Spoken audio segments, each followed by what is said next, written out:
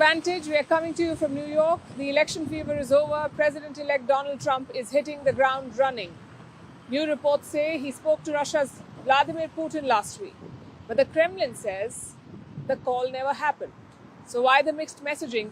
What is Donald Trump's plan to end the war in Ukraine? We'll bring you a report.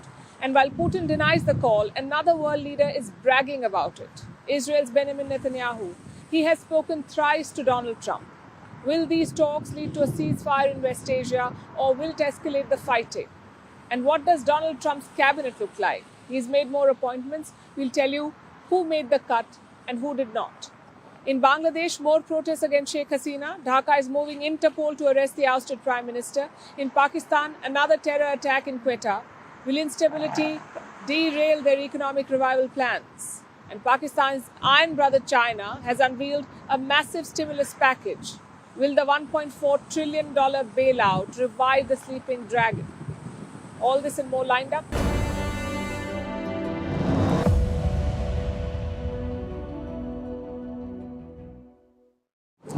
Donald Trump is doing what he promised, trying to end the war in Ukraine. Last week, he took the first step. Trump spoke to Russian President Vladimir Putin. The phone call happened on Thursday. But unlike other conversations, this one was not revealed. Maybe because of the content. Trump reportedly made 4 points in this conversation. He urged Putin to not escalate the war. He reminded him of America's military deployments in Europe, sort of like a warning. He called for further talks to end the conflict. And finally, he touched upon the issue of land. Perhaps the possibility of Ukraine giving up land in exchange for peace. And what about the other side? Well, Russia says the call never happened. They're calling it pure fiction. But they have admitted that Trump's win is a positive development. President Putin also praised him last week. He called Trump a manly leader. That's the word he used. It's the sort of thing that Donald Trump loves to hear. But will these calls and praises translate into a ceasefire in Ukraine? Well, that depends on many variables, mainly 3. Number 1, what is Trump's plan? 3 of his staffers have revealed some details. Apparently, Donald Trump wants to freeze the current front line. He then wants to create a 1,200-kilometer buffer zone. Trump wants European soldiers to man it, maybe the Germans or the French or the British, definitely not American. And why would Russia agree to it? Because Ukraine will then abandon its NATO ambitions. And why would Kiev agree to it? Because the US would then flood Ukraine with weapons, sort of like a deterrent to another Russian attack. Now, this plan raises a lot of questions, like, will Europeans enforce a buffer zone? Will Ukraine give up territory? And will Russia agree to the rearming of Ukraine? Frankly, this looks like a long-shot plan. Nonetheless, it is a start. It is certainly better than pouring billions into an endless war. Which brings us to variable number 2. What can Biden do in the next 70 days that he's still in office? Well, he'll be meeting Donald Trump on Wednesday. Reports say the president will try to lobby his successor, basically try to change his mind on Ukraine. Again, that's a long shot. Trump is keeping pro-Ukraine leaders out of his team, like Nikki Haley and Mike Pompeo. His son also posted this message to Ukraine's president, and I'm quoting, "You're 38 days from losing your allowance. So good luck changing Trump's mind." Biden's other option lies in the US Congress. He can ask them to pass another package for Ukraine. Again, a tough choice. The new Congress will take charge in January. Most likely, it will be Republican-controlled. So Biden's window is shrinking. He could also choose some nuclear options, maybe transfer frozen Russian state assets to Ukraine, that's worth around $5 billion, or maybe remove his red lines on the battlefield. Biden has stopped Zelensky from using American weapons to strike inside Russia. He could lift that red line in his final weeks in office. Next is variable number 3. What can Ukraine's European allies do? The EU's top diplomat visited Kiev over the weekend. He promised unwavering support. The clear purpose of this visit is to stress the European Union's support to Ukraine. This support remains unwavering. This support is absolutely needed for you to continue defending yourself against Russia's aggression. The UK is also putting on a brave face. Their Prime Minister Keir Starmer is travelling to France. He will attend the French Armistice Day services. Now, it's a big day for Western solidarity. It marks the end of the First World War, the victory of the Allies over Germany. Now, normally, British Prime Ministers spend the day at home, but Keir Starmer is in France. He's the first British leader to attend the French Armistice Day since the Second World War. So, quite a statement by Starmer.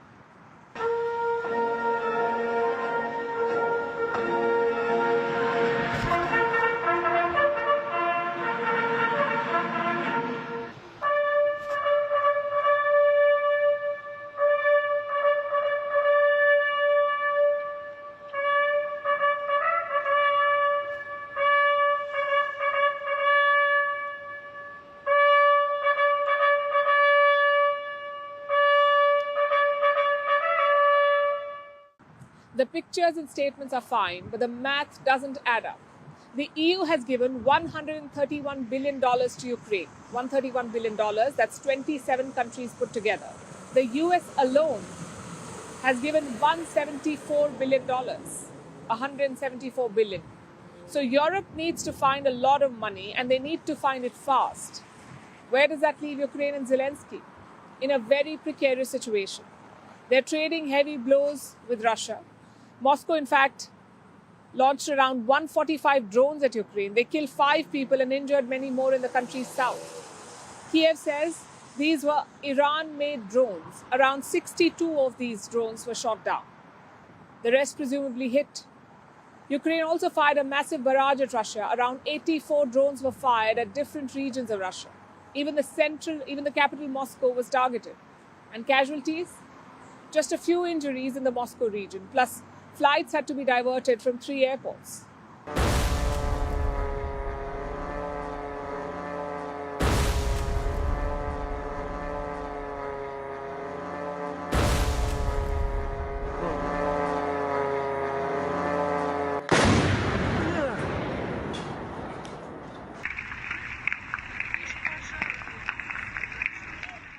Now, this was the biggest drone fight in the war. But why now?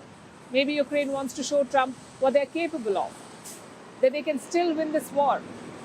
But the advantage lies with Russia, very clearly. October was a very good month for them. Reports say the best since 2022. They advanced almost 500 square kilometers into Ukrainian land. Plus, North Korean troops are on standby. They will enter the war in Russia's Kursk region. So all in all, it's looking very bad for Zelensky at the moment. Biden used to give him a blank check. Yes, there were some red lines, but Zelensky could plan the war as he wanted, pretty much. All that is about to change. He will soon face a very difficult question. Does he take Trump's deal, or does he fall back on European support to keep fighting? If he takes the deal, he loses land. If he doesn't, he could lose on the battlefield. Either way, the winner is Vladimir Putin. When he attacked Ukraine in 2022, Putin bet that Western solidarity would crumble. Almost 1,000 days later, it is happening. In the last week, Trump has spoken to multiple world leaders, but there's one person on his speed dial, and that's Benjamin Netanyahu, the Israeli Prime Minister. Trump got elected on Wednesday. Since then, Netanyahu has spoken to him thrice. The first call came right after the win, when Netanyahu congratulated Trump, calling it, and I'm quoting, history's greatest comeback. And since then, there have been 2 more calls. So what are they talking about? The Trump team is tight-lipped, but Netanyahu has given a gist. In the last few days, I have spoken 3 times with President-elect Donald Trump. These were good and very important conversations, talks that were designed to further tighten the strong alliance between Israel and the U.S. We see eye to eye the Iranian threat to all its components and the danger posed by it. We also see the great opportunities before Israel in the field of peace and its expansion, and in other fields. Now, there are 2 parts to this conversation. The first is Iran. The Israeli Prime Minister says that they see eye to eye on the Iran threat. That's Trump and Netanyahu. They see eye to eye on the Iran threat. That's what Netanyahu says. The second is Israel's future and the war that it's fighting. 3 calls in 5 days clearly mean that Netanyahu has Trump's ear. But will he have Trump's support in everything that he wants? That's the key question. Look at the first Trump presidency. It was great for Israel. Trump brokered the Abraham Accords, the normalization deals between Israel and Arab states. He changed years of policy and moved the US Embassy to Jerusalem. He pulled out of the Iran nuclear deal, citing evidence presented by Netanyahu, and all of this cemented Trump's pro-Israel position. Israelis obviously loved him. Polls show that 70% of them wanted Donald Trump in the White House. I think that Trump will do a lot of stuff also to put an end to the war and to bring back the hostages alive, hopefully. And Kamala didn't really talk about anything like that, and I don't think that she's really capable of doing stuff like that. I think it's good for Israel, yeah, no doubt. It's better than Kamala Harris, but it's very good for Israel because he proved the last time he was a president, he moved the embassy from Tel Aviv to Jerusalem, and everything that he said, he did. Yeah, so it's good for Israel, no doubt. So Israelis hope for a repeat of US policies that favor them. But will Trump 2.0 deliver? Well, a lot has changed in West Asia since Trump's first term. Israel is at war in Gaza, and Israel is striking Lebanon. And all of this goes against Donald Trump's election promises. He is basically anti-war, at least that's what he says, that he's anti-war. Trump thinks that wars are too expensive. He doesn't want America involved in global conflicts. So he will try to end the Gaza war. It's something that he's mentioned before. He's urged Israel to do it quickly. But that doesn't serve Netanyahu. The Israeli Prime Minister wants Hamas eliminated. He says that's the end goal. And he won't stop the war until this goal is achieved. Also, he's part of a coalition government, mostly made of far-right parties. All of them want to end Hamas. If Netanyahu compromises, they may pull support from him. And that means he'll be out of power. So the Israeli Prime Minister has two choices. Listen to Trump and risk his premiership, or continue the war and risk Washington's wrath. It's a difficult choice. Perhaps that's what these phone calls are all about, to push for a third option, a third choice, to convince Trump that this war is good. Meanwhile, the current administration also wants to end the war, the current US administration. On Tuesday, the Israeli president will meet Joe Biden, the American president. He'll be at the White House, and they will discuss the situation in Lebanon and Gaza. Reports suggest that Biden is in a hurry. He wants to wrap up the war while he's still in office. So he's pushing for a ceasefire in Gaza and a deal with Lebanon. Now, Israel does not seem too enthusiastic about it. But there's another key party who's not very happy, and that is Qatar. Doha was acting as a mediator in the Gaza war, a channel of communication between Israel and Hamas, but that's not the case anymore. Qatar has suspended ceasefire talks. It says talks will resume when both sides show, and I'm quoting, willingness. Now, Doha has not given any other reasons, but reports say that the move came after pressure from Washington, D.C. The US did not like Hamas' presence in Doha. They wanted Qatar to expel Hamas. Remember, Hamas has its political office in Doha. It's been there since the year 2012. On Saturday, several reports emerged citing that Qatar had agreed with the US, that Qatar had asked Hamas to close this office in Doha. But Qatar has since dismissed these reports, calling them inaccurate. Hamas too has denied the reports. So that's where things stand at the moment. Biden wants to wrap up this war. Netanyahu does not. Qatar has suspended ceasefire talks, and Trump is eager to enter office and end all of this quickly. Whoever prevails, the next few months will be crucial for West Asia. Donald Trump has already started making moves. He's naming his team for his second presidential term. Last week we mentioned Susie Wiles, Trump's incoming chief of staff, and today we have more names. Trump has picked his new border czar. His name is Thomas Homan. He worked under Trump last time as well as the acting director of Immigration and Customs. Then there's Elise Stefanik, a senior member of the House of Representatives. She may become the US ambassador to the United Nations. We'll have more names coming in soon. But we also know two people who won't make the cut. Nikki Haley and Mike Pompeo. It seems they have been punished for harboring presidential ambitions. Although one person who challenged Trump may escape his wrath, reports say that Vivek Ramaswamy is still in contention. Our next report has the details. Trump has named a new border czar, Thomas Homan. Trump says that the former acting director of the U.S. Immigration and Customs Enforcement, or ICE, will be in charge of America's borders.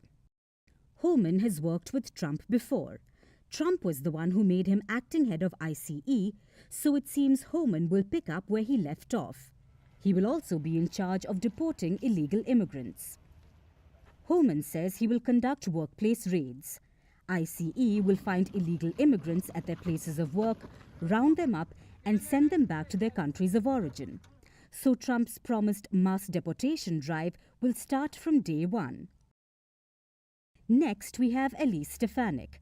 Reports say that she has been offered the post of U.S. Ambassador to the United Nations.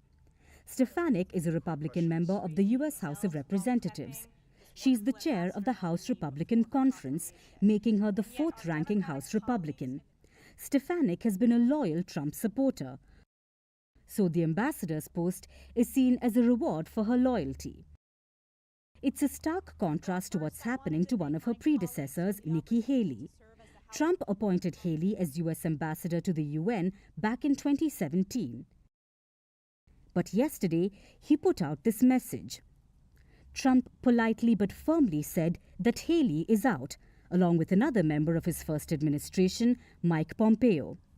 Pompeo was the U.S. Secretary of State and Director of the Central Intelligence Agency, or CIA, under Trump. But he's also being shunned this time around. Reports say it's because both of them opposed Trump. Haley ran for president and Pompeo had considered doing the same. They both backed Trump later than most other Republicans as well. But one person seems to have escaped the same fate, Vivek Ramaswamy. Ramaswamy also made a presidential bid. He tried to win the Republican Party nomination just like Haley. But once he lost, Ramaswamy was quick to endorse Trump, and he campaigned for Trump vigorously. So reports say he's now in contention to join the Trump cabinet. He's considered a long-shot candidate for the post of Secretary of State. But whatever Trump decides and whoever he picks, he wants to make sure that they get to the job on day one. To streamline their confirmation, Trump has made a demand of the U.S. Senate. He wants recess appointments back. Normally, the U.S. Senate has to confirm all presidential appointees. It's a long-drawn process that can stretch for years. Trump is having none of that. He wants to use his presidential powers to ram his candidates through. Trump wants senators to go on recess, or basically take a break, so that the power to appoint people falls to him.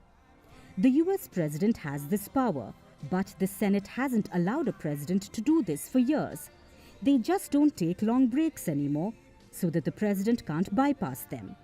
But Trump wants to change this. And he's offering the Senate leader's post to the person who agrees. The plan seems to be working. Some senators are backing the move. Senators like Florida's Rick Scott. He says he will do as Trump says if he's made Senate Majority Leader. Scott's declaration won him support from people as influential as Elon Musk. So the power games are already underway. But as Trump prepares to confirm his own appointments, he has told Republicans to stop the Democrats from doing the same. Joe Biden and the Democrats are still in charge till January, and they may try to appoint their own judges in the weeks ahead before Trump takes over.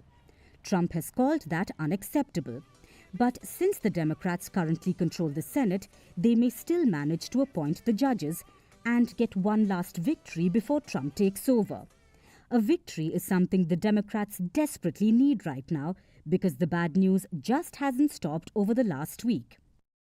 The latest blow is a financial one. Reports say that the Democrats are in debt. Kamala Harris's campaign reportedly owes $20 million to vendors, even after raising over $1 billion in campaign funds. These figures are yet to be confirmed, but Trump was gleeful when he heard the news. He put out this post, offering to help them during the difficult period for the sake of unity. Trump was trolling the Democrats, which pretty much sums up their week and their entire presidential campaign. Now let's turn to Bangladesh. The chorus is growing for Sheikh Hasina's arrest. Courts have already ordered it, but Hasina remains in a safe house in New Delhi. So what is Dhaka doing? It is seeking Interpol's help. Now, Interpol, as you know, is a global policing organization. They have around 200 member nations and regions. Bangladesh's interim regime wants Interpol to step in, to issue a red notice alert for Sheikh Hasina. What does that mean? A red notice is basically a request to Interpol's member nations. If a suspect is in your country, try to arrest them or make them surrender. In this case, that suspect is Sheikh Hasina. A Bangladeshi court has already issued a warrant for her arrest, so technically Interpol can step in. Having said that, this is an ousted prime minister. The cases against her have a political dimension, so it's not clear if Interpol will help. Which brings us to India. What will New Delhi do if a red notice is issued? Well, a red notice is not an international warrant. Interpol says that countries can make up their own mind as to how they want to respond, and India will not be legally bound by it. But a bigger worry is the public sentiment in Bangladesh. You see, Sunday was a big day. November 10th marks Democracy Day in Bangladesh. On that day in 1987, protests broke out against dictator Irshad. The trigger? The death of an Awami League worker, a member of Sheikh Hasina's political party. And since then, November 10th has been Democracy Day in Bangladesh. So on Sunday, the Awami League tried to hold a rally, sort of like a comeback attempt. Look at what happened next.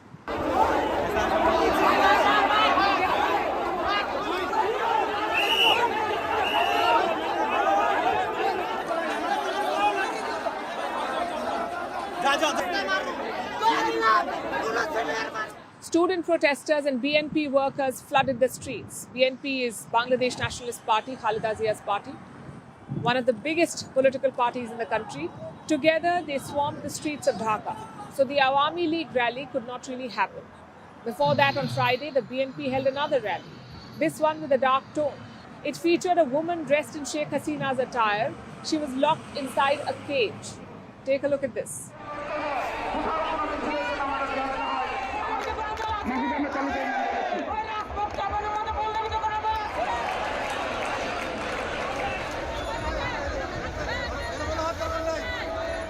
So much for a new Bangladesh. These protesters are not interested in moving on. They're hanging on to the past. And what about their new leader, Mohammed Yunus? Well, he's enabling all of it. Yunus's advisors have removed Sheikh Hasina's father, Mujibur Rahman's portrait from the presidential palace. Remember, Sheikh Mujib is not just Hasina's father, he is also the founder of Bangladesh. Yet the new leaders of Dhaka disrespect him. Look at what Yunus's minister wrote. The photo of Sheikh Mujibur Rahman, the post-1971 fascist, is removed from Darbar Hall. It is a shame for us that we couldn't remove his pictures from Banga Bhavan after the 5th of August. The security situation is also deteriorating. Last week, Bangladesh's Human Rights Commission resigned. The commission had 6 members, including a chairman. All of them quit together. Do you know why? Likely because of pressure from Yunus.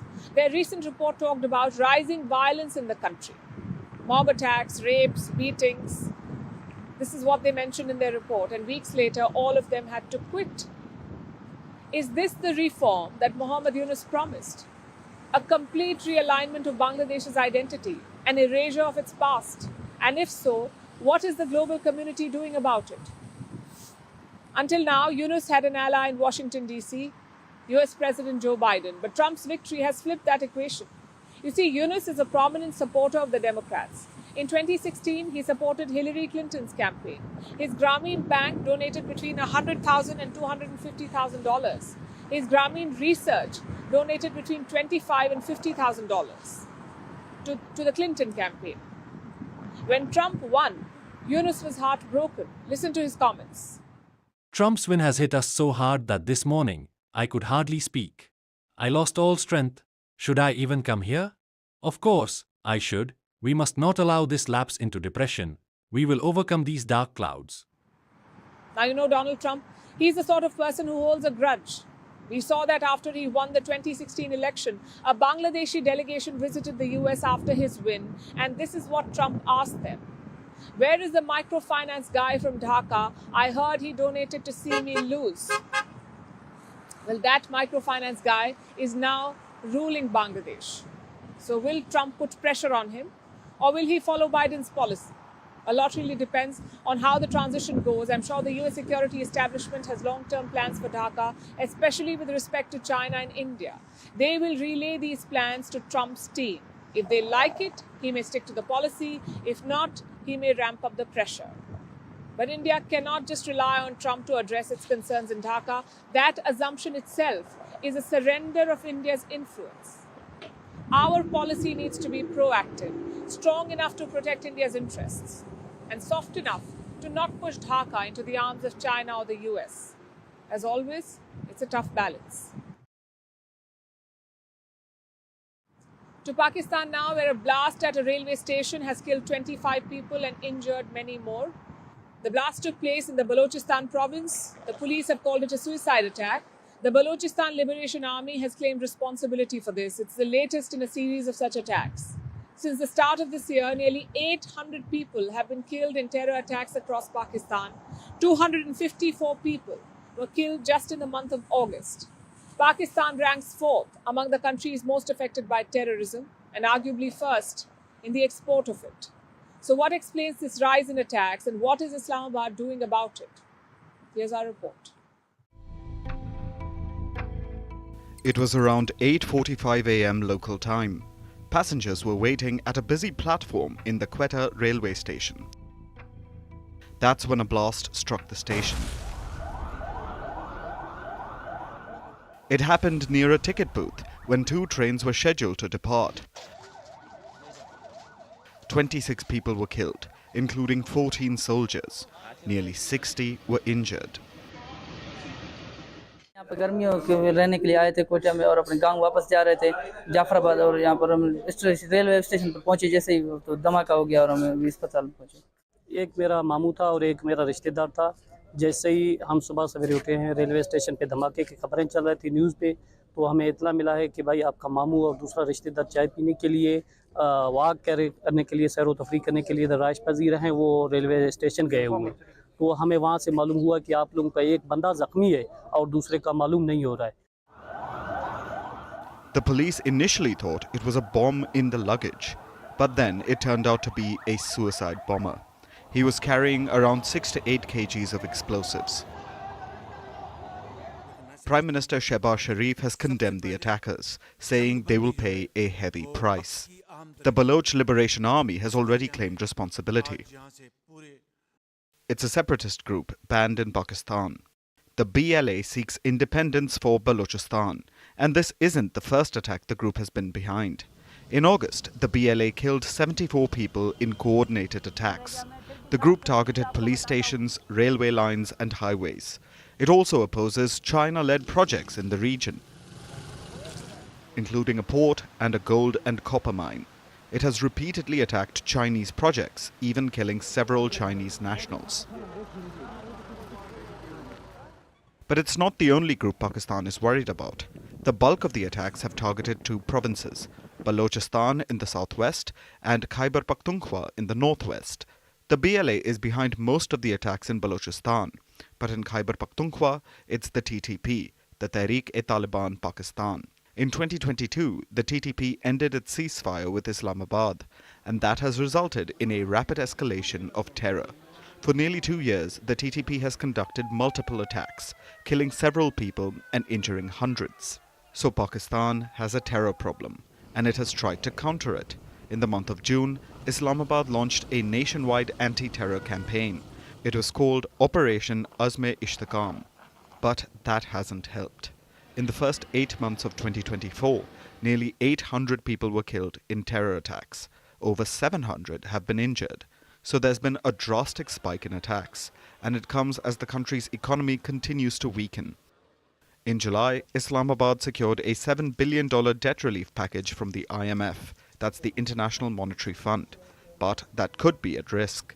This week, the IMF will hold a performance review with an unexpected visit to the country. Terror attacks amid this economic turmoil don't bode well for Pakistan. It looks like its tryst with terror is coming back to haunt it. Islamabad is used to exporting terror, but now the chickens have come home to roost.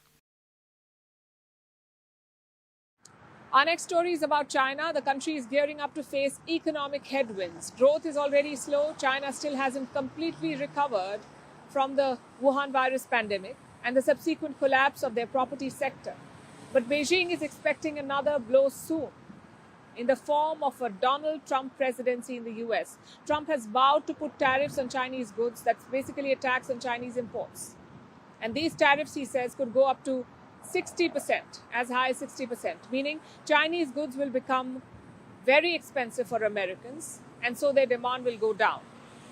So China's export sector is bracing for a major hit. As you can see, there's chaos all around, but the Chinese markets were still hopeful. They expected the government to do something about all of this. They were eagerly awaiting a new stimulus package. It came last Friday, and all their hopes were dashed. Because instead of a big injection into the economy, what they got was a debt swap plan. This 6 trillion yuan debt ceiling will be arranged over 3 years. 2 trillion yuan per year from 2024 to 2026 to support local governments in replacing all kinds of hidden debt. Starting from 2024, 800 billion yuan will be arranged from new local government special bonds every year for 5 consecutive years to supplement government financial resources, specifically for debt repayment, and a total of 4 trillion yuan of hidden debt can be replaced. Local governments in China will be allowed to take new loans now. That's what the plan is. These are your city and state level governments. Their debt ceiling will be raised by 6 trillion yuan. So they will get 4 trillion through special bonds. That comes to a total of 10 trillion yuan, which is equal to 1.4 trillion US dollars. That is Beijing's grand plan for the economy, allowing local governments to take more loans, to borrow more money. It sounds rather underwhelming, and that's exactly what the markets felt. Asian stocks fell today because of China's underwhelming stimulus package. Hong Kong's Hang Seng Index closed almost 1.5% down. Clearly, Beijing's new package has not inspired confidence. But they insist that it is a good move. They say it's a long-term plan to fix the fundamentals. By 2028, the total amount of hidden debt of local governments will be significantly decreased from 14.3 trillion yuan to 2.3 trillion yuan. The average annual reduction will be lowered from 2.86 trillion yuan to 460 billion yuan, less than 1/6 of the original amount. Now, one of the major challenges that China faces is local government debt, the so-called hidden debt. Local governments in China are heavily in debt. It's unsustainable, and this debt has been accumulated over the years. But this debt is also kept off the books, which is why it is called hidden debt. It is off the books. It is built through opaque financial instruments, something called local government financing vehicles, or LGFVs, local government financing vehicles. Now, this debt has been kept off the government balance sheets. It's not publicly known, but these local governments still have to pay heavy interest rates on it. And where do they get this money to pay the interest? By diverting money. The money taken on loan is not spent on infrastructure as it is meant to be. Governments cut the salaries of civil servants, they delay payments to contractors, and they do all of this to service this hidden debt. China is worried that this could lead to deflation and prolong the current situation, the current slowdown. So Beijing has granted local governments a lifeline with this new debt package.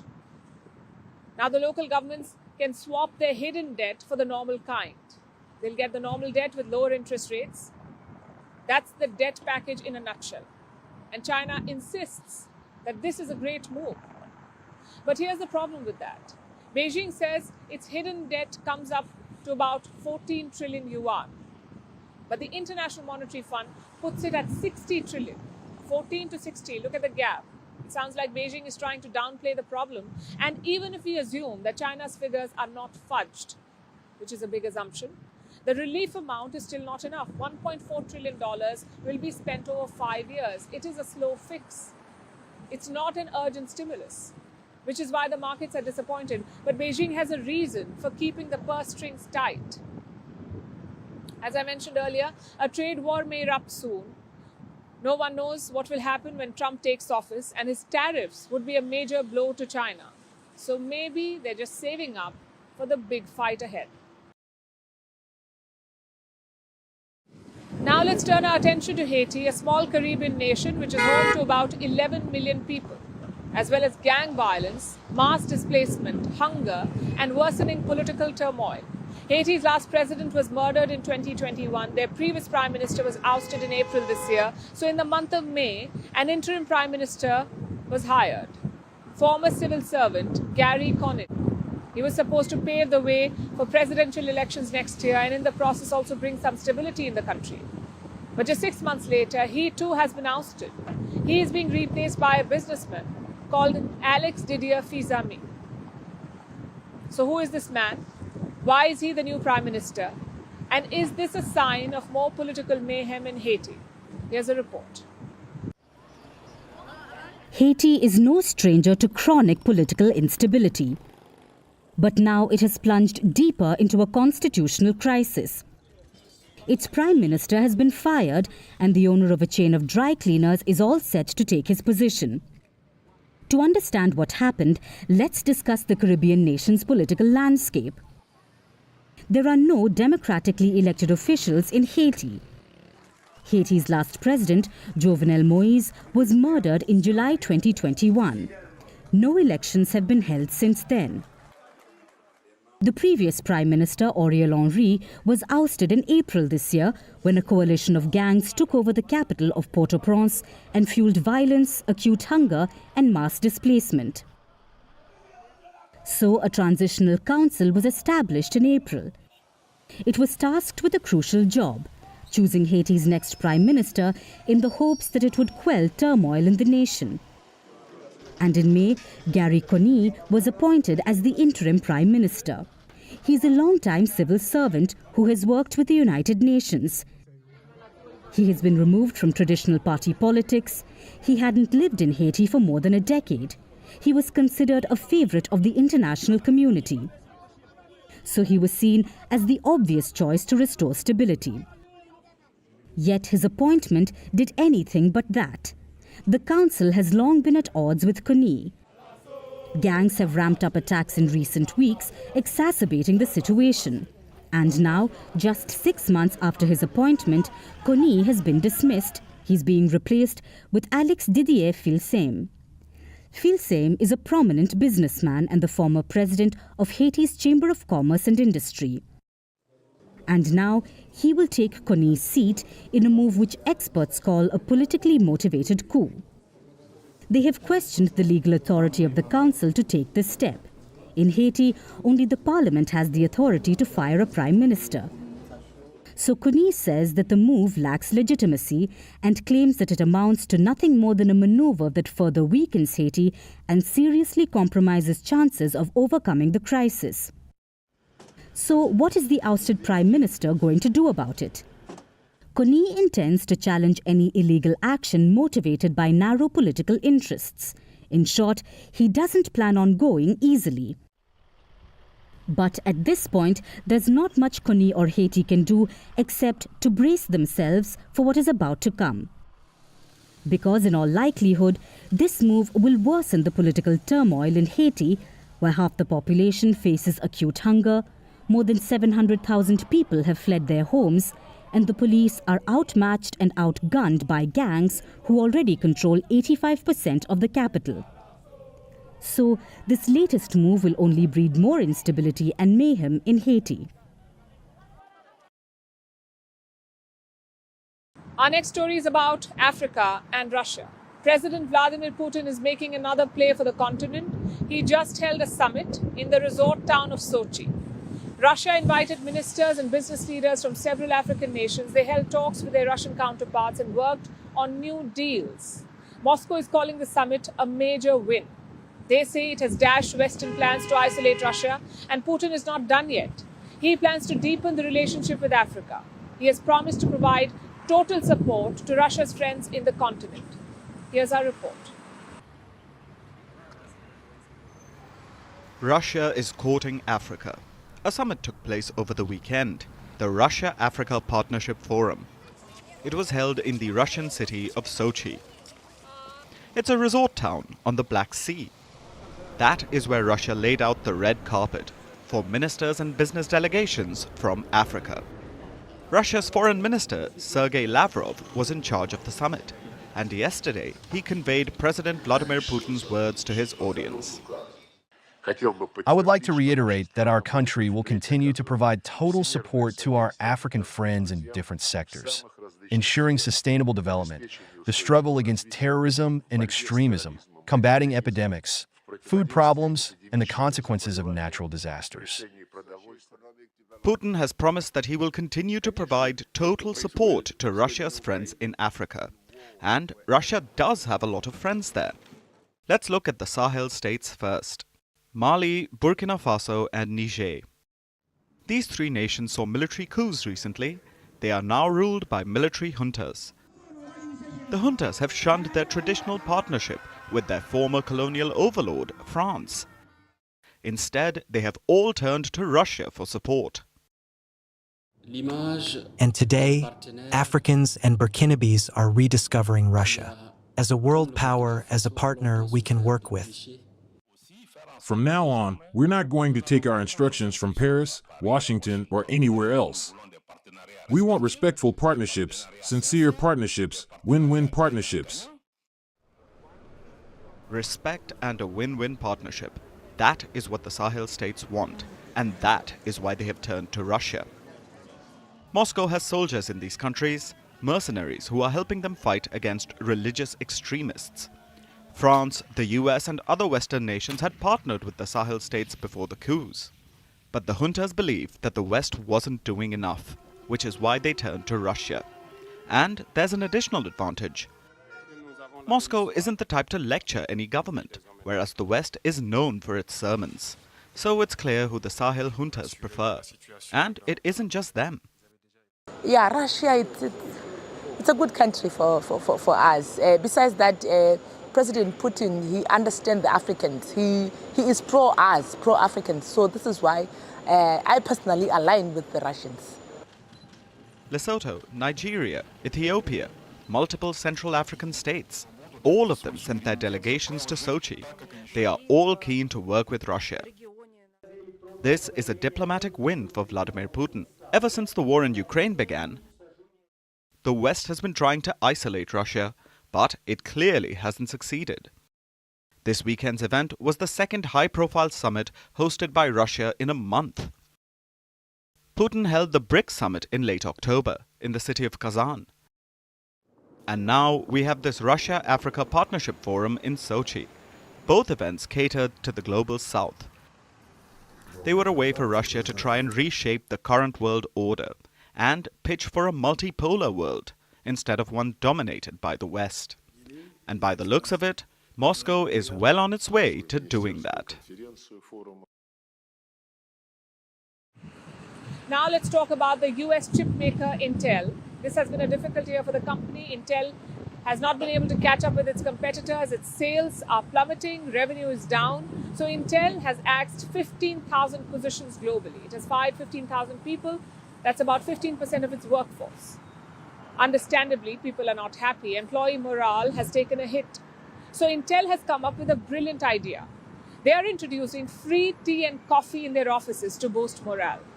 And this benevolence has become an internet joke.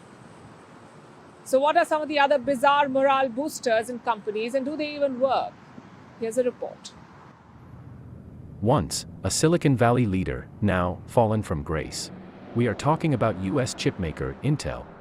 It is struggling to keep up with rivals like Nvidia. Its costs are too high, margins are too low. Its stocks are falling, sales are tumbling, revenue is dropping. So one thing is increasing: losses. In the first quarter, Intel lost $437 million. In the second quarter, $1.6 billion. And now, in the third quarter, Intel has reported a loss of a whopping $16.6 billion. But this last bit is not a shock for the company. In fact, Intel has been on a long road to recovery. And in August, they announced that 15% of their workforce won't be joining them on this depressing journey. Intel axed 15,000 jobs globally, through layoffs, buyouts, and early retirement offers.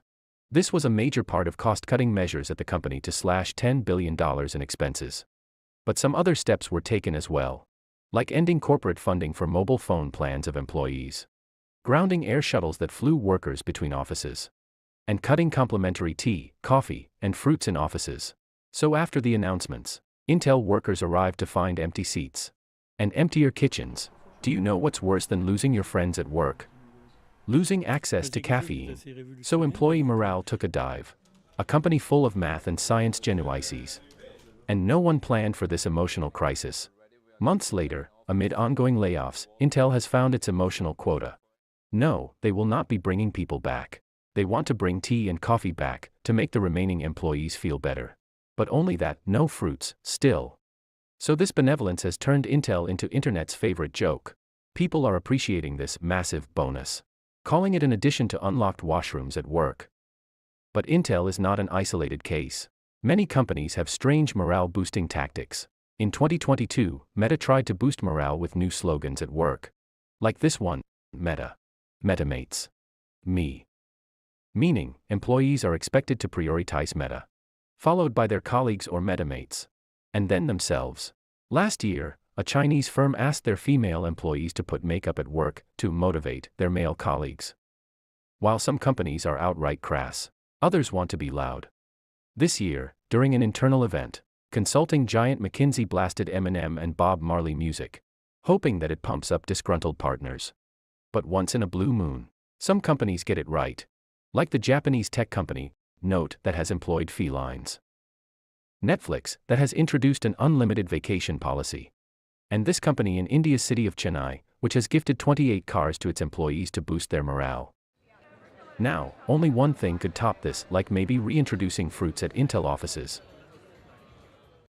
And now it's time for Vantage Shots, images that tell the story. Thousands march on the streets of Valencia demanding the resignation of their leader over flood response. Dutch police use a hologram to try and solve a 15-year-old murder case in Amsterdam, and an elephant named Mary surprises scientists after she uses a water hose to bathe herself. Finally, we're taking you back in history. On this day in 1918, the First World War came to an end. This was after the Allied forces and Germany signed an armistice agreement. The First World War killed nearly 22 million people, making it one of the deadliest conflicts in history. We're leaving you on that note. Thank you for watching. We'll see you tomorrow.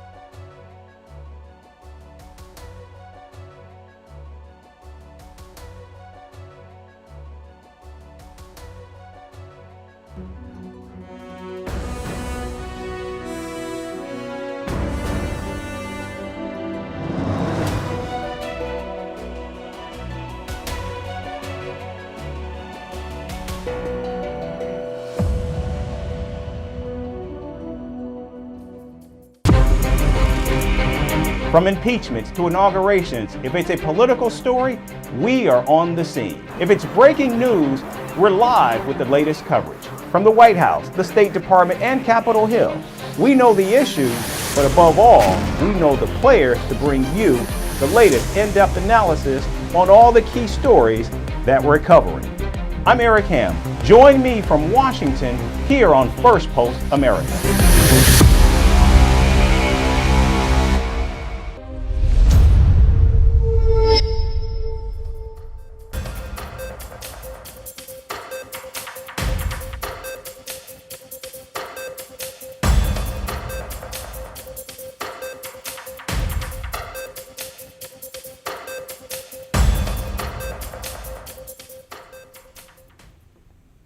We begin in the United States. President-elect Donald Trump reportedly spoke to Russian leader Vladimir Putin in recent days, a claim that Russia has in fact denied. A report by the Washington Post said that the two leaders discussed the war in Ukraine, and Donald Trump advised Putin against escalating the conflict. Now, according to the report, the president-elect also reminded the Russian leader that Washington has a sizable military presence in Europe. However, the Kremlin has rejected the report, saying Putin has no concrete plans to speak to Donald Trump. Reports of the call comes days after the president-elect had a conversation with Ukrainian President Volodymyr Zelensky over the phone. Today, I believe that President Trump indeed wants a fast solution. He wants, but this doesn't mean it will happen. President Zelensky was among the first few world leaders to congratulate Donald Trump after his victory in the presidential election. But critics say Donald Trump's re-election and his reported call with Putin could bring bad news to the Ukrainian president. Throughout his campaign, Donald Trump criticized the scale of America's military and financial aid to Ukraine. Donald Trump vowed to end the war within a day without telling exactly how, in fact, he plans to do so. Through weakness and incompetence, Joe Biden has brought us to the brink of World War III. We're at the brink of World War III, just in case anybody doesn't know it. As president, I will bring back peace through strength. I would have a peace deal negotiated within 24 hours. Last week, Putin congratulated Donald Trump for defeating Vice President Kamala Harris and said Moscow was open for dialogue with Washington on the Ukraine crisis. This is his last term. After all, what he will do is a question for him. But what has been said publicly so far, basically, I don't want to comment now on what was said during the election campaign. I think that it was said consciously in the fight for the voters' votes. But it doesn't matter. But what was said concerning the desire to restore relations with Russia to help end the Ukrainian crisis, in my opinion, seems to me to be at least worthy of attention. Meanwhile, White House National Security Advisor Jake Sullivan says President Joe Biden will try to convince Donald Trump not to pull support from Ukraine when the two meet on Wednesday. Under the Biden administration, the United States has committed over $170 billion in aid to Ukraine to battle Russian forces. Donald Trump, however, will probably force Ukraine to cede territory and give up on its ambitions of joining the NATO alliance, a deal that Kyiv is likely to reject. The race for the White House is over, but the blame game and finger-pointing is only just beginning. In a recent interview, former House Speaker Nancy Pelosi said if President Joe Biden had ended his re-election campaign sooner, Democrats could have had other candidates in the race. Pelosi added that her party could have held an open primary, which seemed impossible as President Biden immediately endorsed Kamala Harris after dropping out of the race. An open primary would have given a chance for several candidates to compete against each other and get elected to succeed Joe Biden as the presidential nominee. Pelosi further added that Kamala Harris would have done well in the primaries, which would have made her an even stronger candidate. The anticipation was that if the president were to step aside, that there would be an open primary. And as I say, Kamala may have, I think she would have done well in that and been stronger going forward. But we don't know that. That didn't happen. We live with what happened. And because the president endorsed Kamala Harris immediately, that really made it almost impossible to have a primary at that time. Reports say Pelosi, in fact, is the one who led the Democratic push to oust Joe Biden from the election race after his disastrous debate performance against Donald Trump. Meanwhile, Kamala Harris's aides say they ran the best campaign they could, but Joe Biden was the singular reason why the Democrats lost this election. The vice president's former communications director, Jamal Simmons, says the commander-in-chief should resign in the next 30 days to make Kamala Harris the first woman president. Meanwhile, independent Senator Bernie Sanders, who ran for president as a Democrat both in 2016 and in 2020, has blamed the party for abandoning the American working class. Here is the reality. The working class of this country is angry, and they have reason to be angry. We are living in an economy today where people on top are doing phenomenally well, while 60% of our people are living paycheck to paycheck. The senator also said that Donald Trump appealed strongly to Americans stressing over the economy, even if he made controversial remarks. With the loss of a crucial election, the infighting among Democrats seems to get bitter with each passing day as they continue to blame President Biden and reflect on what went wrong with the vice president's election bid. Also, in the wake of Donald Trump's victory, some of America's most prestigious campuses have paused to catch their breath. At Harvard and Princeton, shockwaves rippled through classrooms, with professors canceling courses and offering new spaces for students to regroup, reflect, and recover. From art therapy to listening circles, universities turned to kindness, assuring students they weren't alone in processing this emotional election. Our next report brings you more on student fears as Donald Trump takes office once again. American students awoke to a somber, hushed campus following Donald Trump's unexpected victory. As the news spread across, Harvard and Princeton universities last week pro-Kamala Harris students were particularly shaken, prompting university professors to extend deadlines and offer supportive spaces to process the results. According to the Harvard Crimson, a student-run paper, the Ivy League university canceled multiple courses, with several students raising concerns of being terrified to be an American. Horrified students even voiced concerns for their parents back home, raising questions what will happen to them, with some pointing out how Americans themselves are responsible for this outcome. Alarmed with the situation, some professors made attendance optional and relaxed quiz requirements. Others baked lemon bars and offered their office as a space to process the election. Princeton took similar measures. The Daily Princetonian reported that the University Health Services hosted several post-election listening circles, allowing students to gather in person or virtually. Polls conducted by the Daily Princetonian before and on Election Day even highlighted how students in large numbers were favoring the vice president, and how they were left completely distraught after the sweeping outcome. However, the condition of distress didn't stop there. A cultural understanding group even hosted a community care dinner. The meals served there were described as sacred and seasoned to promote a sense of togetherness. But while the universities went above and beyond to wrap students in a cocoon, some wondered if this was going a bit too far. For many social media users, what was happening at these Ivy League universities was unbelievable.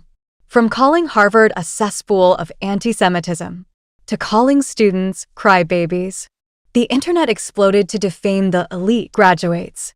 Yet as both universities poured resources into creating comfort zones, some observers raised eyebrows, asking if the students truly need art therapy and sacred dinners just because their candidate didn't win?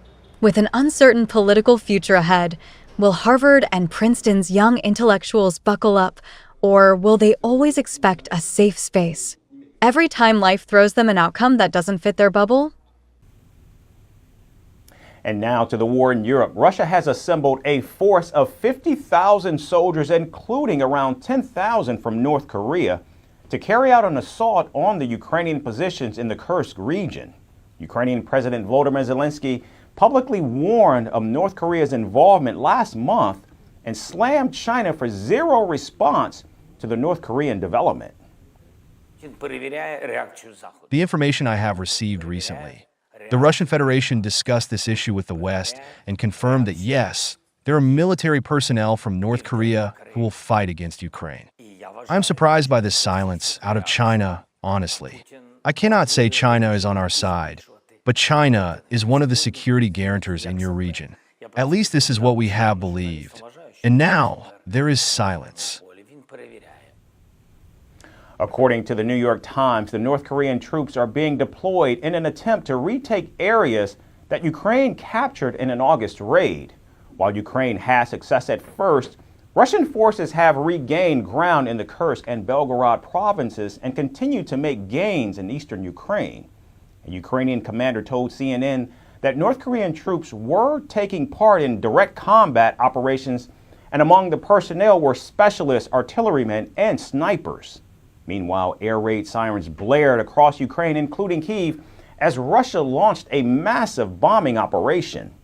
According to Ukraine's State Emergency Service, the Russian attacks partially destroyed residential buildings, causing fires and extensive damage.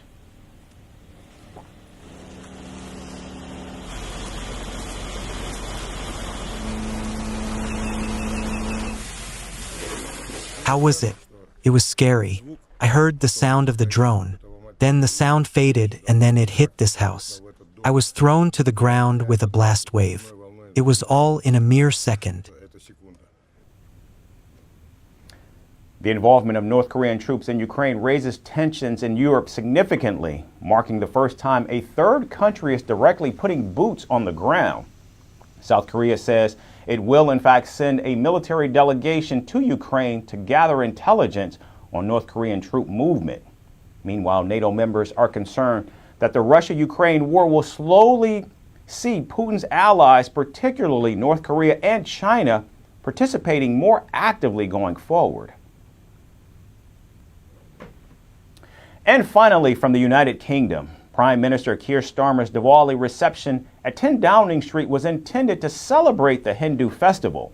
However, it has received a lot of backlash due to cultural insensitivity. Party attendees were upset by the inclusion of non-vegetarian snacks on the menu along with beer and wine, which are considered inappropriate during Diwali celebrations by many Hindus. The controversy intensified after some British Hindu groups were denied entry into the event. Here's more on the Prime Minister's Diwali disaster.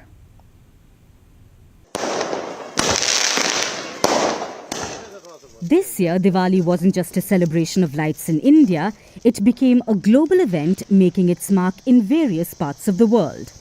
From the US President Joe Biden hosting a Diwali bash at the White House, to India's Ayodhya city setting 2 world records, the festivities were as extravagant as one could imagine.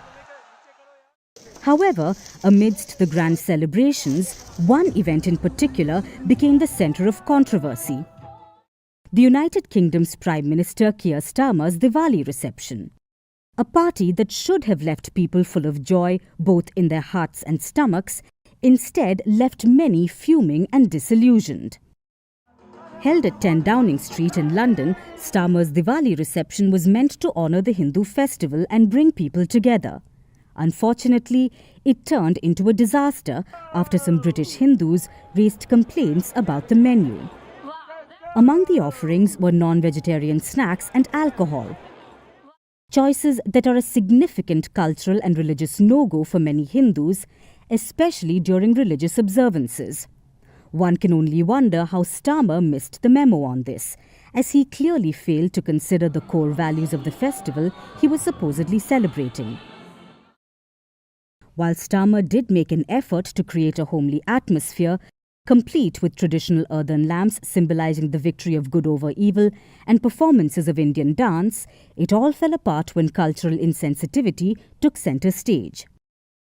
The real issue arose when beer, wine and lamb kebabs were found on the reception tables. According to reports, attendees were appalled by the choices of food and drinks, considering it disrespectful to the religious occasion.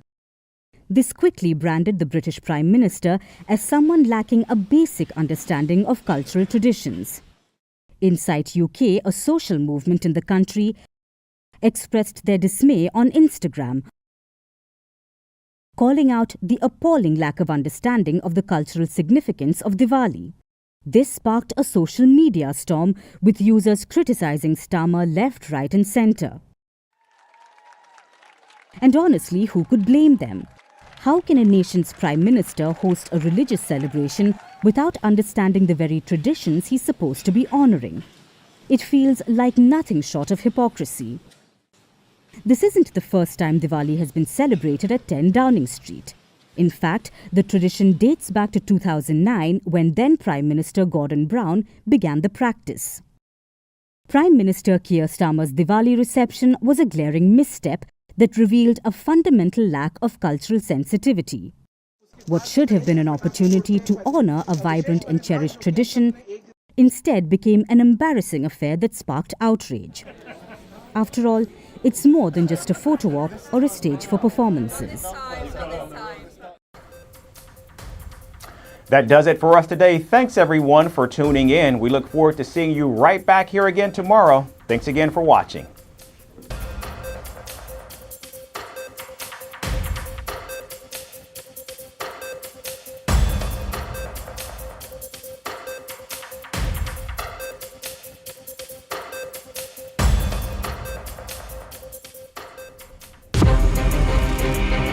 From impeachments to inaugurations, if it's a political story, we are on the scene. If it's breaking news, we're live with the latest coverage. From the White House, the State Department, and Capitol Hill, we know the issues, but above all, we know the players to bring you the latest in-depth analysis on all the key stories that we're covering. I'm Eric Ham. Join me from Washington here on Firstpost America.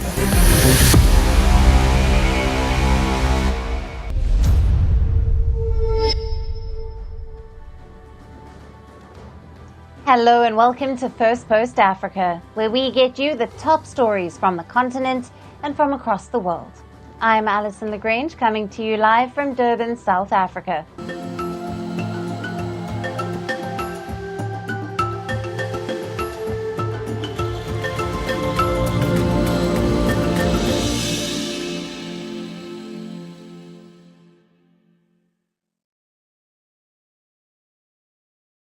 Hello and welcome.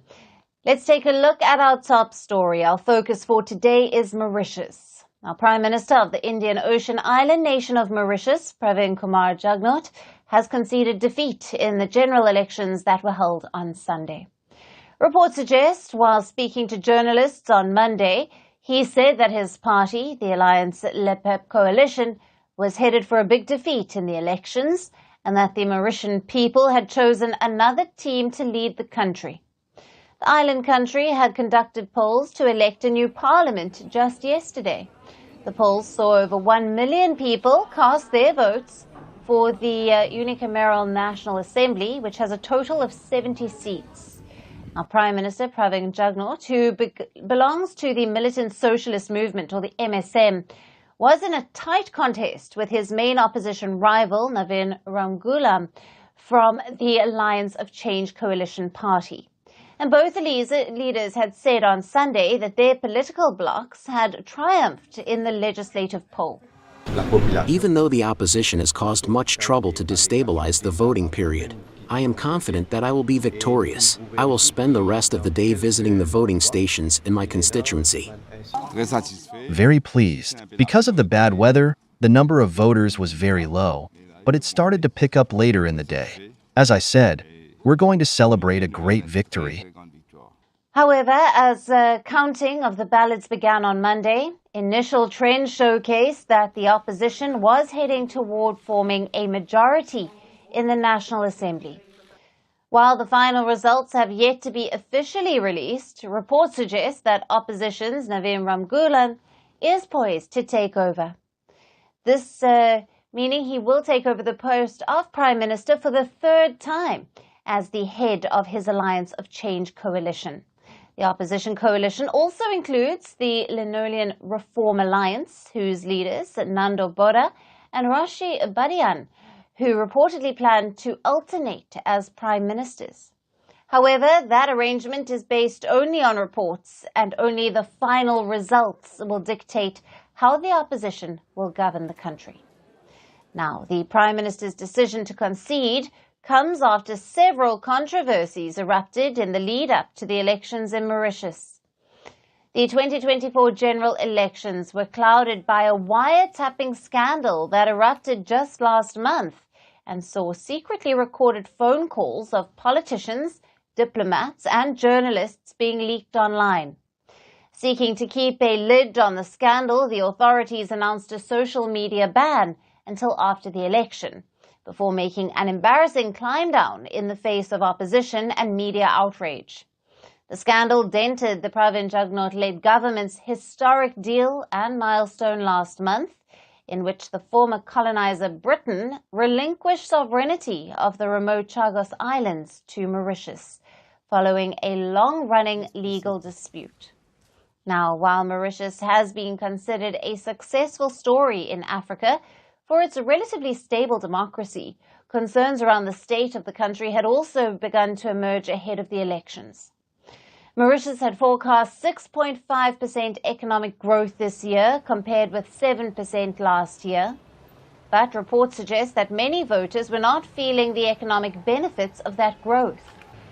Some of the most prominent issues that the citizens were keeping in mind while voting included the rising cost of living, crime and drugs in the country, growing corruption, the prevalence of nepotism, the existence of unemployment, gender inequality, and issues of civil liberty. In a bid to woo more voters, Prime Minister Jugnauth's alliance, the Le Peuple coalition, promised to raise minimum wages, to increase pensions and reduce value-added tax on some basic goods. But all of that failed to garner interest from the voters. On the other hand, opposition also pledged to increase pensions, as well as introduce free transport and internet services and to reduce fuel prices. Now, the general elections on Sunday saw a voter turnout of about 80%. Several voters, including some first-timers, queued outside the polling stations to cast their votes on Sunday. I feel really responsible for voting, and it is my first time voting today, and I feel proud to have shown and expressed my voice, and I think the youth has the right to express their voice by voting. So it's my first time voting, and I'm very happy to have the chance to be able to have my vote count, and I hope that everyone here in Mauritius is going today to vote. I have voted today to do my job as a citizen, and I think that we need a change in the country.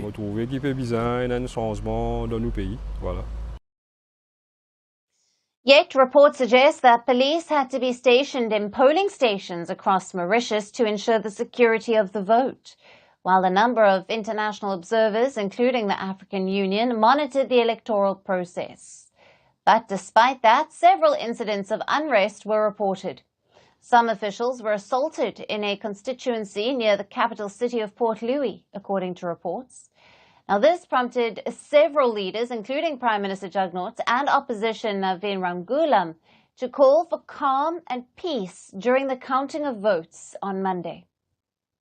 Now, the U.S. Embassy in Mauritius had also warned its citizens currently in the island nation on Monday to be cautious of the likely celebrations that are expected to erupt once results are declared by Monday evening.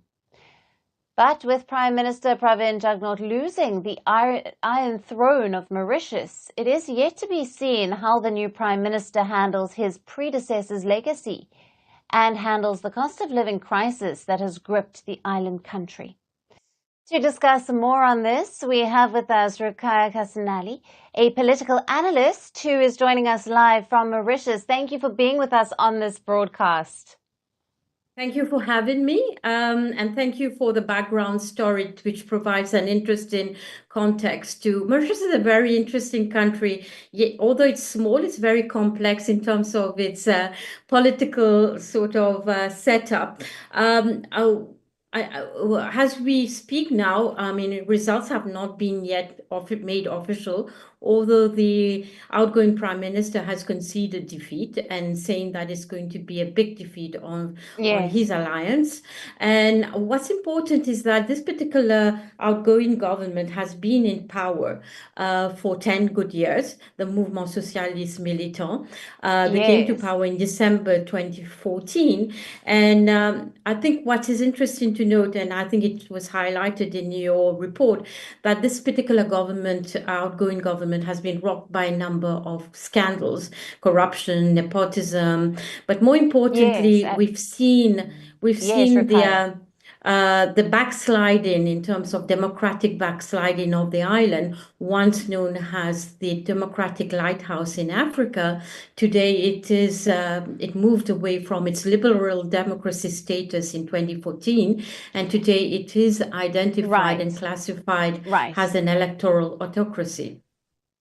So, captures. Okay, let's jump. I just want to jump in there. What were some of the key concerns that were raised by the public and opposition leaders regarding some of the scandals, as an example, the wiretapping scandal, and how has it influenced the political landscape in Mauritius? I think the wiretapping came into the picture of the political campaign some 10 days, 14 days ago. And it was a game changer, I must say, because initially it was dismissed as, and the Prime Minister mentioned that it was doctored by artificial intelligence. A lot of people were questioning the veracity or the authenticity. But as the various wiretapping came into it trickled in, people started to realize the ampleur of some of the content. We are talking about conversations between the Commissioner of Police and ministers about police brutality, interference from higher level, corruption-related material, the list goes on and on. So people started to get very alarmed by the level of what one would say state capture into the doings and happening of the Mauritian state. So I think that shocked a lot of people, and a lot of people were quietly sharing between themselves the content. And I think following of the wiretapping gained momentum, and it gained momentum at a time when on the 1st of November, there was a social ban that was imposed. And that social ban was imposed when, the wiretapping content gained a lot of traction. And a lot of Mauritians, young Mauritians especially, felt extremely concerned about the social ban, because they felt directly concerned that their digital, civil, and political liberties and rights were being reined in massively. Right. Rukai, we'll leave it there. Thank you very much for joining us on Firstpost Africa and for your valued insights on all the latest on the Mauritian elections. Thank you for having me. Bye.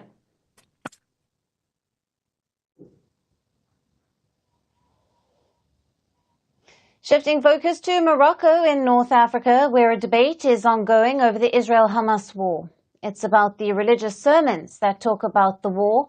The debate centers on whether Islamic preachers or imams in Morocco should be allowed to give sermons which invoke jihad in regard to the conflict in West Asia. Some politicians and activists in Morocco have been voicing their concerns over the limitations being imposed by the Moroccan government on preachers on what they can or cannot say about the war. Such concerns were also raised in Moroccan parliament this week, with lawmakers claiming that imams in Morocco have been restrained to speak in support of Palestinians. However, Morocco's Minister of Islamic Affairs has pushed back on these claims. He said imams are welcome to denounce the Israeli aggression. However, he defended the prohibition on calls for jihad. Now, jihad is an Arabic word which means struggle or effort. In its most general meaning, it refers to live in accordance with the path of God, which could be achieved by internally finding one's faith or building a good Islamic society. However, it is also interpreted in a more militant term as a holy war, where the use of force is deemed necessary. Now, this term has come into use as a religious concept since the Soviet-Afghan War in 1979, when it was used to recruit volunteers to fight. The Moroccan minister cautioned about the multiple interpretations of jihad and said that putting limitations on its calls is necessary. Morocco, which is working to position itself as a non-radical Islamic nation, does not allow religious sermons being overtly political. Because imams in the Arab nation are employed by the state and are connected to the government. But critics do not see the regulations as an effort to curb extremism, as questions arise on Morocco's stance on the ongoing war in West Asia. Morocco is among the 4 Arab nations who normalized ties with Israel by signing the historic Abraham Accords, a series of bilateral agreements brokered by Donald Trump in his first term as U.S. president in 2020. Along with Morocco, the UAE, Sudan and Bahrain also signed the deal and normalized ties with Israel. However, Moroccans have protested against this move. Since the Israel-Hamas war broke out last year, tens of thousands of Moroccans have hit the streets of major cities in the country, protesting Israel's actions and demanding the cutting of diplomatic ties. We are gathered here to condemn the crimes committed by Israel, in particular the assassination of Ismail Haniyeh. This heinous act cannot go unpunished. We must confront all those who have normalized relations with Israel, because it is the enemy of people and has no future. These protests have also united opposition politicians in Morocco who have joined hands with banned radical Islamist outfits in the country. So from what it appears, Morocco's foreign policy stance on Israel is creating internal troubles and rifts among its population. But will Rabat's crackdown on sermons and preaching about the war prevent the rise of radicalism, or will it give roots to an anti-Israel undercurrent driven by banned Islamist outfits and opposition?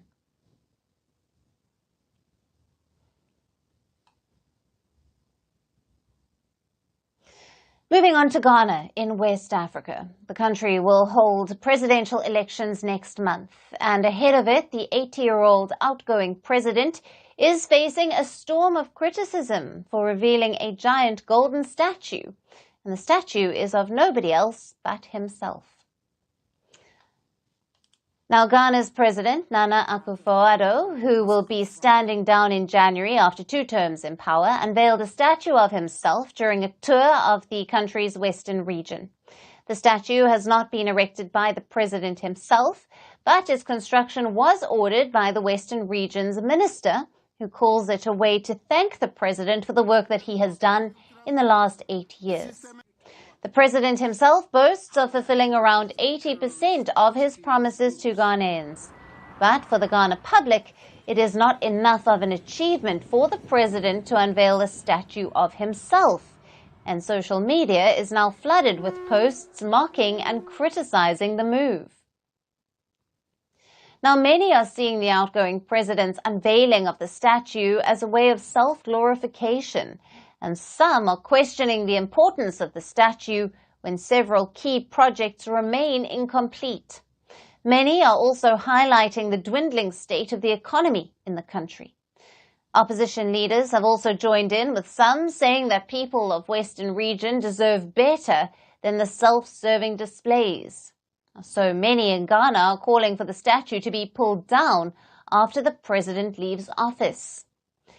Now, the cost of the statue is confirmed to be around 30,000 Ghanaian cedi, which is over $1,800. But this is not the only indulgence that has placed the 80-year-old Ghanaian president in controversy.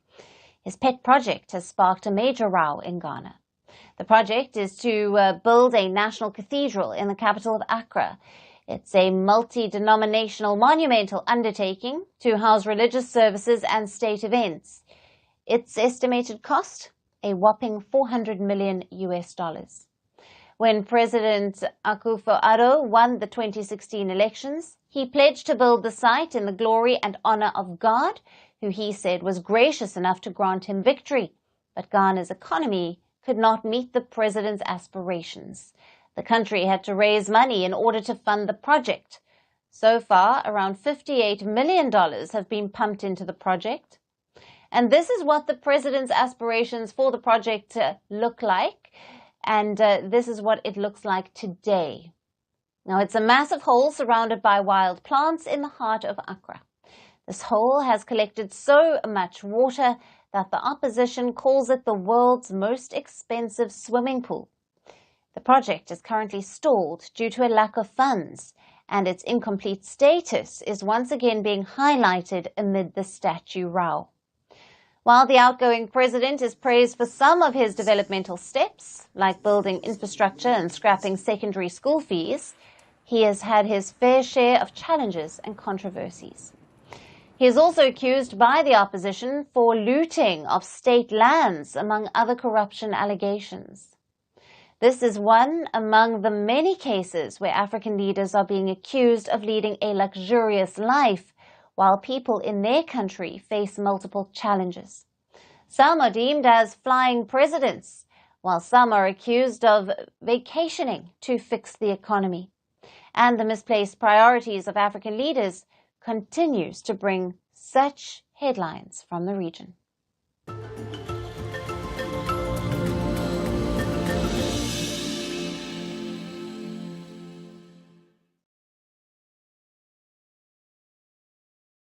And finally, to our special segment, Resurgent Africa.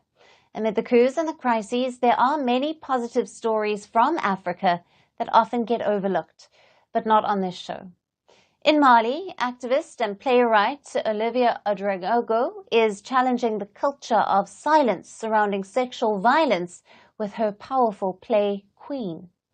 Ouedraogo sheds light on the stigma and societal pressures that force many victims into silence. Her work serves as a rallying cry, urging women to reclaim their voices and seek justice, breaking down the barriers of shame and secrecy that persist in the patriarchal societies. Here's our report on how rape survivors are finding a voice in Mali. Rape. Even the mere utterance of the word stirs an avalanche of emotions like anger, fear, and frustration. For many women, the aftermath becomes a burden of silence, one they carry to the grave. Yet, in recent years, there's been a seismic shift, a rallying cry urging women to break this silence, seek justice, and refuse to bear the shame. At the forefront of this movement is Olivia Ouedraogo from Mali, a woman determined to challenge the culture of secrecy and empower survivors to reclaim their voices. But most of all, she's doing all of this through theatre. I cannot understand that you could be raped, and it's you who is considered dirty, trash. It's you who must hide from the world. Under the dim glow of a single spotlight in a dark room, she holds up a piece of blood-stained fabric, her voice cutting through the quiet with a powerful declaration. Long live the girl. What is the problem that pushed me to write this? Is that even these victims accept this? I'm saying no, you don't have the right to accept to submit to this, to be trampled on, accept this, accept that. No. I have to break this barrier of silence. And in Africa, the barriers are here. Too many. This scene, however, is not real life, but part of Ouedraogo's stirring play, Queen.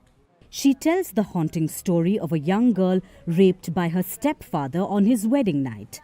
A dark family secret she chooses to defy by speaking out. Through this powerful narrative, Ouedraogo sheds light on the culture of silence that entraps so many victims of sexual violence. A silence that often shields abusers and leaves survivors isolated. Her motivation for Queen comes from her outrage over the stigma that forces victims to stay silent to maintain peace within their families.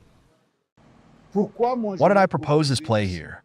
Because one of our big problems today is the silence surrounding rape. All this rape and incest, whether it's in Europe, Africa, the West, everywhere, the United States. It causes scandals, but we don't talk about it often. So, at some point, we need to be able to confront the audience with these dark sides of ourselves. Adama Traore, director of the Act Set Cultural Center, witnessed the impact of Queen firsthand. He emphasizes that although the play is a fictional work, it's a stark reflection of reality. In Mali, I can say that in every family, we have girls that have been victims of rape, even in their schools. As you know, Mali is a patriarchal society, so these victims are forced to keep quiet, to not speak. The statistics are harrowing. In Mali, where gender-based violence is rampant, a 2018 health survey by the Malian National Institute of Statistics revealed that 45% of women aged 15 to 49 have experienced physical or sexual violence. Yet, of those affected, 68% have never spoken a word of it to anyone. Queen is more than just a play. It's a call to action. As Widarago's message reverberates across theatres, she hopes that survivors everywhere hear it loud and clear. The power to reclaim their stories lies within them. In bringing the taboo to light, she's helping to break the chains of silence, urging a future where speaking out is seen as courage, not shame.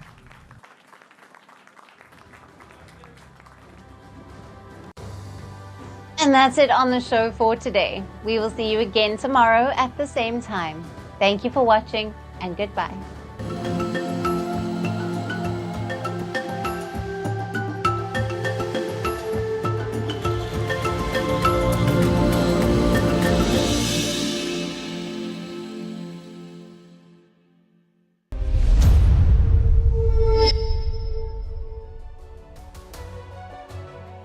Hello, namaskar. This is Firstpost, and you're watching Vantage with me, Palki Sharma.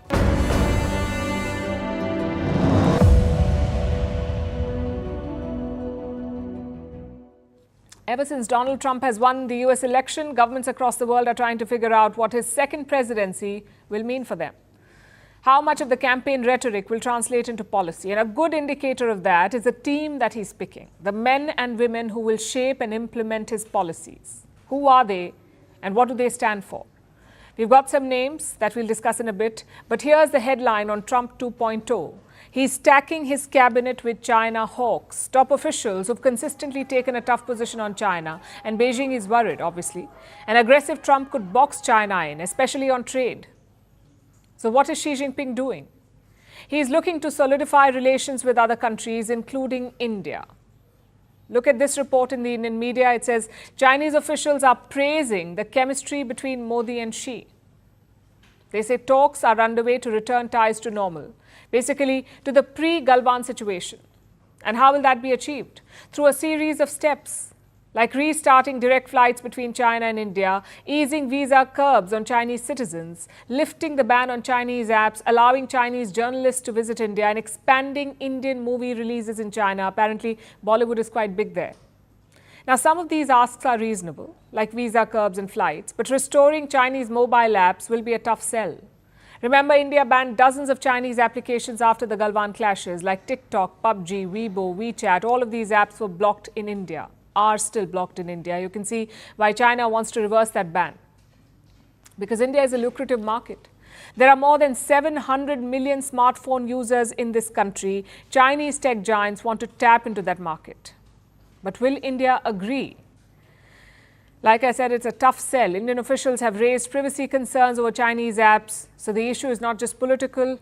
There's also a strategic angle here, which is why India should be wary of rushing into such conversations. The border deal was struck in late October.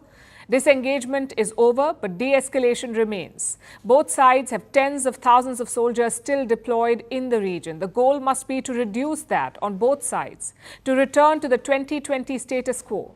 Only then should such conversations be opened.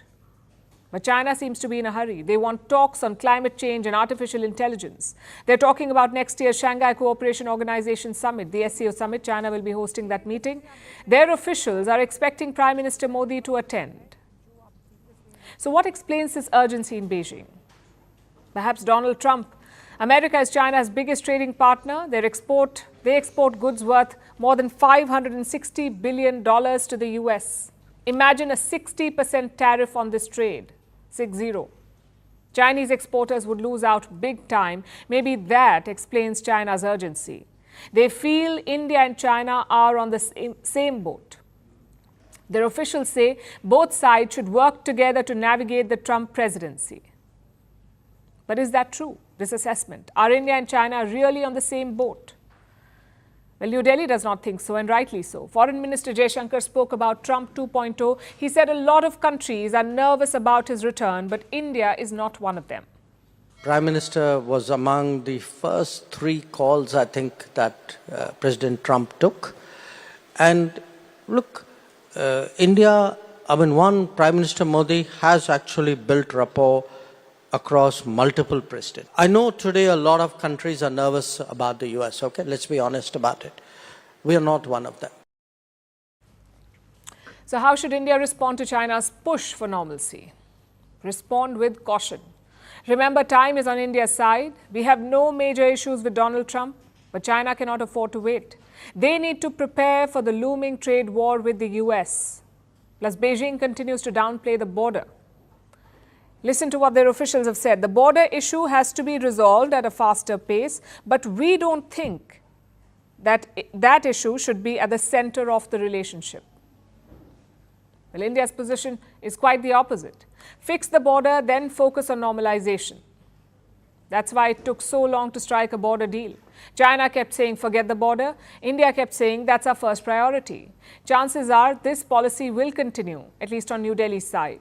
China will have to earn India's trust at the border, complete the de-escalation, allow seamless patrolling, and restore the 2020 status quo. Until these steps are completed, India should remain alert and cautious.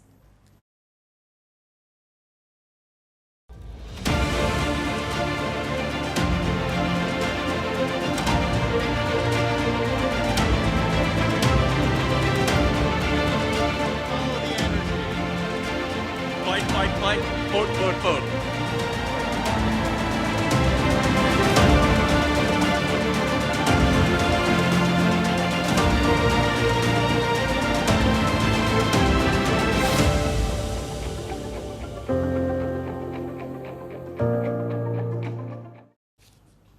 Now let's tell you about Donald Trump's team. The full list is still in the making, but some key positions appear to be locked in, like Secretary of State, National Security Advisor, and the Border Control Chief.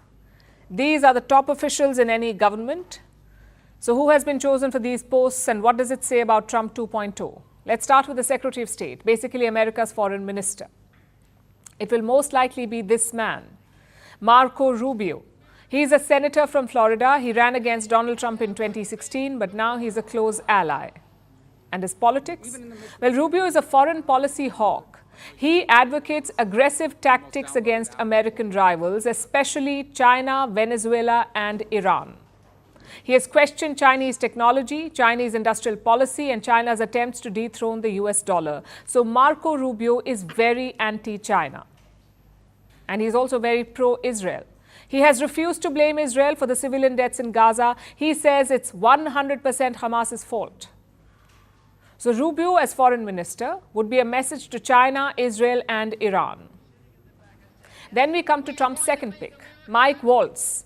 He will be the national security advisor, most likely. Now, Waltz is a congressman from Florida. He's a retired army colonel, and he too is a China hawk. What's more, he's a co-chair of the India Caucus. What is the India Caucus? It's a group that promotes relations between India and the US. It influences Washington's policy vis-a-vis India. The India Caucus is bipartisan. It has both Democrats and Republicans as members. And now the man heading it, co-chairing it, will be America's national security advisor. So this would be a message to India. Mike Waltz also serves on the Foreign Affairs Committee.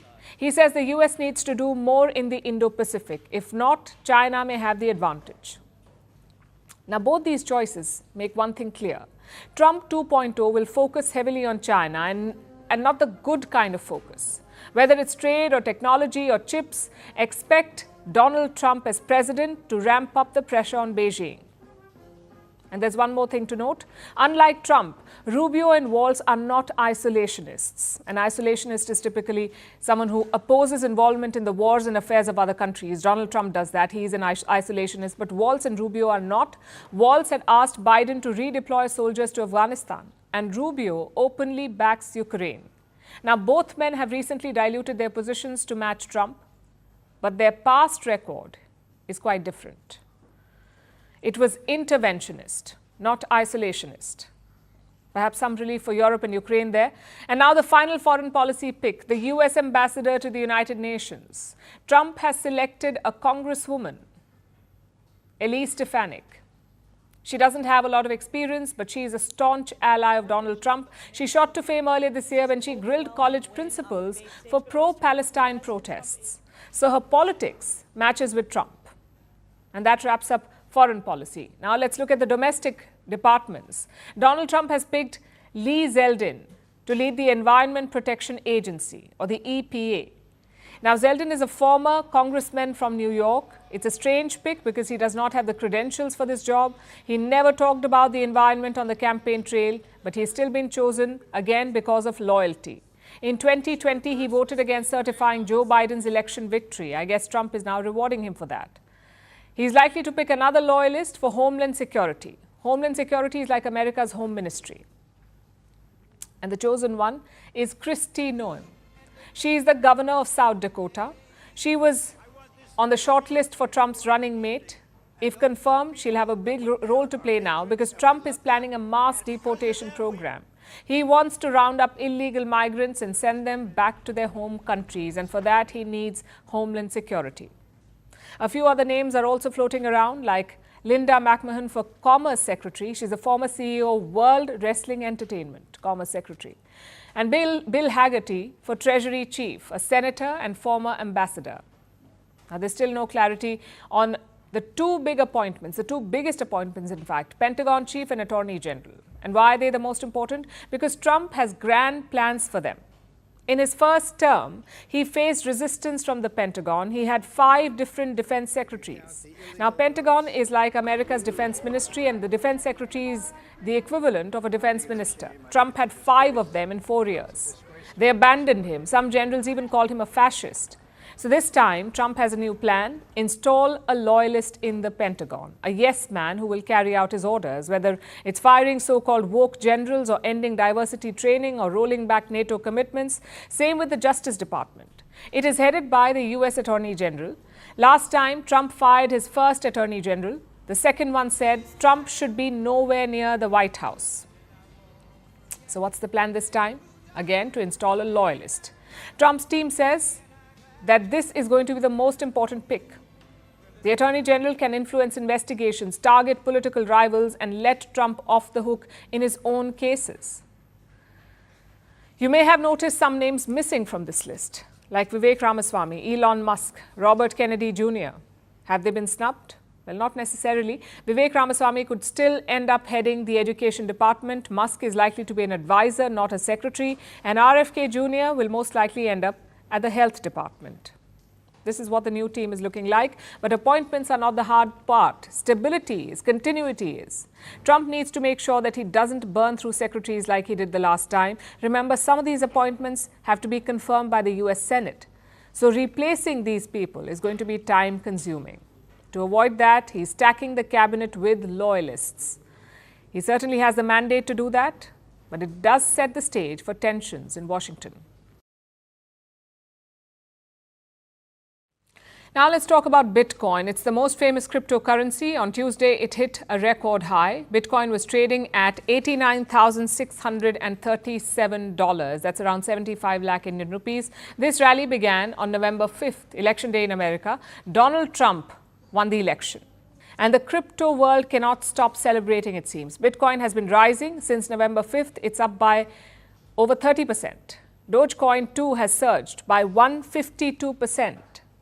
Now, this is a cryptocurrency backed by Trump ally Elon Musk.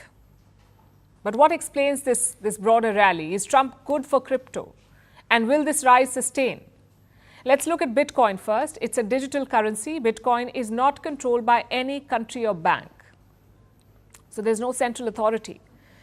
You buy it online and the transactions get recorded in a public list. It's called the blockchain.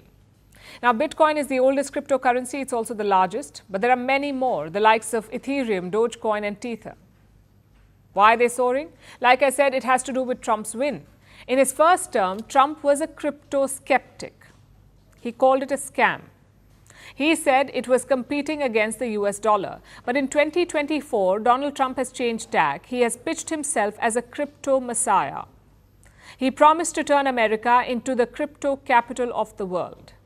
And instead of attacking industries of the future, we will embrace them, including making America the world capital for crypto and Bitcoin. In September, Trump launched his own crypto venture. It's called World Liberty Financial. This was during campaigning. He even became the first former president to use Bitcoin during the campaign. Trump used it to buy burgers in New York. He used Bitcoin.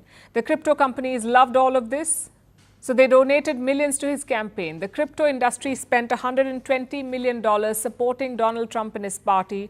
And clearly now all the lobbying has paid off. Their candidate has won. But will Trump formulate favorable policies as president? And he has made a lot of promises, including replacing the chair of the SEC. SEC is the Securities and Exchange Commission, that is the American market regulator. You will keep their hands off Bitcoin. They're going to keep their hands off crypto. They're going to let it grow. We're going to let it grow. On day one, I will fire Gary Gensler and appoint a new SEC chairman. The current SEC head is Gary Gensler.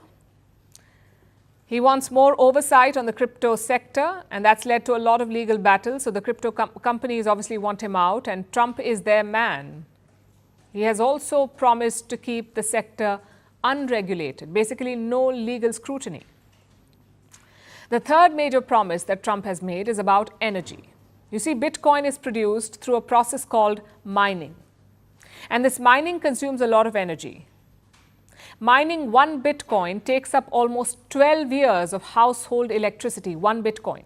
Like I said, it consumes a lot of energy, which also makes it very expensive. Trump wants to change that. He wants to make energy cheaper so that these companies can use more of it. And the US can become a global leader in Bitcoin mining. It is an ambitious plan. Trump says he will do it. Needless to say, crypto companies are all for it.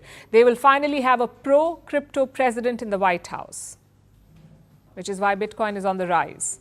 But is this rise sustainable? Let's look at America's crypto industry. More than 50 million Americans own digital assets. That means a lot of money is at stake. 50 million Americans have put money in cryptocurrencies. But while it's popular, it's also a speculative asset, a risky investment. It has a history of drastic swings in value. People have lost all their gains almost overnight in the past. In 2020, Bitcoin was worth $5,000. By the end of 2021, it went up to $69,000. Then came a crash. Cryptocurrency exchange FTX collapsed. Customers lost around $8 billion. This dampened confidence in cryptocurrencies. Then Binance exited the US market. And finally came the largest crypto crackdown in American history. All of this left companies spooked. At the start of this year, Bitcoin was at around $17,000. Now it is back to a record high of close to $90,000. So if you're an investor, it's best to be cautiously optimistic.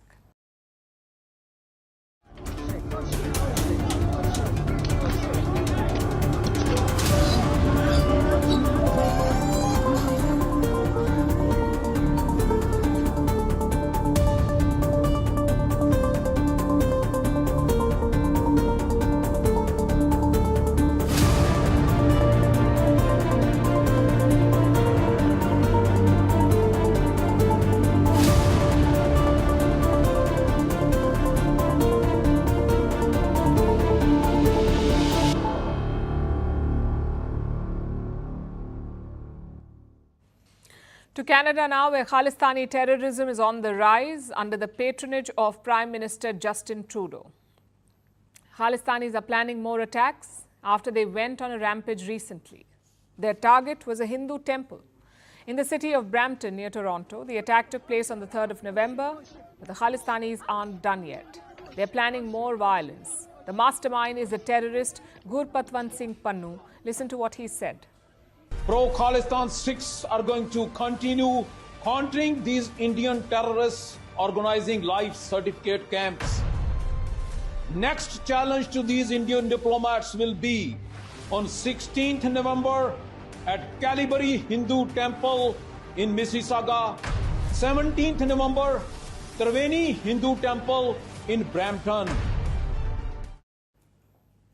Pannu issued this threat yesterday. He publicized his plan. He even added ominous music from the 1980s to the background. It doesn't get more incriminating than this. So how did the Canadian authorities react? Are they beefing up security? Are they rounding up any potential troublemakers? Are they banning the violent Khalistanis outright? Of course not. The Canadian police were their usual meek selves. The Brampton Triveni Mandir put up this post yesterday. The police told them that there was, and I'm quoting, an extremely high and imminent threat level of violent protests. So obviously the temple prioritized the safety of the community and cancelled their event, just like the Khalistanis wanted. The temple also said, and I quote, "We are deeply saddened that Canadians now feel unsafe coming to Hindu temples in Canada." So that is the state of Canada today. Khalistani terrorists can just put out badly produced videos, threaten and attack Hindu temples, and shut down Indian consular activities. The Indian consulate in Toronto was supposed to conduct a documentation drive, which is a routine activity. The Hindu Triveni Mandir was the venue for this. The consulate was going to hand out what they call life certificates. These certificates help people get pensions from India. That was the event. And this is what the Khalistanis chose to target. The November 3rd attack was similar. The Indian consulate was handing out similar life certificates at the Hindu Sabha temple in Brampton. More than 1,000 people had gathered there, mostly older Indians, and that is where the Khalistanis attacked. This is what Pannu and his pals have declared war on. And here's what the Indian consulates have done. They've been asking for additional security, so they can issue the certificates to the people who need them. But the Canadian police have been quite useless. Last week, the Indian consulate was forced to cancel some of these drives. They put out this scathing message. Let me read it out for you. In view of the security agencies conveying their inability to provide minimum security protection to the community camp organizers, the consulate has decided to cancel some of the scheduled consular camps. This was last week, before Pannu's latest video. So now the consulate may be forced to cancel all of its events, and Indians won't be able to get the documents that they need. Why? Because the Canadian government does not have a backbone, and because Prime Minister Justin Trudeau is busy pandering to the Khalistanis for their votes.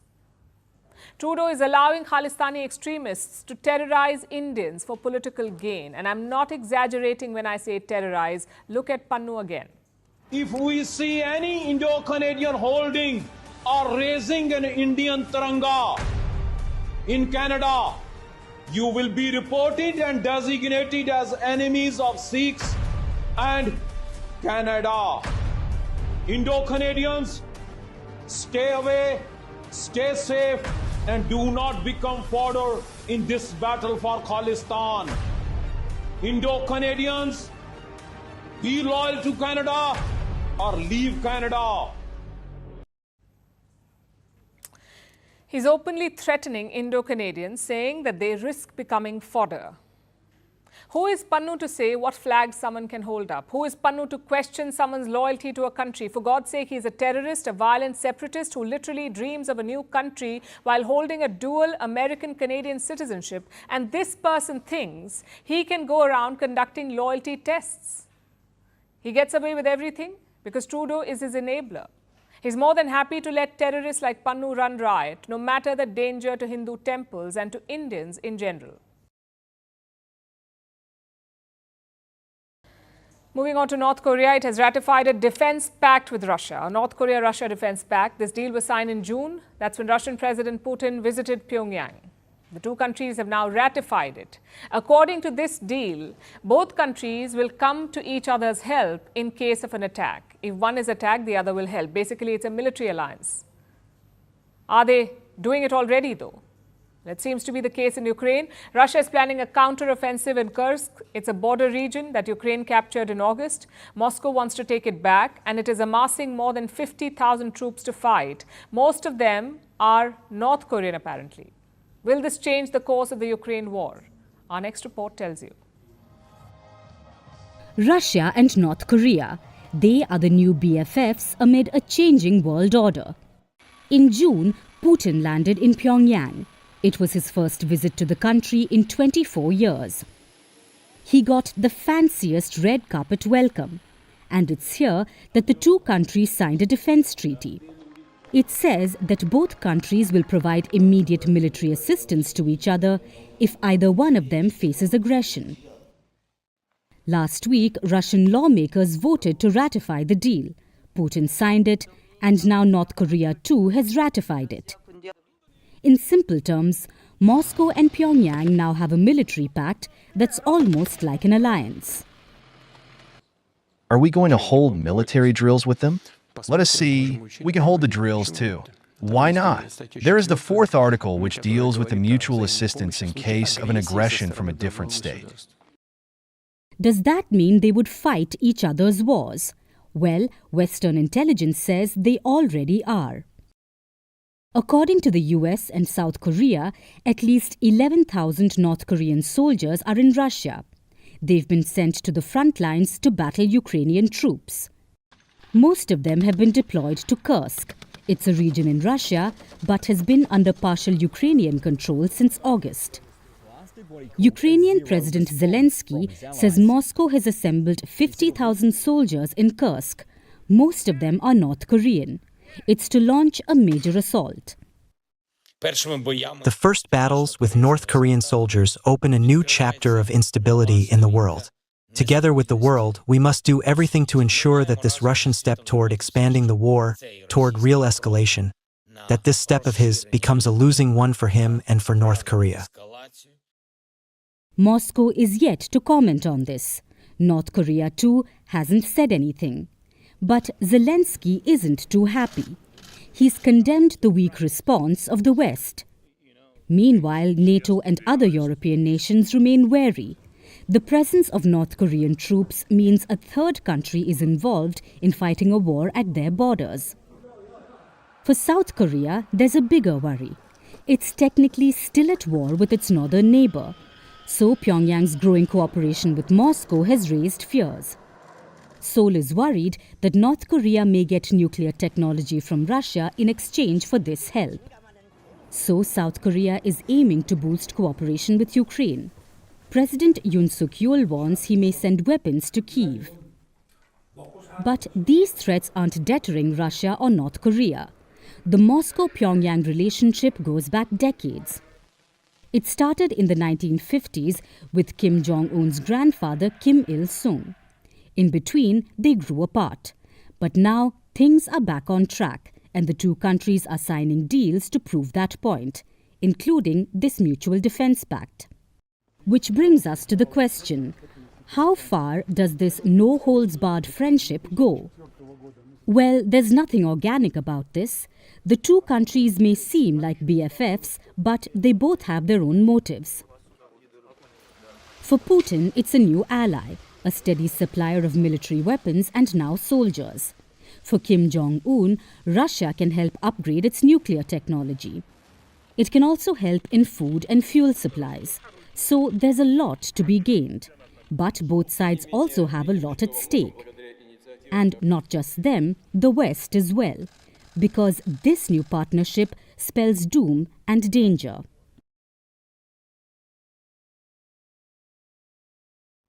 It's India versus Pakistan at the Champions Trophy. Don't worry, the tournament has not started yet. I'm talking about the battle off the pitch. You see, Pakistan is hosting the Champions Trophy in February next year. It's a one-day tournament with 8 teams, including India. Just one problem, though. India's cricket team will not travel to Pakistan. The reason? Pakistan's cricket board says no reason was given, but in the past, security has been an issue. Pakistan is simply not safe enough for Indian cricketers, any cricketers for that matter. India last visited Pakistan in the year 2008. The Mumbai terror attack happened the same year, and since then, no Indian team has travelled to Pakistan, none since 2008. The Indian board sees no reason to change that position. But where does that leave this tournament? One option is to hold a hybrid competition. All other teams can play in Pakistan, can play the matches in Pakistan if they want to. India would play its matches elsewhere, maybe in the UAE or in Sri Lanka. Remember, last year's Asia Cup was organised in the same way. India played its matches in Sri Lanka. The other matches were all played inside Pakistan. But this time, the Pakistan Cricket Board is not budging. They say a hybrid model is not possible. Instead, they are reaching out to their government and to the ICC for advice. The ICC is the International Cricket Council. It is the global cricketing authority. They decide on venues and tournament structures. So Pakistan's Cricket Board is leaning on its government and the ICC. Reports say the government will back the board, basically tell them to reject a hybrid model. So that leaves the decision to the ICC.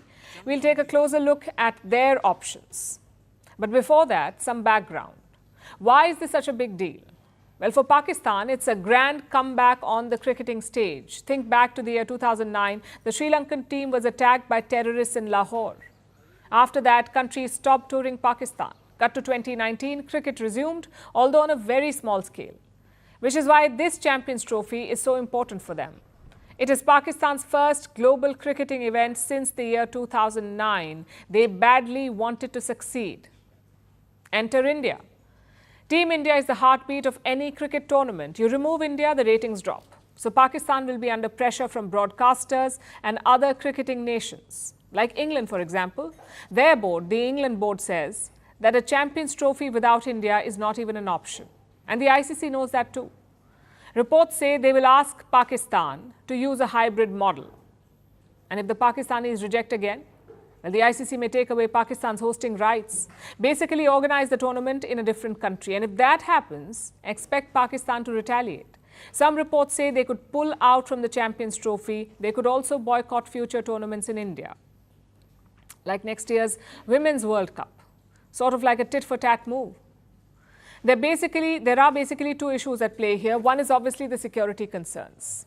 Pakistan has reported more than 780 terror attacks this year, 780 attacks. They have claimed more than 950 lives. Last month, in October, we saw the second worst month in terms of terrorist attacks. Just last week, we saw a terror attack in Quetta. So New Delhi has a valid reason to not send the Indian cricket team there. We are not just talking about cricketers, we are talking about sporting ambassadors of India. Secondly, there's a political angle. The Pakistani Cricket Board is headed by Mohsin Naqvi. He also doubles up as the country's interior or home minister. Here in India, the Cricket Board is run by Jai Shah, who is the son of India's Home Minister Amit Shah. So expect political tensions to also rise. Jai Shah will also take over as ICC president in December. So India has a lot of clout at the ICC. If it comes to picking between India and Pakistan, most members will anyway pick India. So Pakistan's best option is to give in, to host a hybrid tournament. That way their broadcasters will be happy, Team India will be happy, and the tournament will largely stay in Pakistan. The other option is to fix their security situation. That involves going back in time to stop supporting terror groups at home. Knowing their history and their present circumstances, option one seems more viable.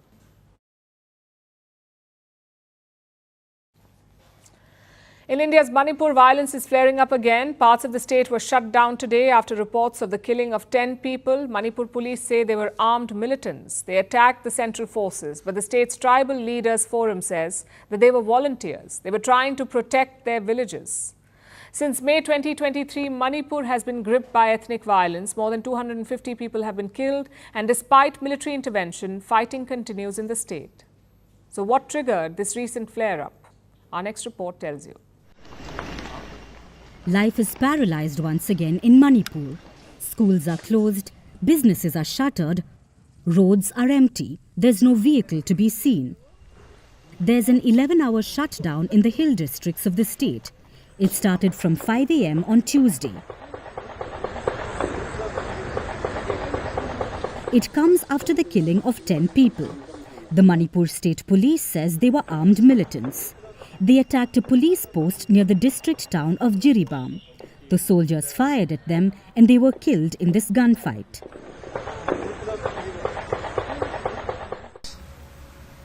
We found that there were a lot of casualties.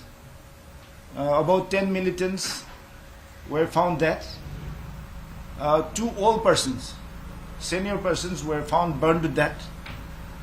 And 3 women and 3 children, minors, were found missing. But the Tribal Leaders Forum disagrees. They say those killed were local village volunteers. They belonged to the Hamar ethnic group. They were patrolling the area to protect the tribal villages. So the council has called for a shutdown in the state today. Manipur has been gripped by ethnic violence since May last year. There are 2 warring sides, the majority Meiteis who live in the valley and Kukis who live in the hills. The violence began over a court decision, a move to give government quotas to the Meiteis. The minority Kukis did not like this. They said their benefits were being diluted. And thus the fighting began. Since then, around 250 people have been killed. Over 60,000 have been displaced. Jiribam is located in Manipur's westernmost region. It's a small district with a mixed population. Last week, a fresh round of violence broke out here. 80 to 100 armed assailants opened fire on the villagers. They set 17 homes on fire. In another village, Zeron, a woman from the Kuki community was reportedly raped and burnt alive. A day later, a woman from the valley-dominant Maitai community was shot dead. This is while she was working in a paddy field. Today, 2 men from the Maitai community were found dead. So, what is the government doing to stop the violence? Chief Minister Biren Singh says he will bring peace to Manipur within months. He has also appointed a special peace envoy, someone who will negotiate with the Kukis. But the problem is trust. Most Kuki groups do not trust the chief minister. They have accused him of fanning the flames. On Monday, 10 Kuki-Zo MLAs rejected the Manipur government's claim of peace talks. While the Biren Singh government says they have been engaging with the Kukis to promote peace, the Kuki MLAs call this a blatant lie. Manipur has been battling ethnic violence for over a year now. The areas controlled by the Meitei and Kuki tribes are separated by a stretch of no man's land. They are monitored by the central forces. It's to keep the 2 warring sides apart. But even those military solutions are failing, making long-lasting peace in the northeastern state an elusive goal.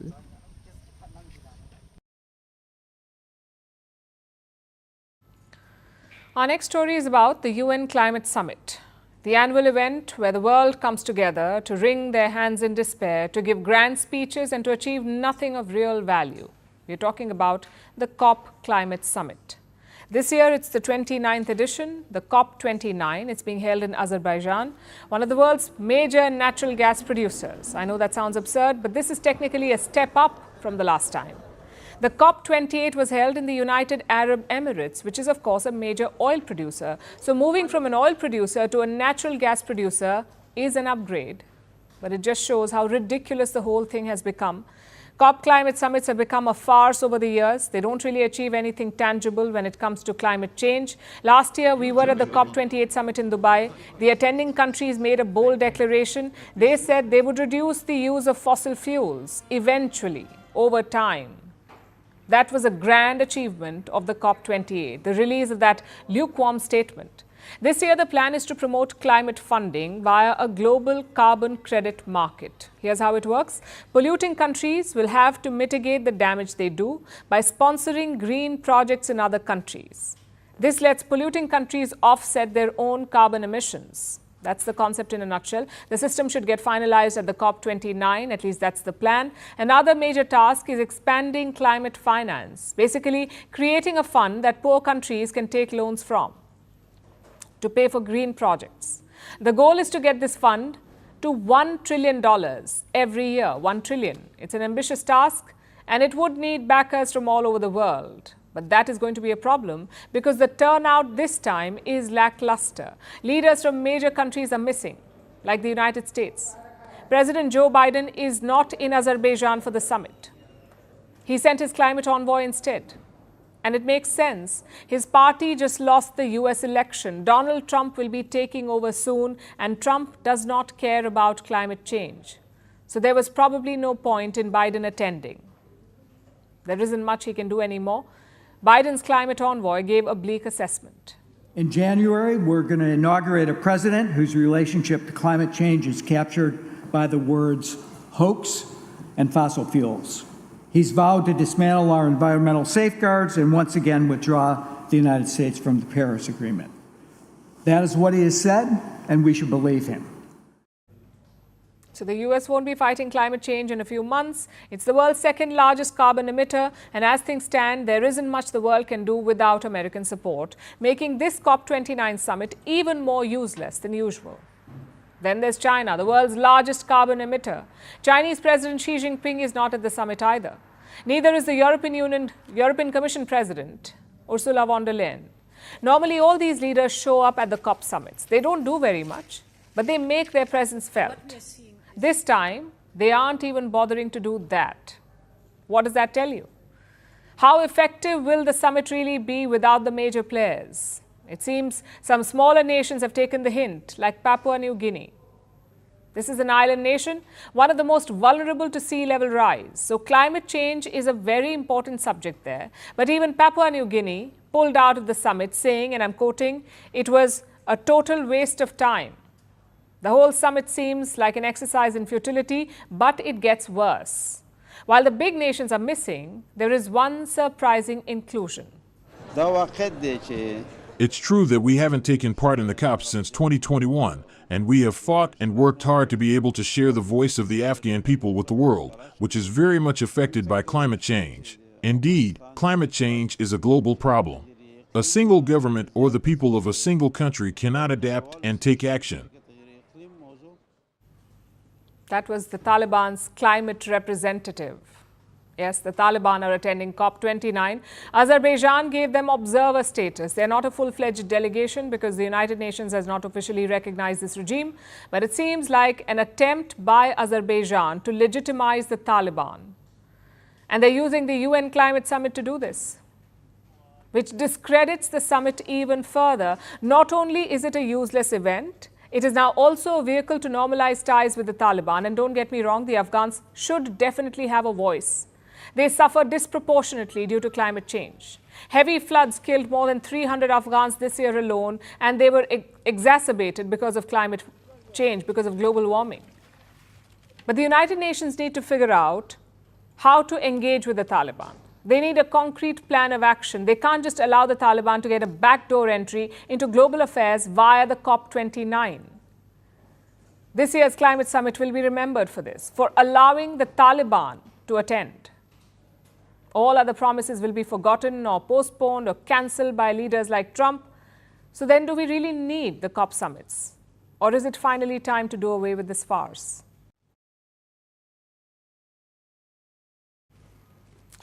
It started as a social media quest but ended with a government crackdown. In China, more than 100,000 students, more than 1 lakh students embarked on a 50-kilometer nighttime bike ride.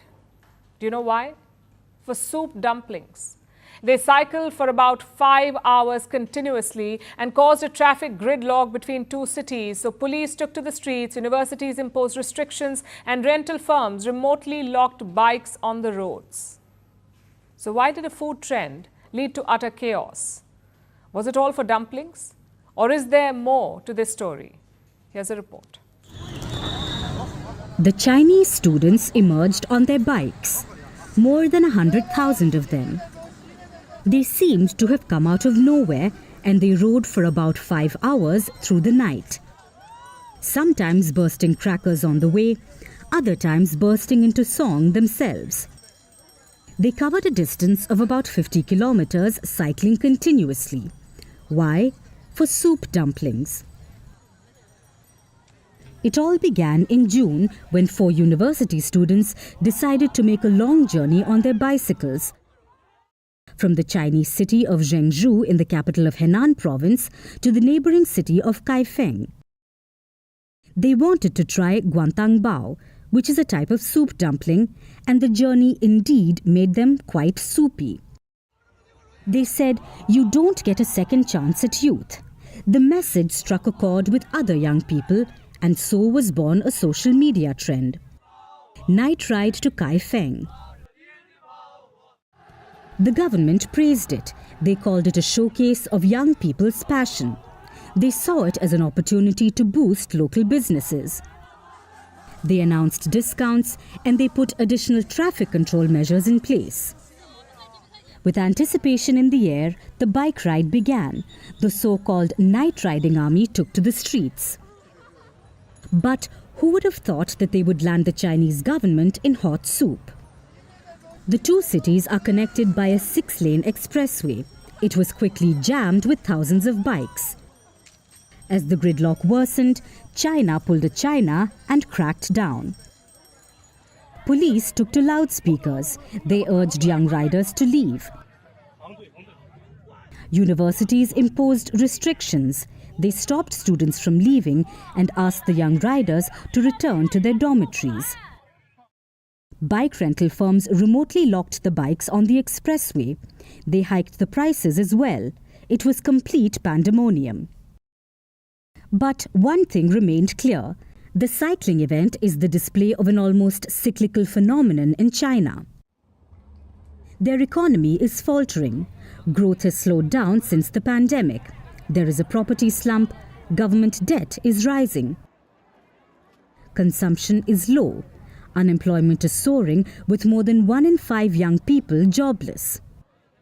And those who are working are part of an over-competitive, grinding job market.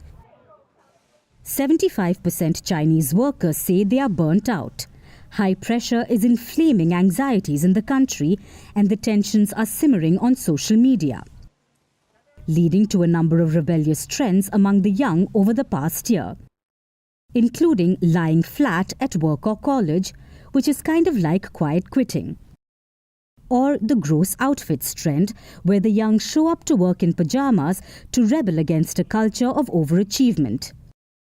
Chinese workers are also growing plants, especially bananas, at the workplace to relieve stress, because they are quite literally going bananas. These trends are not just a cry for help. They also put the gridlock-causing biking trend into perspective. No wonder over 100,000 students cycled for hours together. Maybe they weren't really looking for dumplings after all, but for a sense of liberation in difficult times.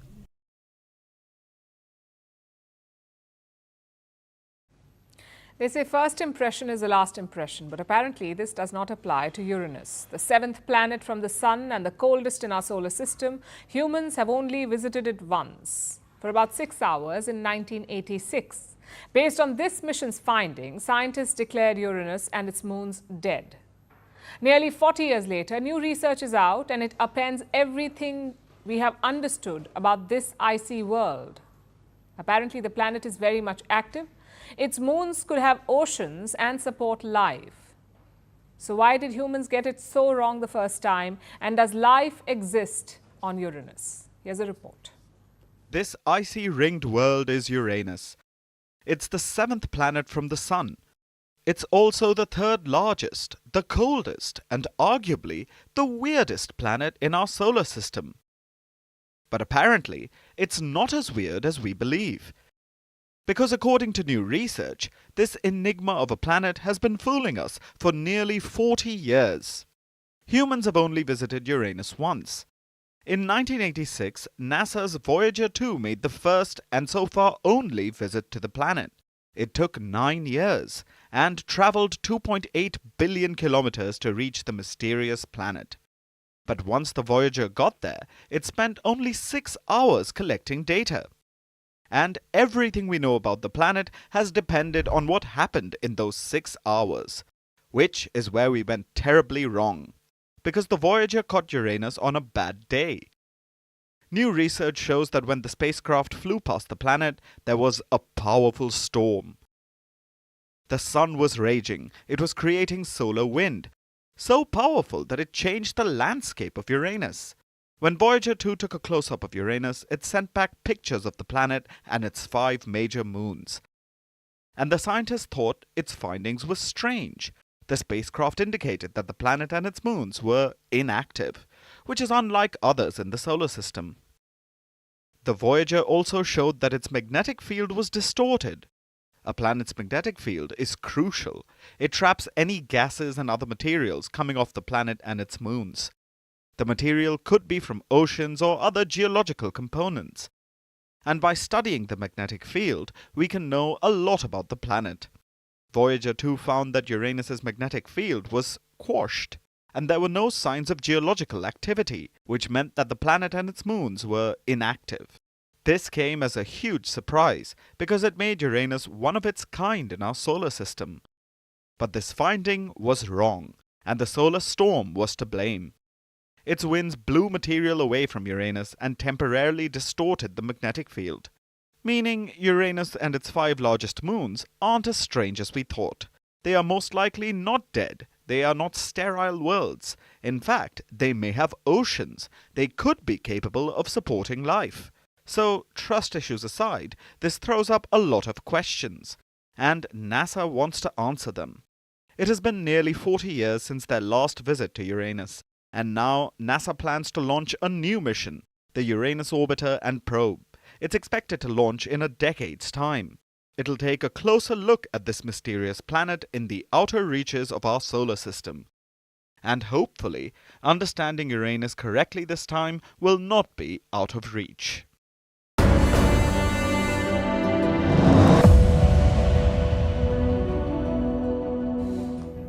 Trump hasn't taken office yet, but the Trumpisms have started. On Sunday, he spoke to Indonesia's new president, Prabowo Subianto. As expected, Subianto congratulated Trump on his victory. He also expressed interest in meeting the president-elect. And Trump's response? "Your English is so good." He also praised Subianto for the great job that he's doing in Indonesia, which is a bit strange because he's been in charge for less than a month. The internet is having a field day with this conversation. They have zeroed in on Subianto repeatedly calling Trump sir. Listen to this. How are you doing? Everything good? Yes, sir. I would like to congratulate you, personally on you. Wherever you are, I'm willing to fly to congratulate you. And your English is so good. All my training is American, sir. Yes, sir. Sir, How are you? Fine, thank you. Protected you, sir. And your English is so good. Yes, sir. Otherwise, I wouldn't be talking to you right now. Thank you, sir. And Sir. I give you credit for that. Thank you, sir. It's not easy. I'll try to, sir. And your English is so good. At your convenience, sir. Yes, sir. Nice to talk to you. And your English is so good. Thank you, sir. Thank you, sir, Mr. President. Thank you, sir.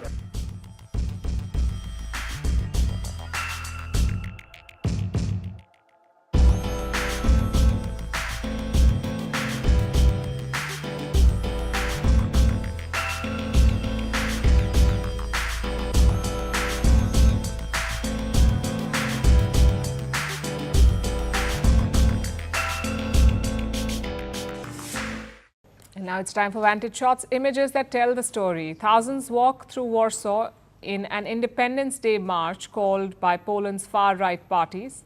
Vatican taps into the AI boom, launching a digital replica of St. Peter's Basilica. And London's T-Rex exhibit gets a festive makeover for Christmas. Finally, we're taking you back in history. On this day in 1970, Cyclone Bhola hit eastern India and present-day Bangladesh. It killed nearly 500,000 people in both regions. Bhola remains the deadliest tropical cyclone on record. We're leaving you on that note. Thank you for watching. We'll see you tomorrow.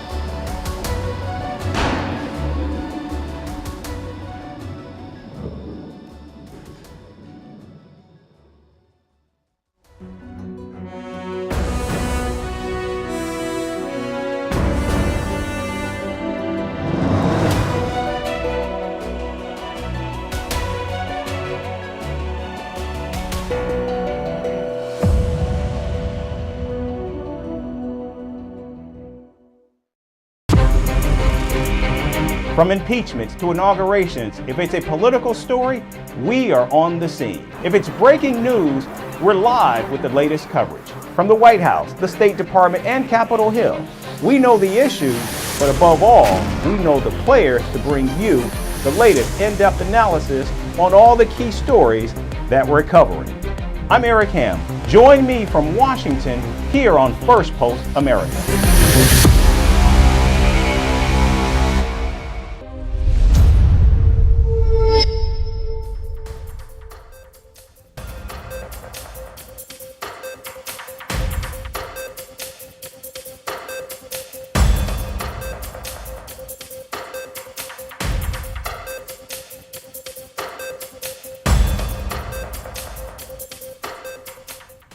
We begin in the United States, where President-elect Donald Trump's new administration is slowly beginning to take shape. The Republican has roped in some major names recently, including Florida Congressman Mike Waltz, former immigration official Tom Homan, and his campaign manager Susie Wiles. Representative Mike Waltz will serve as Donald Trump's new national security advisor. Waltz is a retired Army colonel who has been a strong critic of President Joe Biden's foreign policy on Ukraine and Afghanistan. Meanwhile, Tom Homan will return to President-elect's administration as his new border czar. He served as the director of the Immigration and Customs Enforcement Agency in the first Trump administration. Donald Trump says there's no one better than Homan at policing and controlling America's borders.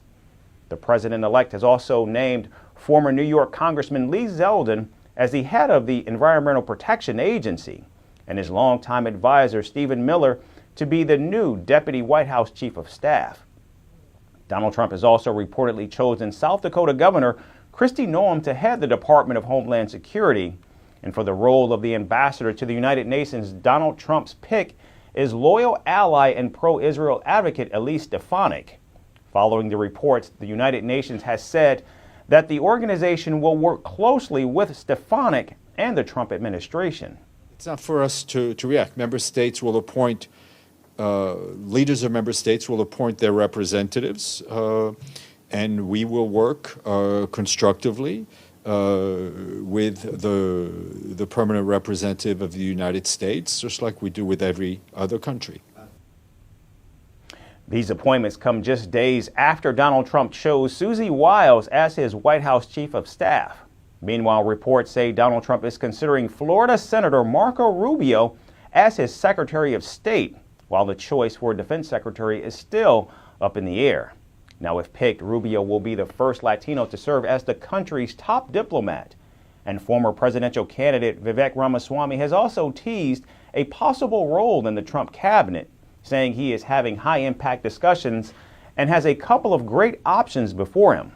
Moreover, Donald Trump has already announced that he will not invite former Republican presidential rival Nikki Haley and former Secretary of State Mike Pompeo to join his second administration. As Donald Trump chooses members of his next cabinet, we continue to track and analyze what his second administration will look like as he prepares for a second term. President Joe Biden and Vice President Kamala Harris appeared together on Veterans Day at the National Cemetery in Arlington. The duo honored fallen soldiers in a ceremony filled with quiet tension. This was their first public appearance since the Democratic Party's recent election loss to Donald Trump. The president and the vice president appeared solemn as they approached the tomb of the unknown soldier. However, observers noted that the two appeared distant towards each other, reflecting concerning divisions. Our next report explores more in detail.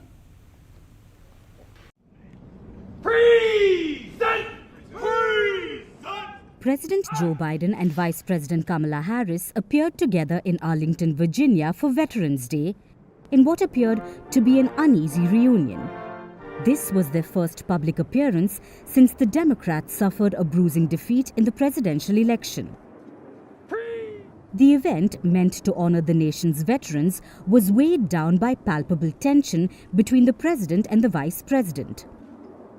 Observers couldn't miss the awkwardness as the two stood side by side, laying a wreath at the tomb of the unknown soldier.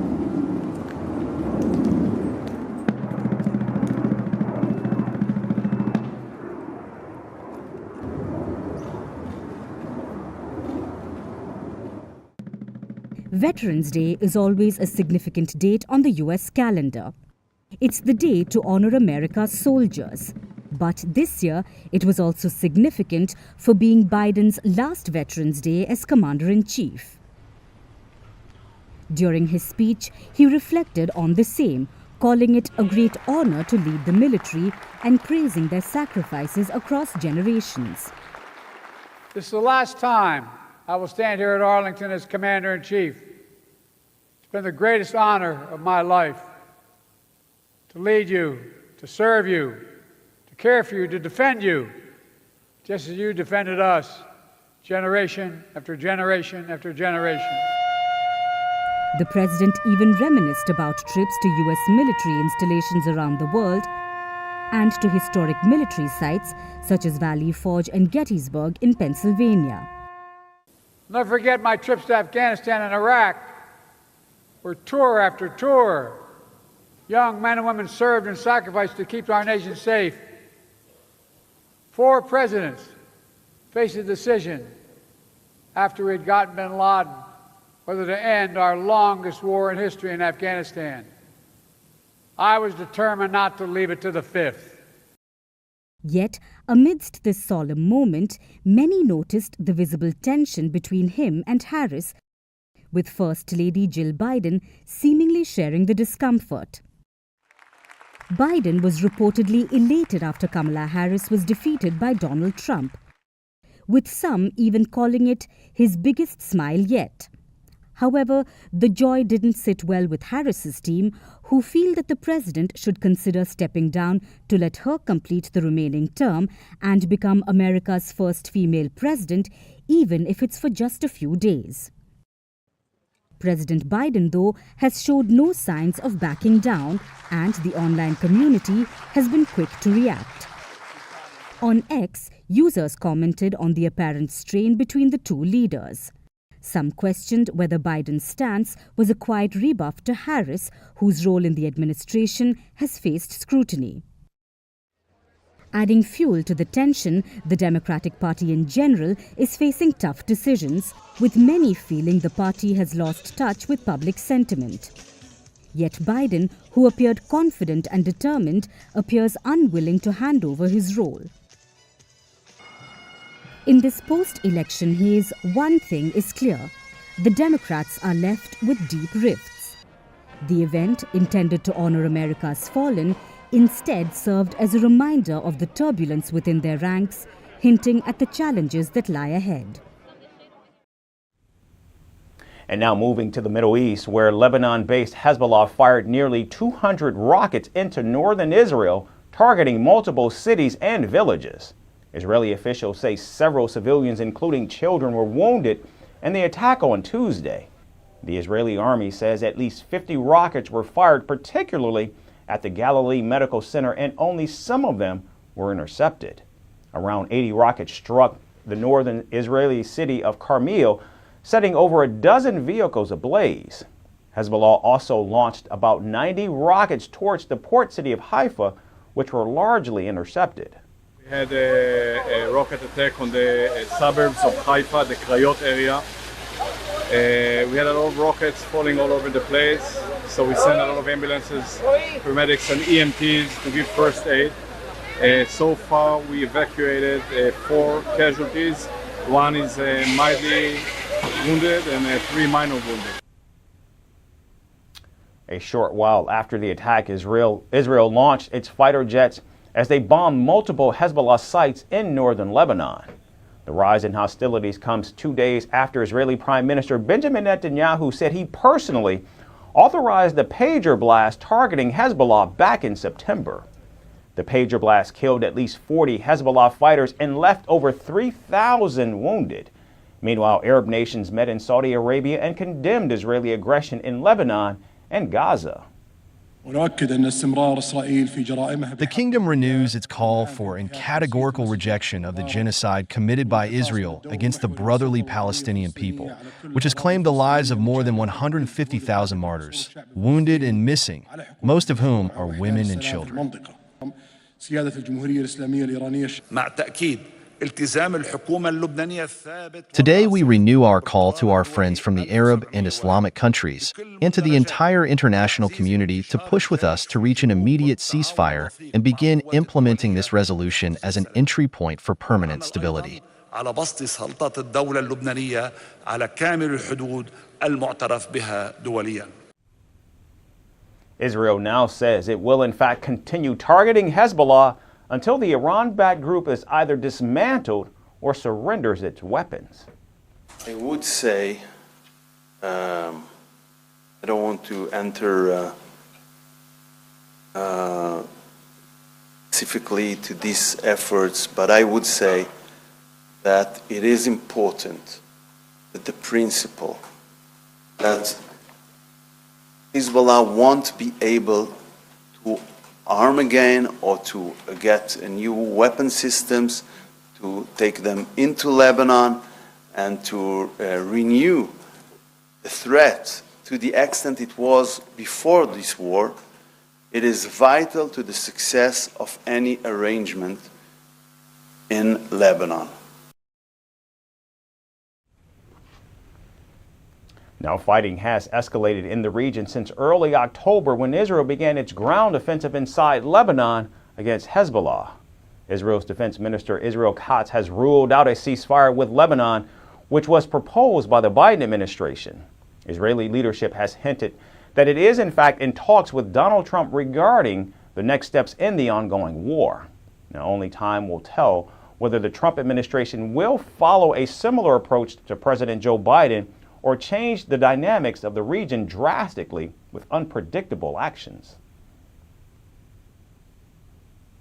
And now moving to the Caribbean nation of Haiti, violence broke out in the capital city of Port-au-Prince as the country swore in its new interim prime minister on Monday. Haiti's international airport was shut down after gangs shot at a commercial flight landing from Florida. The Spirit Airlines flight was just a few feet away from touchdown when gangs opened fire at the aircraft, injuring a flight attendant and forcing the plane to divert to the Dominican Republic. There are 7 gunshots on the Spirit Airlines aircraft, according to security organizations here. They are and should be declared terrorist gangs, and they cannot wait one more day.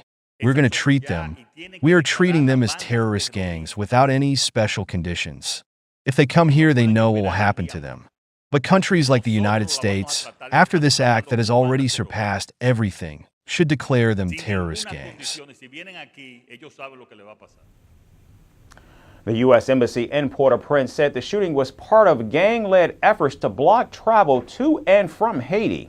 Now, following the incident, several U.S. airlines, including Spirit, JetBlue, and American Airlines, have canceled their flights to the Caribbean nation. Meanwhile, armed gangs also exchanged gunfire with Haitian police on the streets and set several homes on fire. The fresh wave of violence took place amid the backdrop of political turmoil in Haiti, where the Transitional Council replaced Prime Minister Gary Conille with businessman Alex Didier Fils-Aimé. While taking the oath, the incoming Prime Minister pledged to improve security in the country where bloodshed has become the new normal. I am aware that my biggest duty will be to rise to the dimension of that high post in a singular and exceptional context. I will show myself deserving of the trust that you have placed in me. I make this pledge in front of you, members of the Presidential Council, and in front of the whole nation to place my energy, my skills, and my proven patriotism at the service of the national cause of which salvation is the challenge. Former Prime Minister Conille was appointed to the Haitian leader just 6 months ago in the hope of quelling the gang violence. However, infighting and corruption allegations within the transitional government led to his ouster, which gave the gangs an opportunity to try and seize more power. The political unrest in Haiti has allowed gangs to attack more neighborhoods and expand their control of the capital.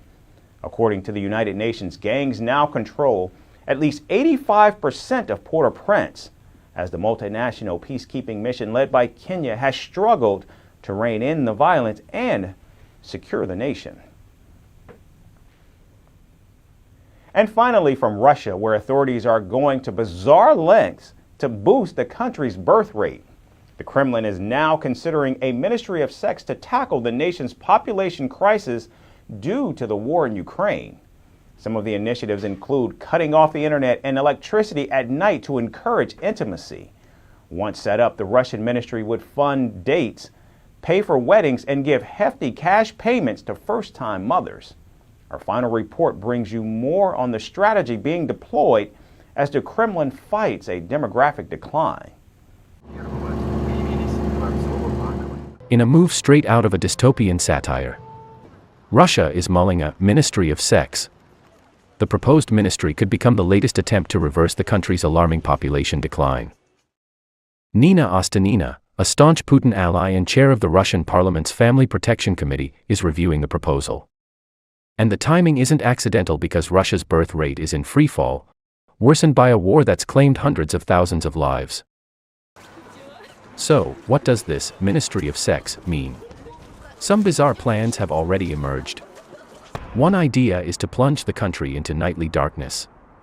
From 10 p.m. to 2 a.m., the internet and lights would be switched off. The goal: encourage couples to get intimate.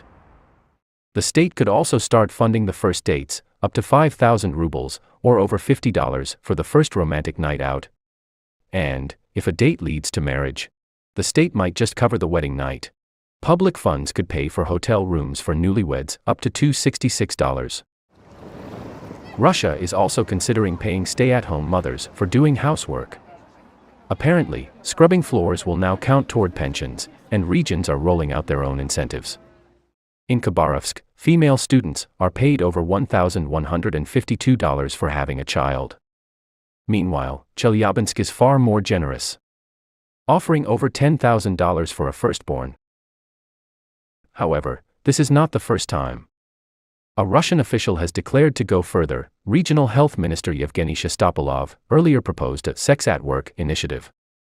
He suggested Russians make babies on coffee breaks, as life flies by too quickly. With the population in crisis, Russian authorities are not leaving any stone unturned to dive deep into personal lives. Female public sector workers are being ordered to fill out highly personal questionnaires about their sexual health. The forms ask about sexual history, birth control use, and even intimate questions about intercourse. And if they refuse to answer, Putin's government could punish them to see a state doctor for an in-person interview. Reports from women in state-run cultural institutions reveal their frustration. Many submitted blank forms, hoping to avoid scrutiny. But the HR departments demanded names, and soon after, women were called to medical interviews to answer the same invasive questions. The Ministry of Sex proposal may seem outlandish, but it does highlight the lengths Russia is willing to go to encourage more babies. It seems no plan is too strange, no proposal too bizarre, in the Kremlin's push to boost birth rates. Whether the public buys in, that's another story. That's all we have time for today. We certainly thank you once again for tuning in. We look forward to seeing you right back here again tomorrow. Thanks everyone for watching. From impeachments to inaugurations, if it's a political story, we are on the scene. If it's breaking news, we're live with the latest coverage. From the White House, the State Department, and Capitol Hill, we know the issues, but above all, we know the players to bring you the latest in-depth analysis on all the key stories that we're covering. I'm Eric Ham. Join me from Washington here on Firstpost America.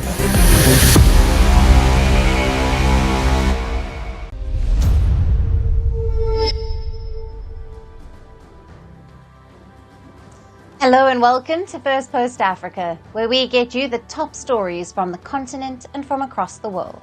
I'm Alison Lagrange, coming to you live from Durban, South Africa.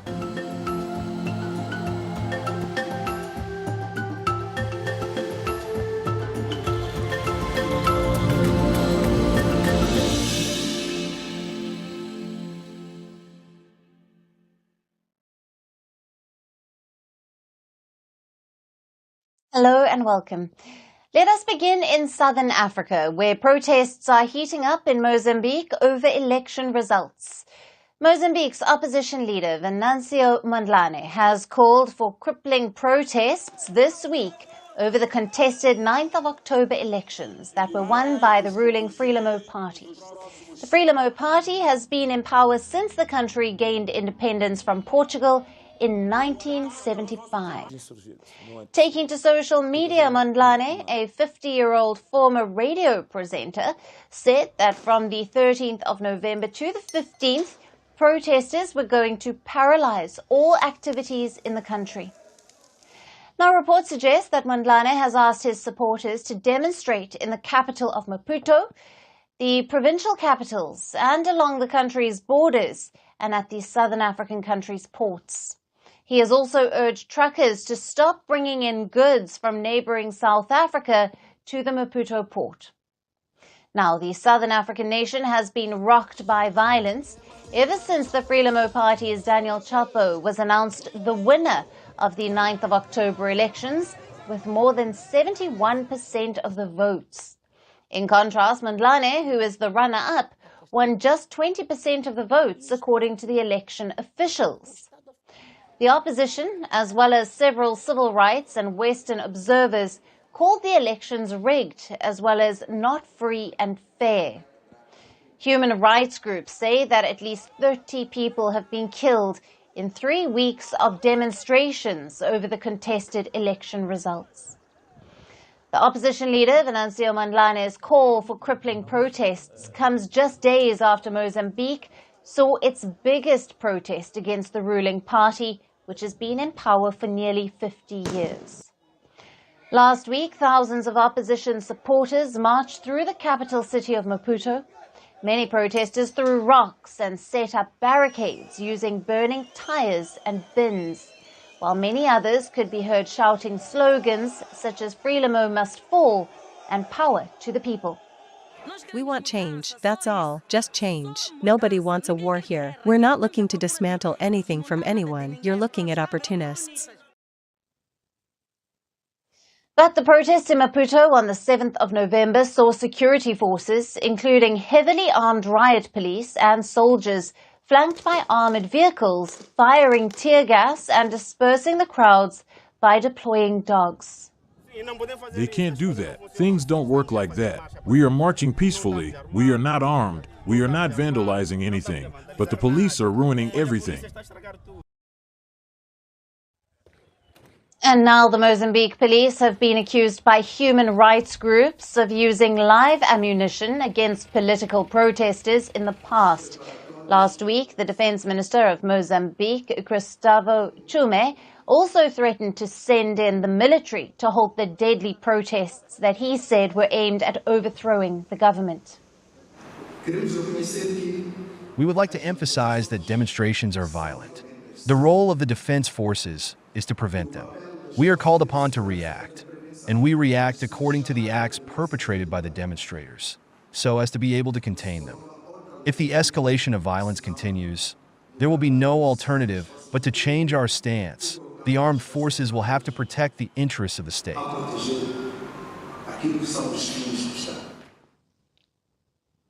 Now, the protests on the 7th of November reportedly saw at least 3 people being killed and over 66 others injured. Ahead of the protests, in an interview with the media outlet Agency France Presse, or the AFP, Mondlane also noted that this was how the Frelimo Party had been using brute force to silence dissenters for years. They're not killings, they're murders. This has always been the way of Frelimo operates. I mean, first of all, Frelimo has never won an election since 1994. It's been 30 years that Frelimo has remained in power on the basis of force. The country's Constitutional Council has requested clarification from the Electoral Commission on the discrepancies in the vote count. However, the Electoral Commission is yet to comment on the matter. While the ruling Frelimo has denied the vote-rigging allegations, the protests have continued to create chaos in the country, which has only increased the suffering of the citizens, who are calling for all the parties to sit down together and find a solution to the conflict. I think the situation is terrible. For better or for worse, what is happening is harming the population. We are the ones who are suffering. I think the parties should sit down and talk for the good of the population, because it is the population that is suffering.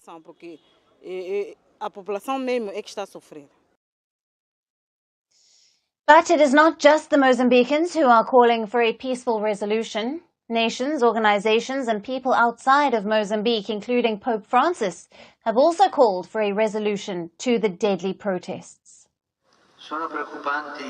The news coming out of Mozambique is worrying. I invite everyone to dialogue, tolerance, and the tireless search for just solutions. Let us pray for the entire Mozambican population, so that the present situation does not cause them to lose faith in the path of democracy, justice, and peace. Other Catholic groups have also gone ahead and further expressed their support to the protesters. Reports suggest that members of the Southern African Catholic Bishops' Conference, or the SACBC, have expressed their solidarity with the colleagues in Mozambique.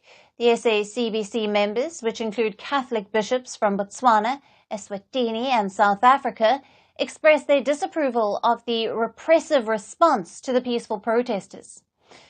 With more protests lined up in Mozambique, the larger question remains: will the government listen to the demands of the opposition? Now, to discuss more on this, we have with us Fredson Gulengu, who is a Mozambican political analyst who is joining us live from Johannesburg, South Africa. Thank you for being with us. Thank you for inviting me. Now, what are the main grievances raised by opposition's Venancio Mondlane, and this regarding the alleged rigging of the 9th of October elections? And how credible are these claims based on the available evidence? Well, if I understood correctly, you want to understand about the credibility of the claims of Venancio Mondlane. Well, I think there is already a 30 years history in Mozambique of accusations of election rigging and of electoral processes being controlled by hands outside the organs that are supposed to manage these processes. So there is a 30 years history of discredibility or lack of credibility in relation to the functioning of electoral bodies in Mozambique, including the courts, the police, and the highest court institution, which is the Constitutional Council. So because of that, it's very easy to for one to claim that there is election rigging. So apart from that, and people have seen through social media lots of acts of interference into the process. For example, people voting already or stuffing votes into the ballot box, pre-voted bulletins on behalf of the ruling party, mostly. And the people have also experienced situations where there's discrepancies in terms of the number of people registered for the 3 elections, because these were 3 simultaneous elections. It's the presidential, parliamentary, and also provincial. So there is a very big discrepancy in terms of the number of people who voted. So there is, in fact, some credibility to the claims of Venancio Mondlane and his supporters, as I said, because there is history of interference with democratic processes in Mozambique, but there were also facts on the ground that prove that these elections cannot be considered as free, fair, and transparent, or if I might say, democratic. Right.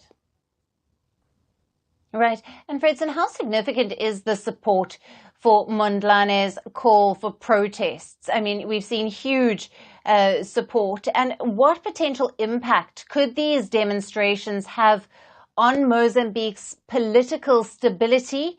And what is the impact on daily life of the citizens? Well, I will start from the end of your question, from the second question on the impact on the daily lives. I mean, it's clear, as you see, Mozambicans have not been able to live a normal life for the past months because it has been a month after these elections were held. And since the beginning of these protests, the economy has not been able to run as properly. Most shops have been closing one day and opening the other. I mean, the state institutions also have been operating normally, and I also believe that this is going to continue like that. I would also like to add that the border between Mozambique and South Africa was closed.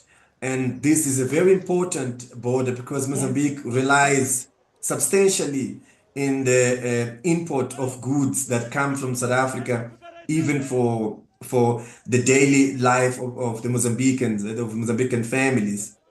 So socially, it has been complicated. People have lost their lives. You mentioned around, if I understood correctly, around 60 to so people who have lost their lives. There's a number of people who are injured, and the society is divided.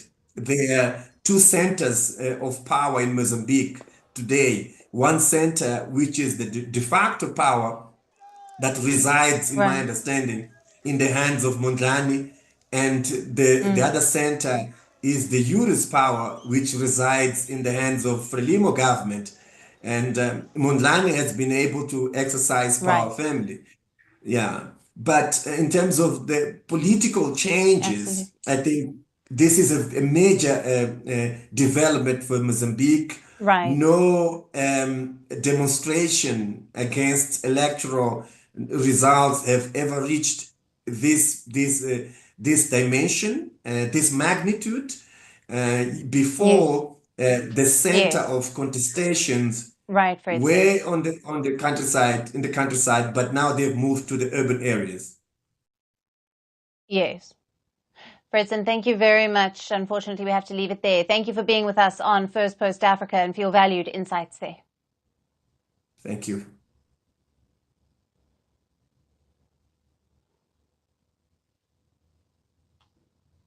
Let us now shift our focus towards Central Africa, where fighting between the Chadian army and the terror group Boko Haram has further escalated.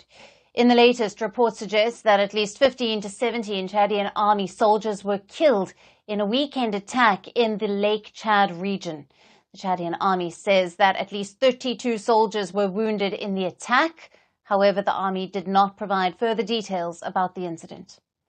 Now, media reports suggest that the attack happened on the Carrier Island in the northwest of the Lake Chad region. Chad's army also claimed that 96 Boko Haram terrorists were also killed. Speaking on national television, the army spokesperson, General Isaac Achik, has also said that the army had wounded 11 terrorists and had seized several arms and equipment. Taking to social media, the president of Chad, Mohamed Idris Deby, saluted the bravery of the soldiers and extended condolences to their families, while assuring the public that the operation that he launched last month to dislodge the terrorists remains on track. Reports suggest that Facebook pages linked to the Zaghawa ethnic group, to which President Deby also belongs, on Sunday announced the death of around 10 officers from their community in the fighting. Now, the latest attack comes just days after Chad's military conducted an airstrike against Boko Haram terrorists, which the president said had wounded and killed many. We launched our attack by air. We carried out several strikes on enemy positions. Many were killed and many wounded. I'm going to say that the Chadian army is going to win. I dare to believe that the army will win. I pray to Almighty God that our army will be able to defeat these barbarians who kill children and slit their throats. So these people deserve no pity, and God is always with the righteous. And I believe that God will support our army. God will be on the side of the righteous and the Chadian National Army. The airstrikes were a major push in the counter-terrorism operations after President Deby warned that he would withdraw the Central African country from a multinational security force, which also includes neighboring Nigeria, Niger, Cameroon and Benin, and was tasked with tackling insurgent groups in the region. Earlier in the month, a statement that he said had the force called Multinational Joint Task Force, or the MNJTF, had failed in its task due to the lack of joint effort and unity against the common enemy. Whenever there are problems in these neighboring countries, we deploy our soldiers. We deploy our children to go and support them. But when our country, Chad, is hit by the enemy, there is no support. Why do we always have to sacrifice our children for others and get no support in return? We had our children. They are dying there. And the enemy we are striking in neighboring countries is coming back to Lake Chad. So I have decided, in my soul and conscience, and as President of the Republic, I am first and foremost responsible for the security of Chad and the Chadian people. Now, Chad's incremental fight against Boko Haram has intensified since late October, when an attack by Boko Haram terrorists killed at least 40 Chadian soldiers. The country had vowed to avenge the deaths of the soldiers who lost their lives in the Lake Chad region. To contextualize, the Central African country has for a long time suffered from insurgency in its western territories, especially the Lake Chad region. The region is notorious for both Boko Haram and its offshoot Islamic State West Africa province, who carry out regular attacks on the country's army and civilians.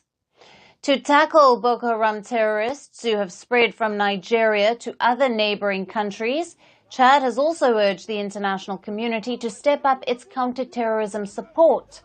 But with the casualties increasing day by day from Boko Haram attacks, how will Chad restore peace in the region?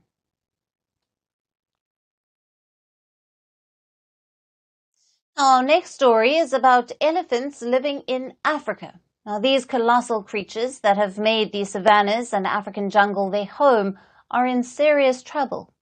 Once known for roaming free in vast herds, these highly social animals are now struggling to hold their ground. A recent study by the conservation group Save the Elephants has uncovered just how badly their numbers have dwindled in the last 50 years, revealing a shocking decline that's as dramatic as it is heartbreaking. Redis has tried to look at how close species are to extinction. They're obviously extinct as when they have gone. The most threatened category is what we call critically endangered. That's where they have extremely high risk of extinction unless we do something about it. The next category down is endangered. That means it has a very high risk of extinction unless we take action. The study, which spans 475 sites across 37 African countries from 1964 to 2016, offers a sobering snapshot of elephant populations on the decline. Now, savanna elephants have seen their numbers fall by an average of a whopping 70%, while their smaller cousins, the forest elephants, have been hit even harder, losing an astounding 90% of their populations. Overall, the combined decline is a staggering 77%, and some places have lost their elephants entirely. But what is driving this collapse? Poaching, plain and simple. Poachers target elephants for their precious tusks. This fuels the illegal ivory trade, a business still thriving despite international bans.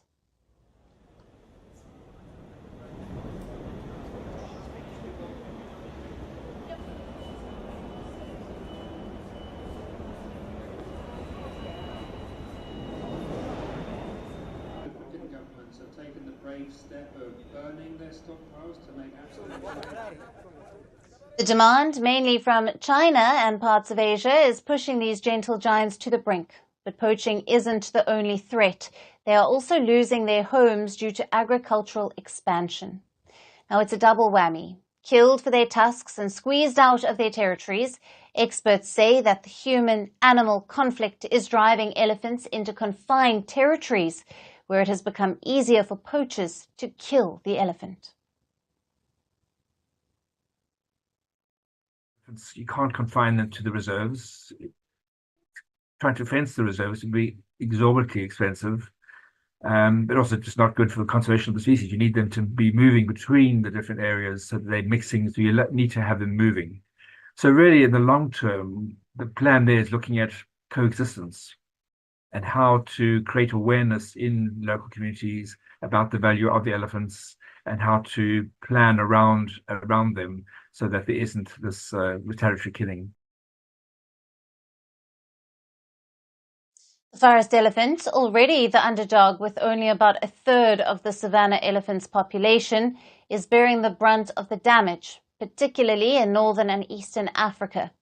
In regions like Mali, Chad and Nigeria, elephant populations have been wiped out, leaving vast swathes of land that once echoed with trumpeting calls eerily silent. The Sahel, an area known for its dry, harsh landscapes, has become a graveyard for elephants, with poaching running rampant and little to no protection in place. But not all is lost. Countries like Botswana, Zimbabwe and Namibia have seen a rise in elephant numbers thanks to robust conservation programs and effective management. Conservationists estimate that at present there were between 415,000 and 500,000 African elephants left on the continent. That may sound like a lot, but considering the drastic declines, it's clear that these majestic creatures are teetering on the edge. Conservationists say that the loss of these large mammals isn't just an African issue, it's a global one. Elephants are integral to the ecosystems they inhabit, shaping forests and grasslands, dispersing seeds and supporting countless other species.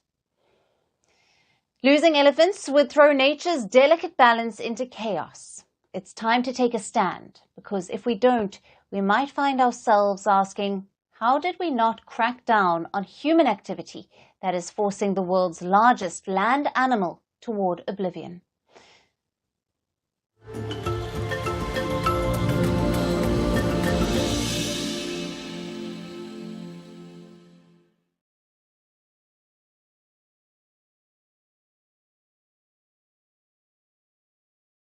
And finally, to our special segment, Resurgent Africa.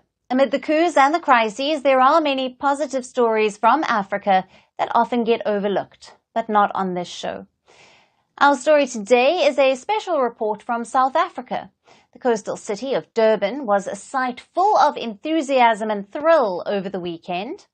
A small township near the city hosted this year's Velo Solutions Pump Track World Championships. The world's best cyclists descended upon the city for an action-packed event. Apart from showcasing some exceptional talent, the event promoted cycling in underprivileged communities. And I got the opportunity to cover the event and talk to the organizers, who spoke to me about the pump track racing and also shared their vision about what they want to achieve with this sport. The next report brings you all the details from the ground.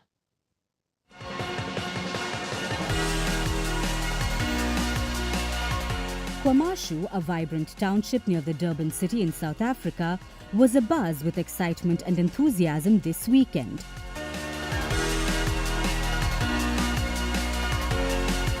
It hosted this year's Pump Track World Championships, bringing together top riders from across the globe.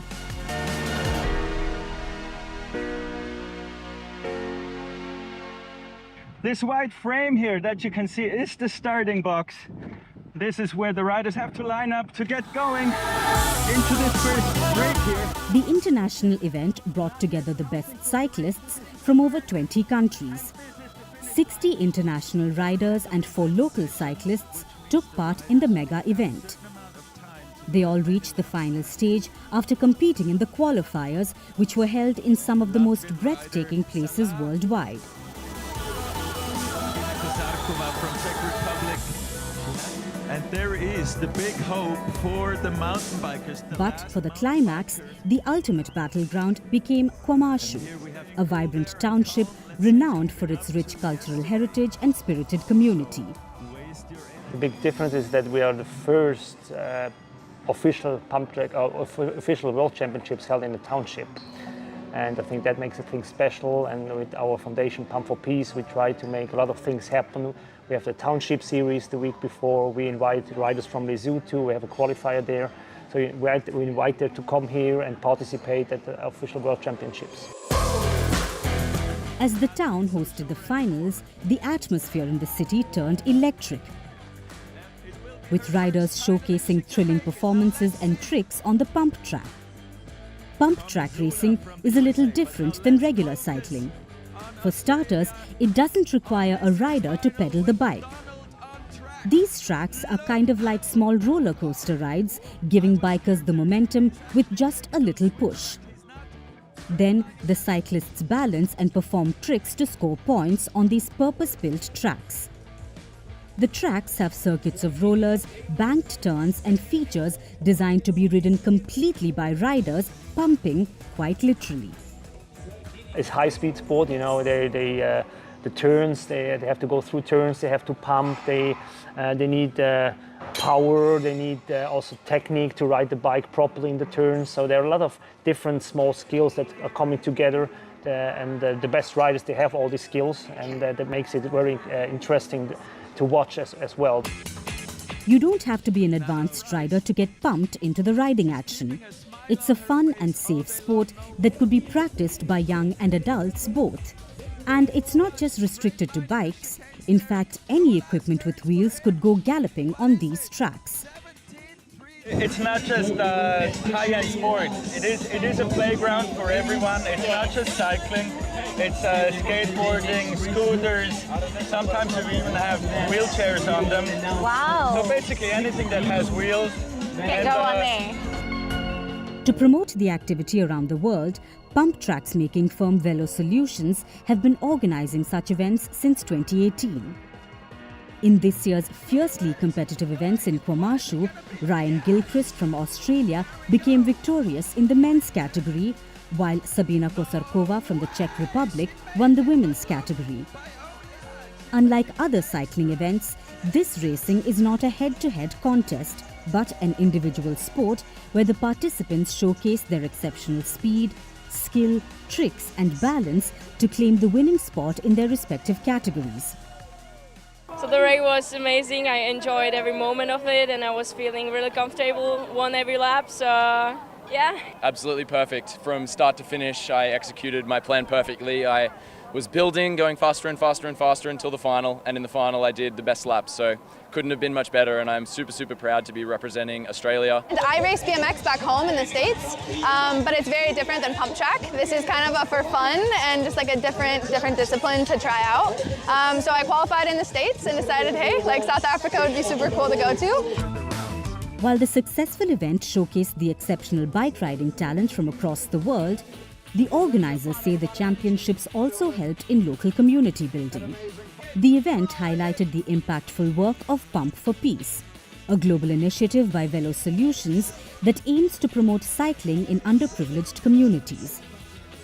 The success is also shared by the Go Durban Cycle Academy that plays a crucial role in this effort by nurturing young cycling talent and promoting active lifestyles among children and young adults in Durban's townships. Most important thing, we want to bring people to the sport. I think that's why we build these pump tracks. We want to give kids the chance to ride on a bicycle, on a skateboard, on a scooter, whatever, on the pump track. We want to bring people together. Such an event could also be a great booster to South Africa's sporting culture that has been dominated by popular mainstream sports like football, cricket and rugby. And the efforts by Pump for Peace and Go Durban Cycle Academy could pedal the way for less popular but more healthy sports to thrive in the country. This is going to be some celebration tonight here. And that's it on the show for today. We will see you again tomorrow at the same time. Thank you for watching. and goodbye.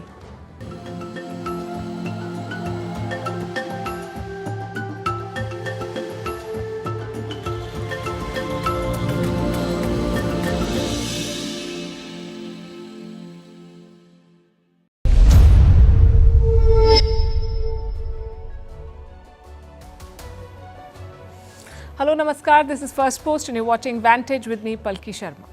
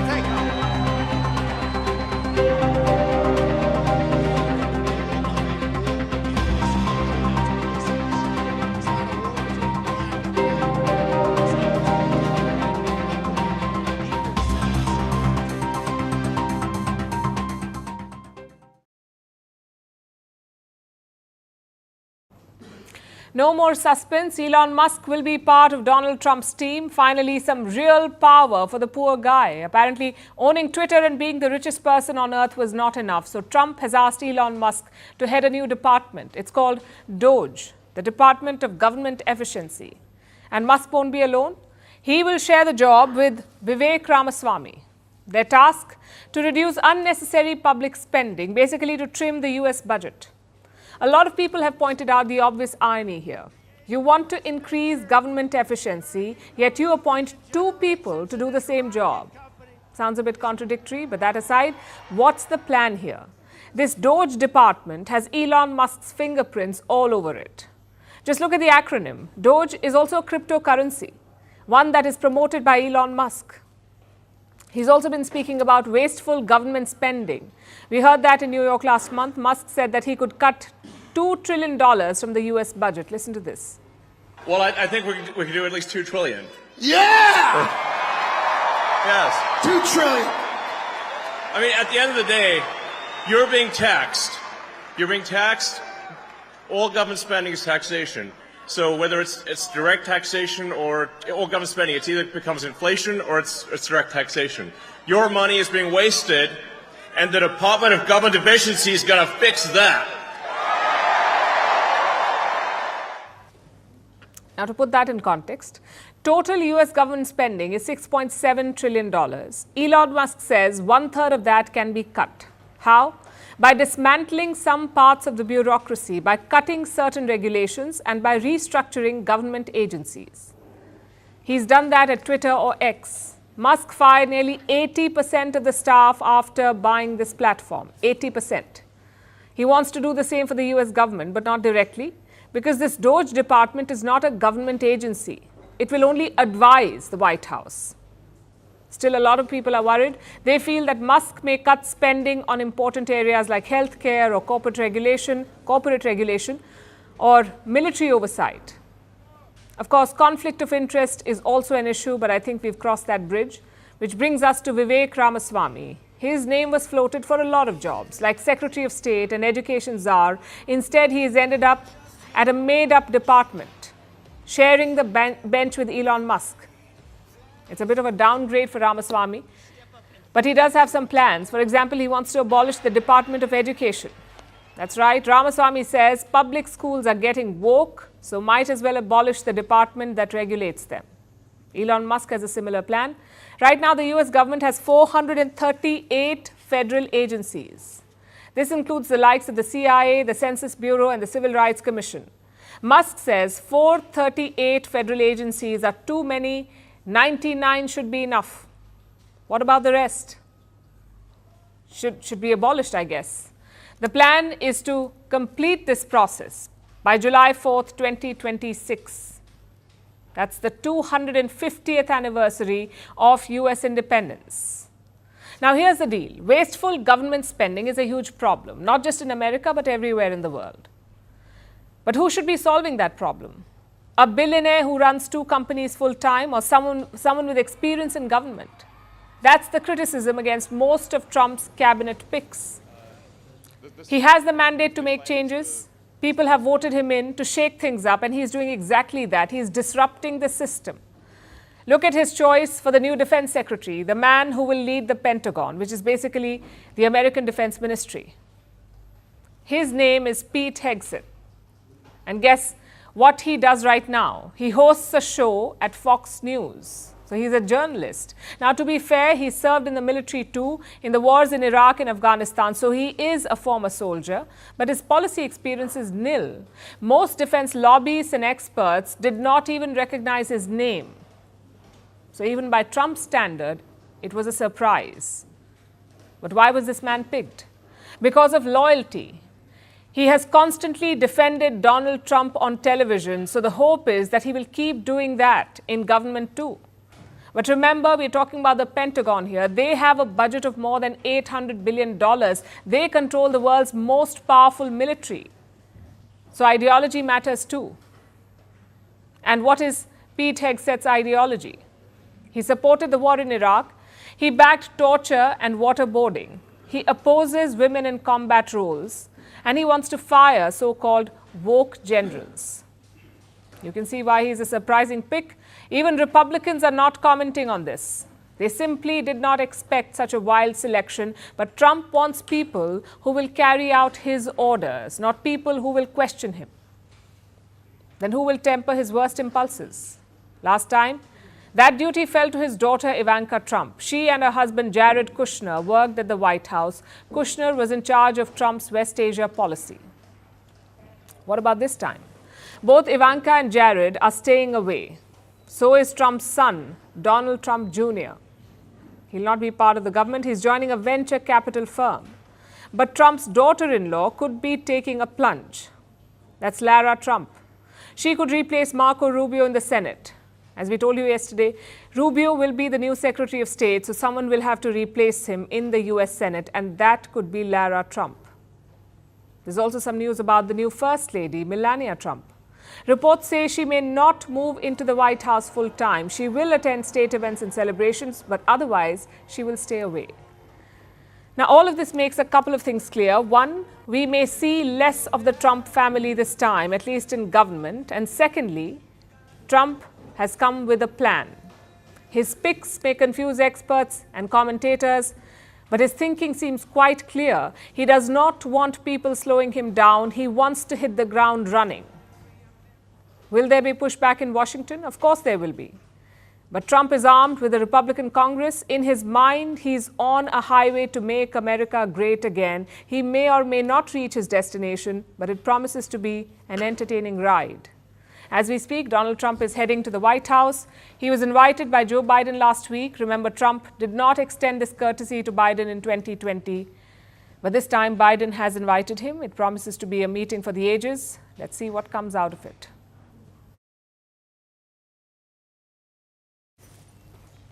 Now let's take a closer look at Elon Musk. He's perhaps the second biggest winner of the US election. Have you heard the phrase, going all in? It's when someone bets everything they have. If they lose, it's game over. But if they win, then the sky is the limit. And this is exactly what Elon Musk did. He went all in on Donald Trump. Other people were cautious. Billionaires like Jeff Bezos or Mark Zuckerberg, they did not commit. They kept their options open, but not Elon Musk. He went for the all or nothing play. He took to the stage with Donald Trump for the whole world to see. Hi, everyone. As you can see, I'm not just MAGA, I'm dark MAGA. Musk is now being rewarded for taking such a big risk, and I'm not just talking about the new government ministry. Yes, Elon Musk will co-lead Trump's new Department of Government Efficiency. Musk will be heading DOGE. But that's just the tip of the iceberg. Let's look at the other things that he's won. Starting with the money. The US election took place last Tuesday on the 5th of September. On election day, Musk was worth $264 billion. $264 billion on election day last Tuesday. Earlier today, he was worth $319 billion. So he's made $55 billion in just a week. Can you imagine? $55 billion. That's more than the annual GDP of dozens of countries. Elon Musk made that much in just 1 week, all because of his Tesla stock. Its value has gone through the roof since Trump's victory. And this is despite Tesla being an electric vehicle company and a company that manufactures vehicles in China, both things that Trump hates. Despite this, people are pumping money into Tesla because they can see what Musk did. He attended rallies, he championed Trump online, he donated about $118 million to the Trump campaign. Elon Musk put his money where his mouth was. And that's why he's getting the fat payout. That's why the Tesla stock is rising, even though Trump opposes what the company really stands for. Musk has effectively become a part of Trump's family, and I'm not exaggerating here. This is coming from the Trump clan, from Donald Trump's granddaughter, Kai Trump. She put up a video recently, a vlog about election night, and guess who's in the family photo? Elon Musk with one of his sons. He's literally in the Trump family picture. And that's not all. Kai Trump put up this photo as well. Look at the caption. It says, Elon achieving uncle status. So Musk is now considered a part of the Trump family, and Donald Trump will have his back. Of course, the Tesla stock is surging. It's effectively a Trump family business now. But Musk owns much more than just Tesla. There's SpaceX, there's X, formerly known as Twitter, and XAI. Then you have the Boring Company, the brain chip startup Neuralink. And here's the thing, a lot of these companies have ties with the US government. SpaceX alone has contracts worth more than $15 billion. Contracts from the space agency NASA and US Defense Department deals. So what happens when Trump takes charge?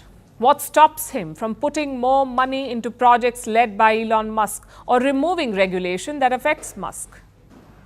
It is safe to assume that Trump will back Musk to the hilt, and not just domestically.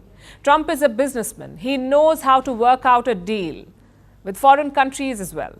Take India, for example. We've been hearing about Tesla's entry here for years, but it hasn't materialized yet because the Indian government put restrictions in place. What if Trump puts a deal on the table, an exception for Tesla, or he slaps tariffs on India? How do you think New Delhi would react then? How would any country, for that matter, react? It isn't a stretch to say that there are good days ahead for Elon Musk, and it is not luck. Musk bet the farm on Donald Trump, and his bet worked. Now he's just beginning to reap the rewards.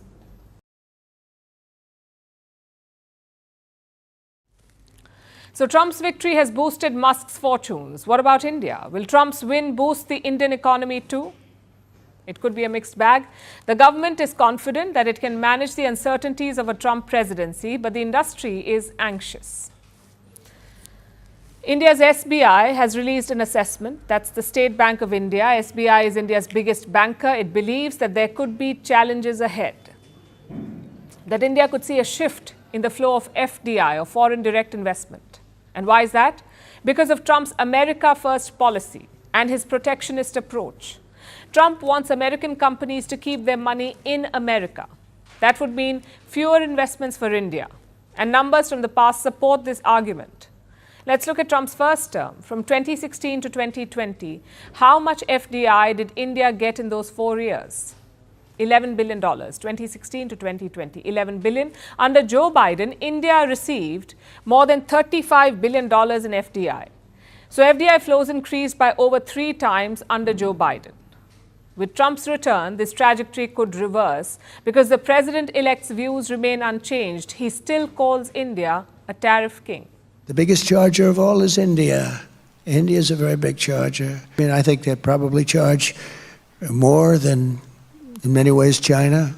But they do it with a smile, you know. They do it sort of a nicer charge. They say, oh, thank you so much for purchasing from India. Changing Trump's mind would be a challenge for New Delhi. The stakes are high, and the impact goes beyond trade and investment. Trump's policies could impact the rupee as well. The Indian currency could depreciate more against the dollar. By how much? The SBI believes by 8 to 10%. The rupee is already near record lows. $1 is worth almost 85 Indian rupees. India's Reserve Bank has been defending the rupee. It has been selling dollars and buying rupees to stabilize the currency. In the month of October, the RBI spent more than $3 billion on this effort to prop up the rupee, $3 billion in a month. And now the central bank may have to fight harder, especially if Trump decides to start a new trade battle with India. So what options does India have? How can it insulate itself from Trump's protectionism? Thankfully, the Indian economy is not entirely dependent on the US. In recent years, India has emerged as an economic force. It has some unique strengths and it's witnessing new and positive trends. Take FDI again, for example. New sources for FDI are opening up. Earlier, India depended more on traditional sources like services, which is not the case anymore. Sectors like renewable energy, transport, medical devices, surgical appliances, they're all attracting more FDI. The SBI believes that these sectors could support India's economy. They could fill the gaps if Trump decides to target certain Indian exports. Also, his victory has not affected the broader economic forecast. Experts say India will remain on its growth trajectory. In fact, India could soon overtake Japan to become the world's fourth largest economy. Right now, India ranks 5th on this chart. Soon, it could cross Japan to be at number 4. It's only a matter of time. Different agencies have different predictions on when this could happen. Look at what the IMF or the International Monetary Fund says. It says India's economy will be bigger than Japan's as soon as next year in 2025. Another projection is from Capital Economics. They say it will happen by 2026. And S&P says it will be by 2030. So India's overall growth story remains intact. The challenge is to maintain the momentum, to maintain the same rate of growth.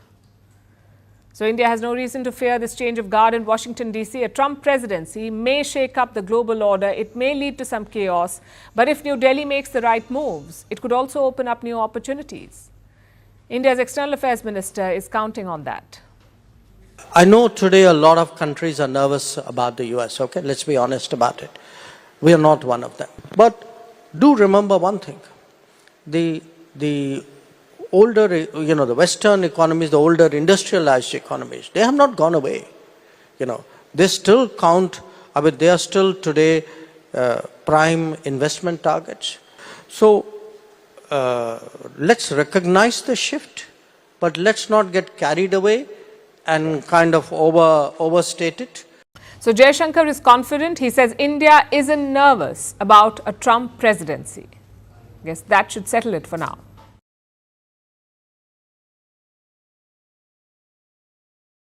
Let's turn to Canada now, where Justin Trudeau is facing a dilemma. He's picked a fight with India, he's lost an ally in Washington, and his beloved Khalistanis are showing their true colors. So what does he do? Stick to the wrong path that he's chosen, or try to course correct? We saw a strange balancing act from him last week. Trudeau tried to draw a line between Sikhs and Khalistanis, something that he's never done before. Listen to what he said. There are many supporters of Khalistan in Canada, but they do not represent the Sikh community as a whole. There are many supporters of the Modi government in Canada, but they do not represent all Hindu Canadians as a whole. About time he realized that, but that's not all. Canada arrested a Khalistani terrorist this week. His name is Arsh Dalla, yet another plumber from Surrey. And I'm not even kidding. That's how Canadian media described Arsh Dalla as a plumber from Surrey. Just like how they described Hardeep Singh Nijjar. So why was this plumber arrested? For a violent shooting in Ontario. Forget the Indian government at this point. Canadian plumbers should be angry with Justin Trudeau, but the story does not end here.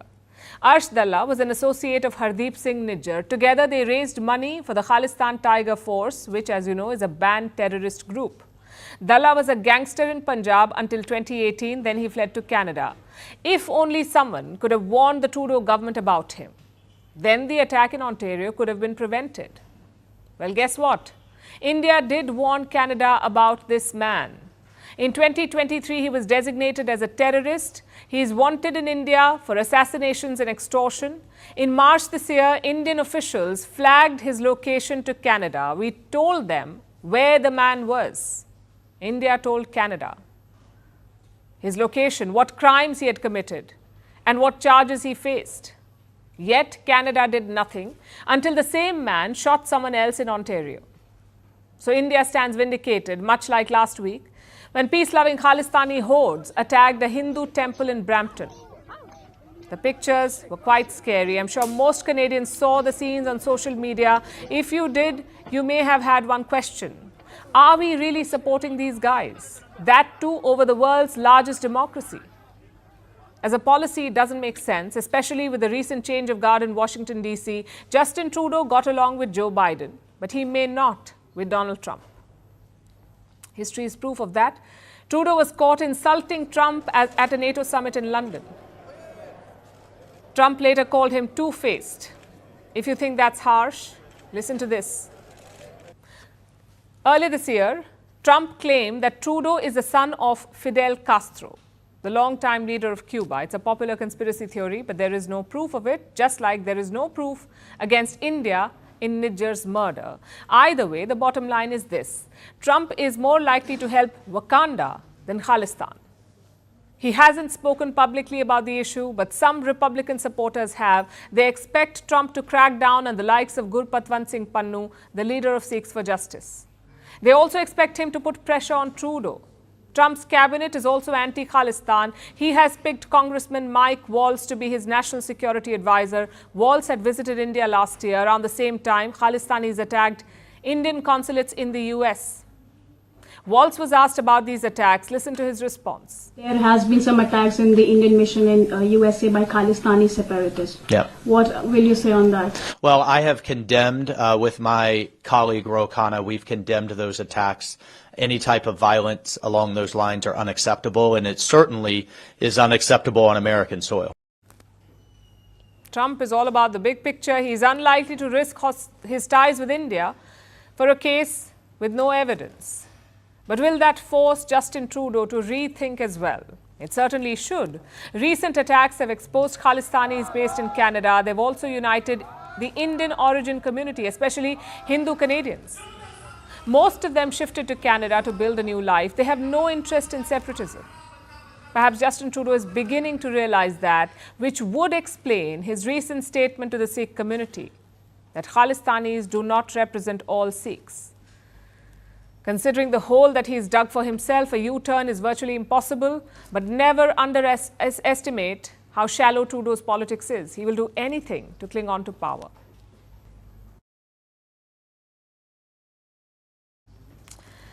China is conducting a mega air show in the southern city of Zhuhai. A lot of aircraft, drones and naval equipment are on display, but the show has two top attractions. One is a stealth fighter jet. It is called the J-35A. It's being billed as Beijing's answer to America's F-35. The second top attraction is not even Chinese. It's a Russian Su-57 jet. It's on display at this year's air show in China. But what is a Russian jet doing there? And what does China hope to achieve with this display of military might? Our next report tells you. This is the J-35A, a fifth-generation stealth fighter jet. It can evade radar detection. It has advanced intelligence features. It can attack at supersonic speeds. The J-35A is China's latest model of the stealth fighter jet, and clearly the biggest attraction at the Zhuhai Air Show. Tuesday was the opening of the biennial exhibition. It runs until November 17th. On display are aircraft, drones, missiles, and a vast array of other military equipment. They are produced by Chinese companies, and it's a way to showcase progress, to flaunt Chinese technology. Take the J-35A, for example. They started developing it in 2012. Since then, the model has been reworked multiple times. It is China's answer to the Lockheed Martin F-35. Both even have a similar design, and this is no mere coincidence. In 2016, a Chinese businessman got a 46-month jail sentence. It was for conspiring with Chinese-based hackers trying to steal US military secrets. The main targets were the F-22 and the F-35 fighter jets. So the similarity to the F-35 isn't just inspiration. But Beijing believes it did better. Military commentators in the country can't stop praising the J-35A. They say it can easily overpower its American counterpart. So China is confident about its air power. But that's not all that was on display. For the first time, the air show had a section dedicated to naval power. China's growing fleet of unmanned aircraft and ships. A drone vessel was showcased too. It has been dubbed Killer Whale by Chinese media. China basically wants to show that it's battle-ready in case of any conflict in the South China Sea.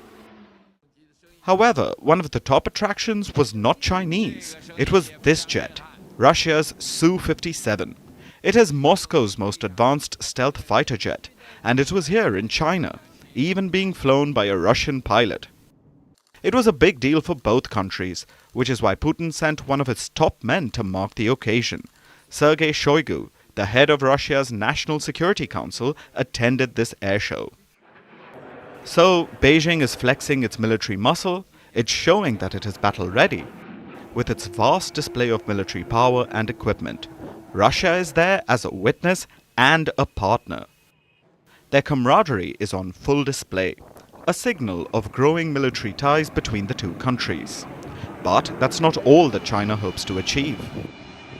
You see, Beijing accounts for just 5.8% of global arms exports. That's negligible, especially compared to the US, which accounts for 42%. But China is trying to bridge the gap by catering to countries in the global south. It wants to attract countries who don't trust Western weapons. Basically, China has two goals here. It wants to showcase its military might, in line with Xi Jinping's goal of creating world-class armed forces by 2050. But it also aims to turn into a global exporter of weapons. It's trying to market its weapons and appeal to countries to ditch Western weapons for their Chinese counterparts. This Zhuhai air show is the perfect opportunity of killing two birds with one stone. Now let's shift our focus to West Asia. The war in Gaza and Lebanon is still in full swing. Israel is attacking both regions and says it is making progress. Their focus is on Lebanon. Israel launched fresh airstrikes today on the capital Beirut. They targeted the suburbs in southern Beirut, leaving a trail of destruction. Israel says the area is a hotbed of Hezbollah activity. That's the Iran-backed group Hezbollah. They struck back today. Hezbollah fired a range of a barrage of rockets really at northern Israel, at least 20 of them. Most of the rockets were intercepted, but at least one broke through the Israeli defenses and hit a house in a northern Israeli town. By the looks of it, there's no end to this war, no end in sight, not even a ceasefire, despite the US trying to push one through. The US Special Envoy for Lebanon insisted, and I'm quoting, that there is a shot, a chance for a ceasefire deal soon.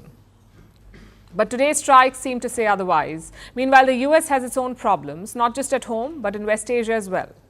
The Yemeni Houthi Armed Forces Missile Force and Air Force carried out two military operations.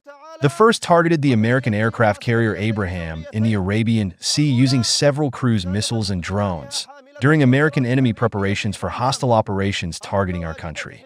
The second operation targeted two American destroyers in the Red Sea using several ballistic missiles and drones and achieved its objectives successfully. Yes, the Yemen-based Houthis are at it again. They say they're attacking American ships in both the Red Sea and the Arabian Sea. The Pentagon confirmed a part of this. They said that one attack was thwarted, but denied that the other even happened.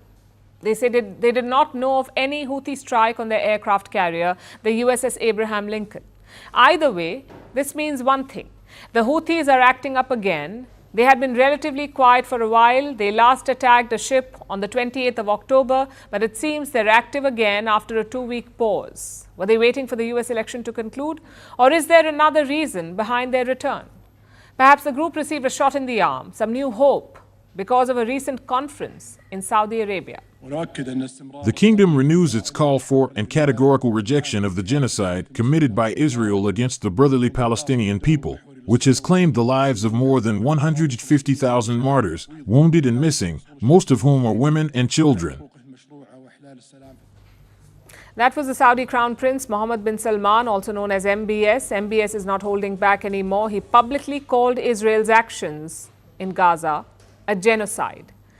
It's some of the harshest criticism of Israel by Saudi Arabia so far. Riyadh has been relatively quiet since the Gaza war began. Before it started, they were working towards normalizing ties with Israel, so maybe they did not want to say too much in case the war ended and talks resumed.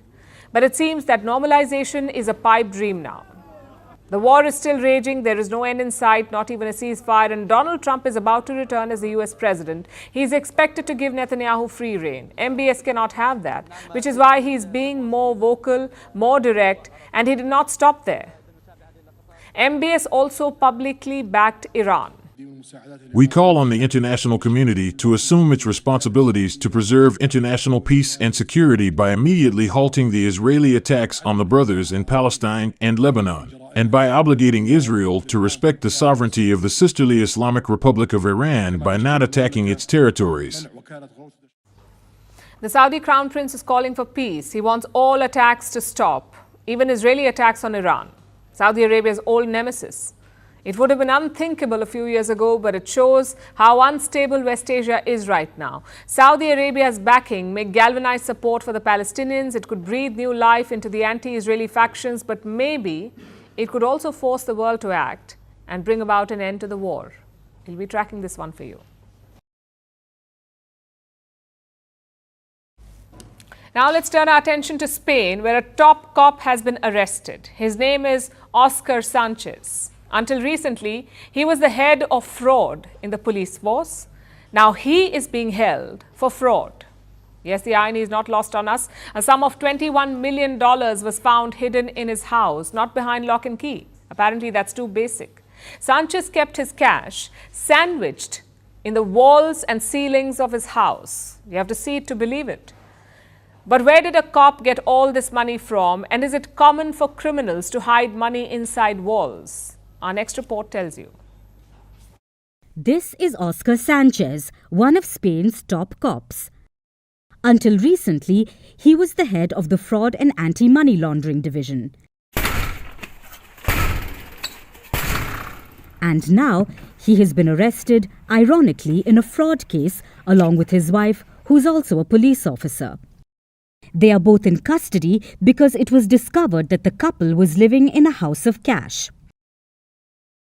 $21 million was found hidden in their house, which is located in Alcalá de Henares, 30 kilometers east of Madrid.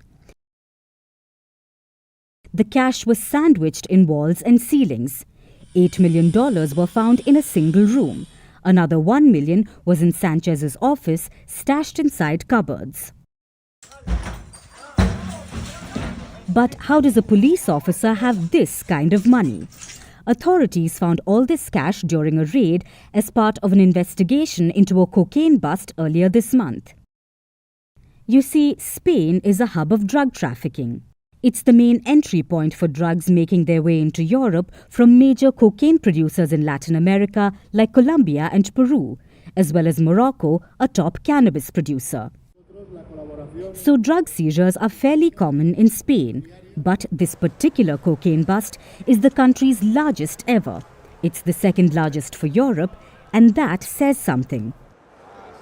More than 13 tons of cocaine was seized. It was hidden in a cargo of bananas shipped from Ecuador.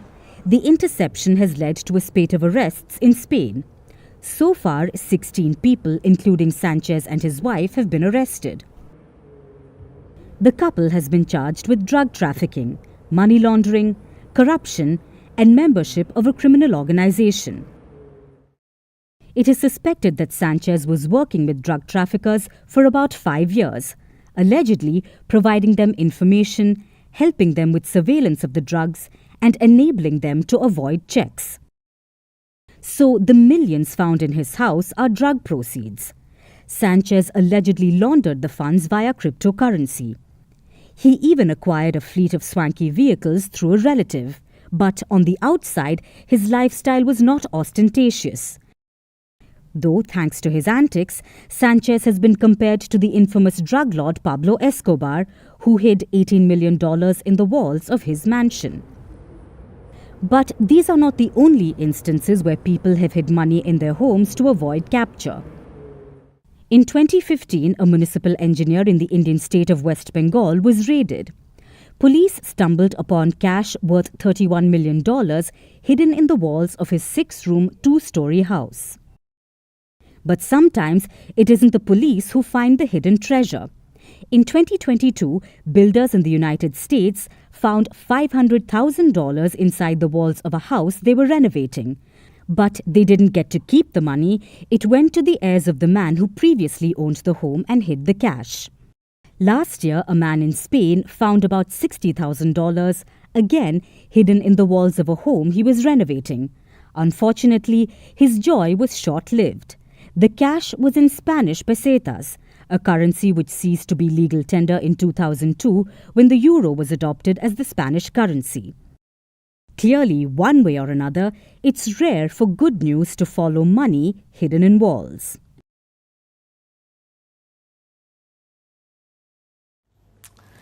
Ministry of Sex. You heard that right. Russia wants such a ministry to fix its falling birth rate. It has an aging population, low birth rates and rising mortality. So the Kremlin wants people to have more babies and have them fast. And they floated some brilliant ideas to make it happen. A new ministry is only the beginning. They want couples to turn off the internet and lights by 10 p.m. and get to work. They want to pay a pension to mothers who stay at home and not go to office. They want to cover hotel expenses for your wedding night and pay bills for your first date. Now, first dates are scary enough without the government involved, but Russia wants to do all of this and more because President Vladimir Putin has high expectations. He wants women to have 8 children or more. That's going to take some work from couples and apparently the Kremlin, which has passed a new bill this week banning child-free lifestyles. It outlaws any form of so-called propaganda which promotes the refusal to have children. This includes material on the internet, in media outlets, in movies, in advertisements. Basically anything that promotes a lifestyle without children is banned. Violators will be subjected to fines, about $4,000 for individuals and $50,000 for legal entities. Now, if you know Russia even a little bit, you know that they're acting out. Much like with human beings, when countries act out, it is usually out of fear. And Russia is very scared. Over the past decade, they have seen a continuous demographic decline. Russia is home to some 145 million people. That's smaller than their population in 1991 when the USSR broke up, when the Soviet Union collapsed. And this year, it is expected to shrink further by 500,000. This poses a threat to the country's economy and social fabric, so the Kremlin is throwing money and bizarre sexual ideas at the problem. It also reflects broader demographic trends the world over. Our planet is slowly but surely walking towards a baby bust, a global population crash. Fertility rate, or the number of births per woman, is falling across most countries. In 2017, the global fertility rate stood at 2.5. By 2021, it was down to 2.3 and now it is 2.1. What is the ideal rate? 2.2. So we are below the ideal rate. 2.2 is also called the replacement rate, the rate of births per woman, which keeps the population stable. The world average is lower than that. So the number of births is falling. What are countries doing about it? They've already curbed women's rights in more ways than one. They have failed to ensure the safety of women. They have judged and controlled women's bodies. They have certainly not made it easy to have or raise children. And now they're cajoling women like they are children so that they can have more children. This is what most countries do. They first try to bribe women, like South Korea did. It has the lowest fertility rate in the world at 0.72. Since the year 2006, South Korea has spent more than $270 billion. Last year, Japan pledged $74 billion and Taiwan has spent more than $3 billion. Most of this money is for payments or tax benefits to new mothers. But the cold hard cash has not delivered. So governments try step 2, sweet talk. Singapore, for instance, has among the lowest fertility rates in the world. This is the year of the dragon. So during the Lunar New Year, they urge people to add, and I'm quoting, little dragons to their family. In other words, have children and have them this year. That was a message. It is a crass message coated in honey. But often even that doesn't work. Then leaders resort to what they do best. They call women names, like villainizing what they call childless cat ladies in the US, or making strange demands, like in Japan, where they want women who don't have children to remove their uterus at 30. Meanwhile, France wants compulsory fertility testing for women aged 25. Bizarre is a small word to describe what is happening here. This borders on dystopian. Governments are so used to having a say over women's bodies, they don't want to accept that in certain things, nature plays a role. And do you know the worst part? None of these tactics work. Decades of research proves this. People will not have children because you push them to. They will not have more children if you entice them with payment or fertility tests or bans on so-called child-free propaganda, and certainly not with public shaming. So what should governments do?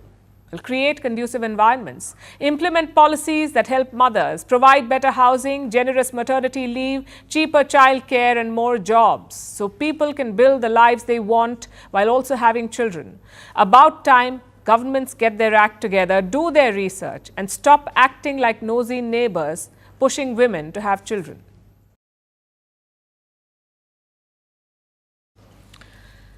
Have you heard of exaggerated marketing? It's usually a legal advertising technique. Products use exaggeration and hyperbole to promote, companies use this to promote their products. The claims are so ridiculous, customers never believe them. Lindt is using this as its new crutch. In 2022, lead and other toxic metals were found in chocolate bars, including those sold by Lindt. In 2023, there was a class action lawsuit against the company challenging its claims of excellence. And now Lindt says that's puffery. It says those excellence claims are exaggerated. The defense may save them some legal drama, but it will also damage their reputation. Here's our report. Excellence. Expertly crafted with the finest ingredients. These are words long associated with Lindt chocolates. They are printed on their packaging, they are on the ads. So you would imagine these are the principles the top Swiss chocolatier abides by. But Lindt's lawyers disagree. They say these words are just puffery. Basically, exaggerated marketing, something a buyer would never rely on. What brought about this claim? Well, it started with a 2022 report. It was by the US consumer organization Consumer Reports. The report was on levels of lead and cadmium in dark chocolate bars. They tested 28 bars sold in the United States. 8 of them had a high level of cadmium, which is a toxic metal. One of them was a Lindt chocolate bar. 10 chocolate bars also had a high level of lead. 2 of Lindt's bars were classified among the safer choices among them. This led to consumers filing a class action lawsuit in 2023. It was by consumers in the states of Alabama, California, Florida, Illinois, Nevada, and New York. They accused Lindt of having violated the labeling rules in force in their states. The customers claimed they had paid premium prices for Lindt. Why? Because they believed they were purchasing quality and safe dark chocolate. So Lindt's lawyers trotted out the time-honored legal shield of puffery. They argued that the words on the packaging is just puffery. It's to bluster and boast. They didn't think any reasonable buyer would rely on it. It's clearly a bid to dodge the US lawsuit. But the Swiss chocolatier seems to have harmed its own excellence claims in the process. You see, Switzerland is known for its chocolates.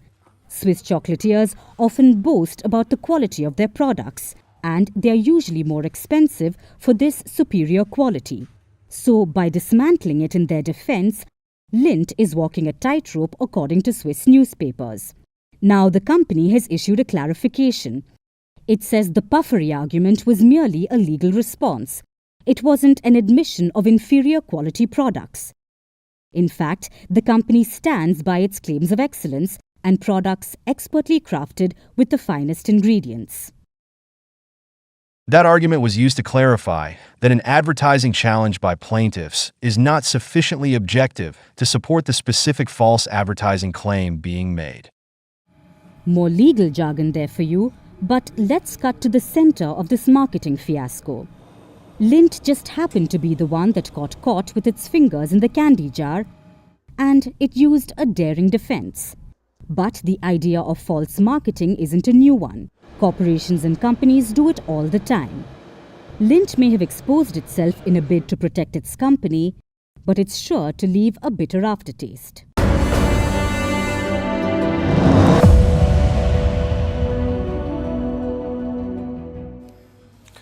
We've been telling you about North Korean soldiers deployed to Russia. More than 10,000 of them have reached Kursk. They will soon join the war against Ukraine. Just one problem, though. These soldiers are distracted. They have discovered something new in Russia, the internet, specifically pornography on the internet. You see, most North Koreans do not have access to the internet. Even when they do, most things are restricted. You can only see state-run websites. But in Russia, there are fewer restrictions. So reports say the North Korean soldiers are addicted to porn. They're supposed to recapture Russian land, but right now all they're capturing is the Wi-Fi signal. Take a look.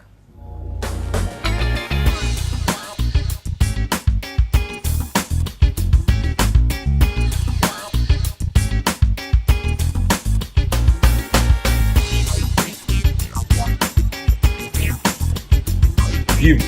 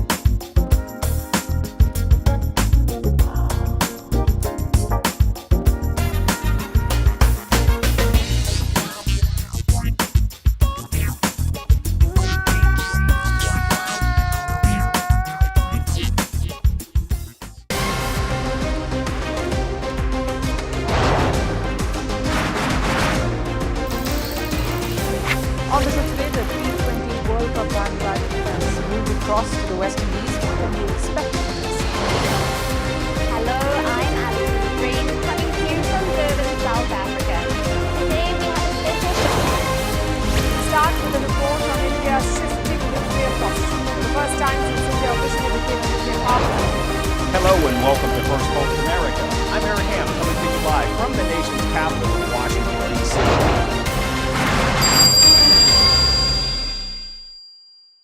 And now it's time for Vantage Shots, images that tell the story. Flights are cancelled to Indonesia's Bali after a volcano spews dangerous ash clouds into the air. Angry protesters in Serbia throw eggs at lithium mining company's Belgrade headquarters. And London's Kew Garden switches on the lights for the festive season. Finally, we're taking you back in history on this day in 1970. Hafiz al-Assad seized power in Syria in a bloodless military coup. He replaced his political mentor as Syria's leader. His son, Bashar al-Assad, is the current president of Syria. We're leaving you on that note. Thank you for watching. We'll see you tomorrow.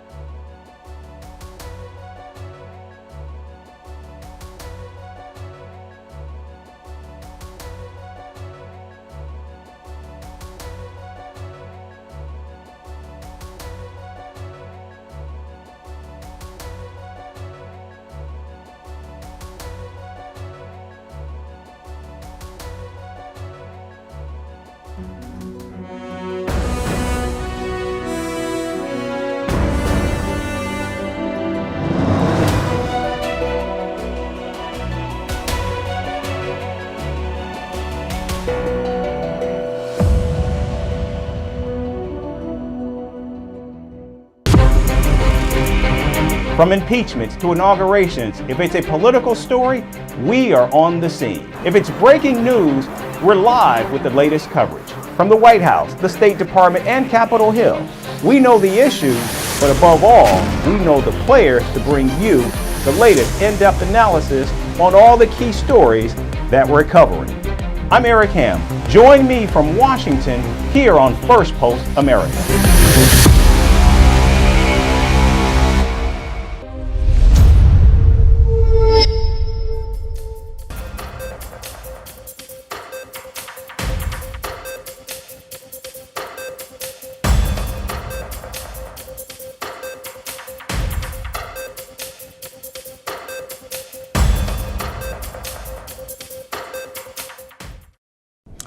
We begin with the latest on Donald Trump's transition efforts. The president-elect announced that billionaire Elon Musk and former Republican presidential candidate Vivek Ramaswamy will lead the newly created Department of Government Efficiency, or DOGE. In a social media post, Donald Trump said Musk and Ramaswamy will help his administration dismantle government bureaucracy, slash excess regulations, cut wasteful expenditures, and restructure federal agencies. Now, despite the name, the department will not be a federal agency. It will, in fact, provide guidance from outside the government and partner with the White House to drive structural government reform. This means that Musk and Ramaswamy's role would be informal and would not require the Senate's approval. The announcement comes after Donald Trump promised a role for the world's richest person while on the campaign trail. A government efficiency commission tasked with conducting a complete financial and performance audit of the entire federal government and making recommendations for drastic reforms. We need to do it. Can't go on the way we are now.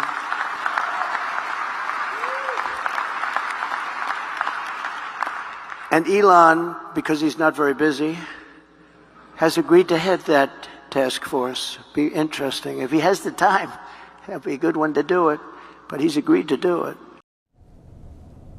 Now, reacting to his appointment, Musk said all actions of the department will be posted online for maximum transparency.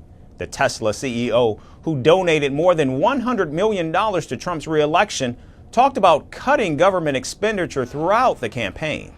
All government spending is taxation. So whether it's direct taxation or all government spending, it either becomes inflation or it's direct taxation. Your money is being wasted, and the Department of Government Efficiency is going to fix that. Meanwhile, Indian-American biotech entrepreneur Ramaswamy, who suspended his election bid and backed Donald Trump in January, also responded to the announcement, saying he and Musk will not go easy while running the department. The department's acronym DOGE is a reference to a popular meme and the name of a cryptocurrency Dogecoin, which Elon Musk passionately promotes. While the value of Dogecoin has more than doubled since the election, it's unclear if this new advisory role will pan out as well. Musk and Ramaswamy have never worked together, and the two businessmen have no actual government experience. And now moving to the north to Canada, the country has put its border with the United States on the highest levels of alert in anticipation of an influx of migrants. Canada says it expects thousands of asylum seekers coming into the country after Donald Trump won the race for the White House. Now, Donald Trump has repeatedly claimed that he will carry out the biggest deportation of migrants on day one after taking office.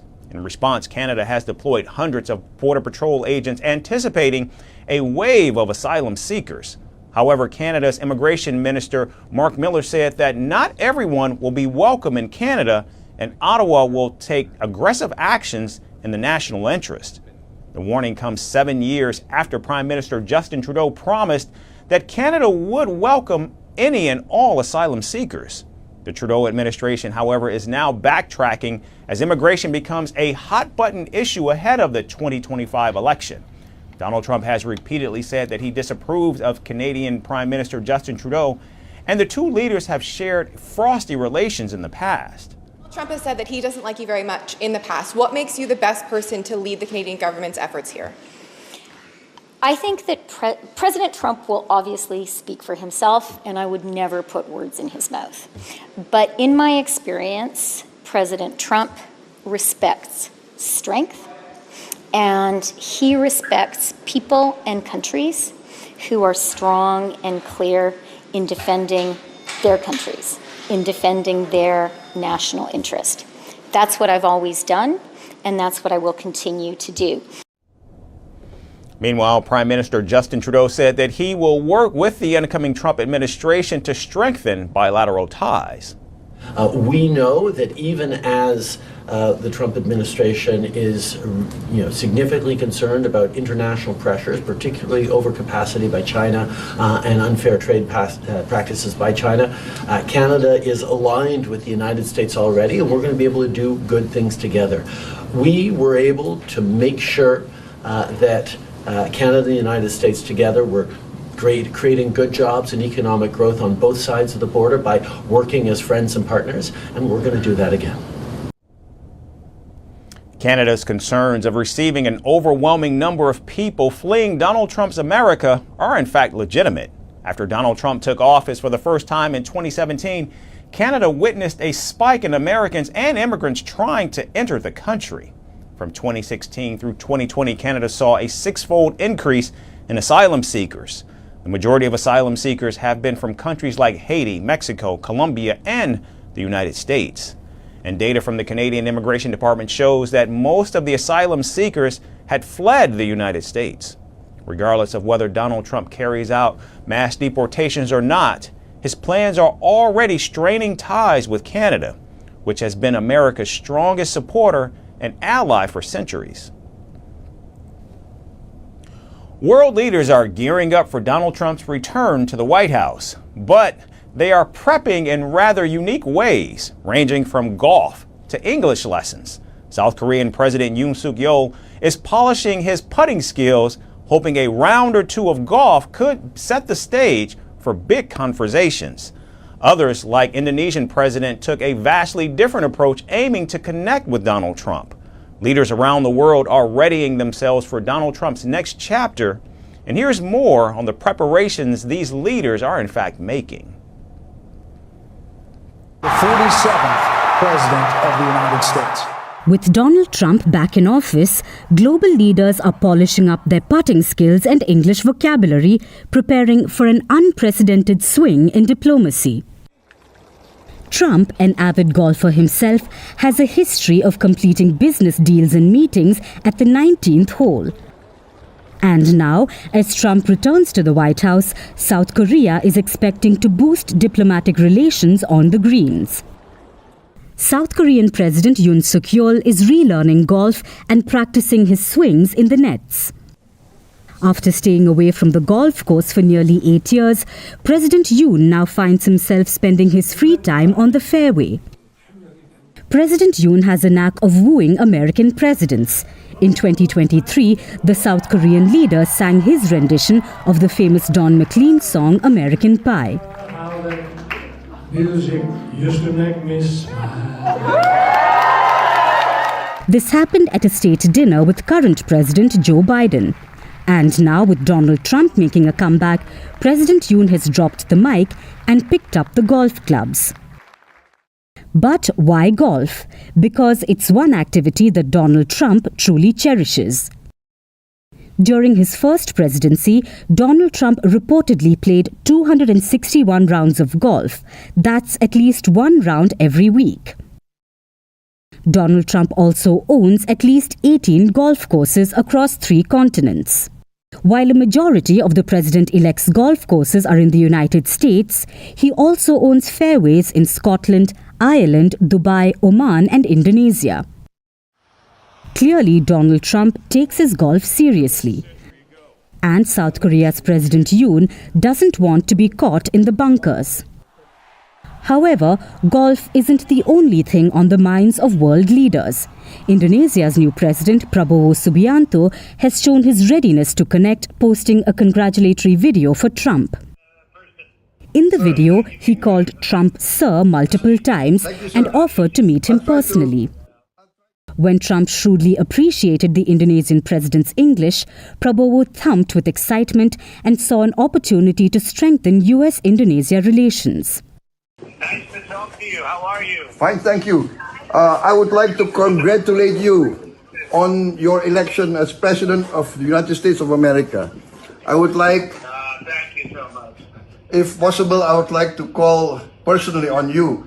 Wherever you are, I'm willing to fly to congratulate you personally, sir. Oh, that's so nice.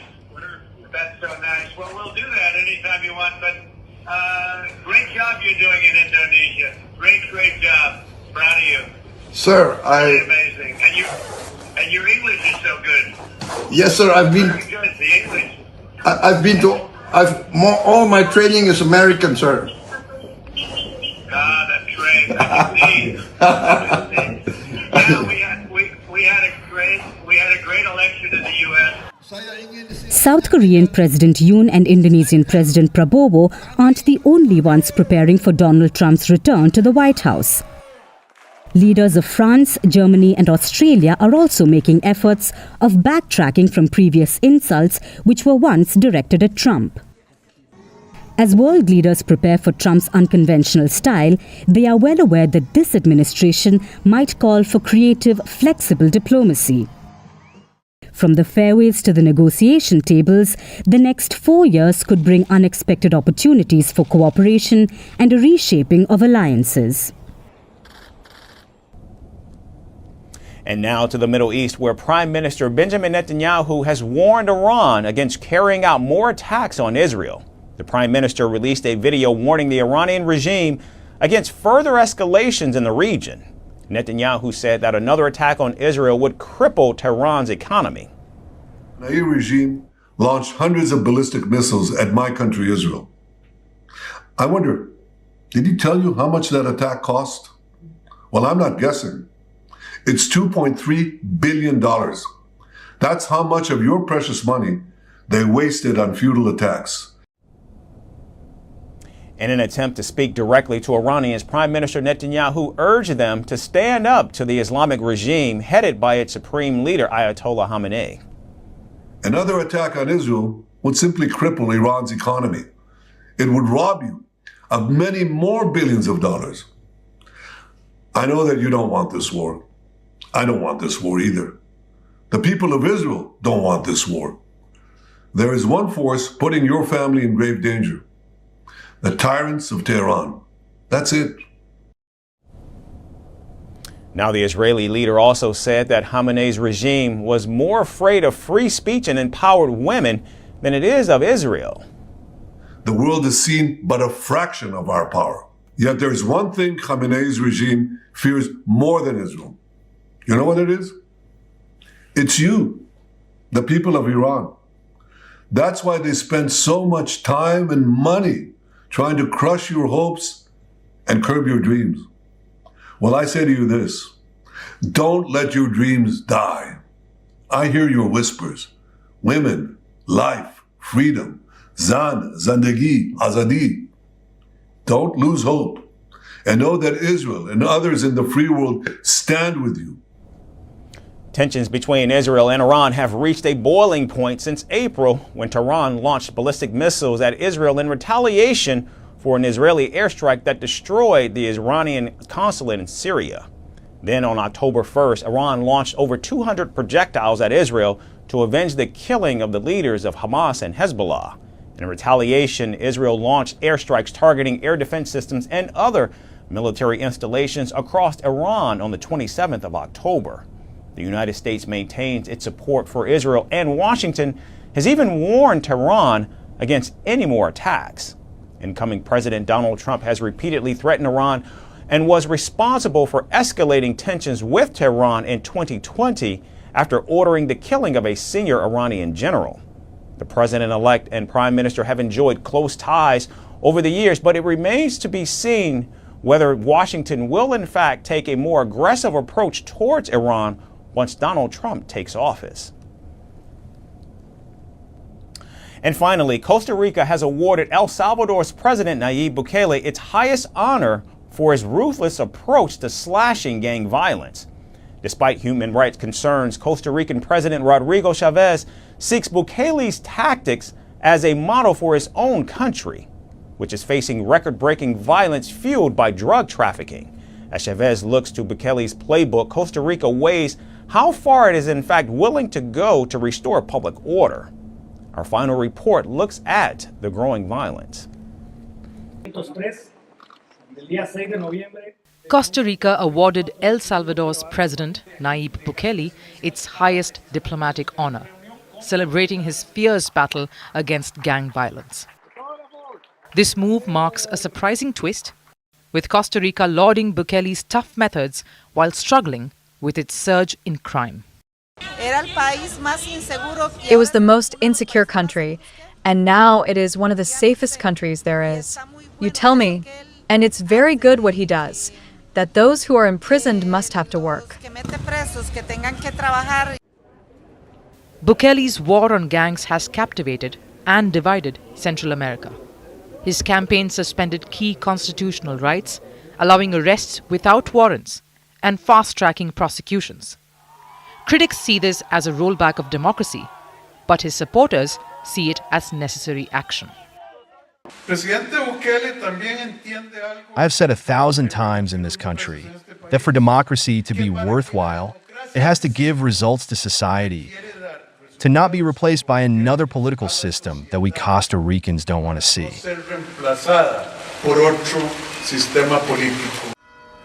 Costa Rica, long a beacon of peace and democracy, now faces one of its worst security crises. Last year, homicides reached an all-time high with 906 recorded deaths, up from 655 the year before. Drug cartels have turned Costa Rica into a major transit point, sending cocaine to Europe and the US. The country's streets, once calm, now echo with the effects of a growing drug trade. The crooks have to be in the place where they belong, and the people have to be at ease. Even if someone disagrees, let them go to El Salvador and ask the people of El Salvador to see what response they get about how they are now walking happily in the street without fear of being mugged, without fear of being killed. Rodrigo Chavez Robles, elected in 2022, is a newcomer to politics. And even though the Costa Rican president was all praise for Bukele, the El Salvadoran leader took this as an opportunity to defend his approach. President Bukele argued that protecting life is the priority, yet he acknowledged that mistakes have been made in El Salvador's fight against crime. Some people say we are violating the human rights of criminals. No. All criminals have human rights. All of them.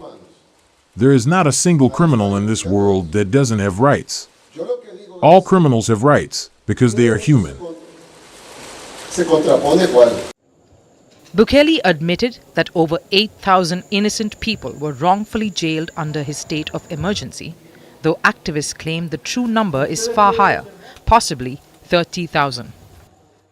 Obviously, no police operations are perfect, so, without any intention of harming anyone, some innocent people were obviously captured just as they are in France, in Germany, in Japan, and in all the countries of the world. We have already freed 8,000 people, and we are going to free 100% of the innocent people.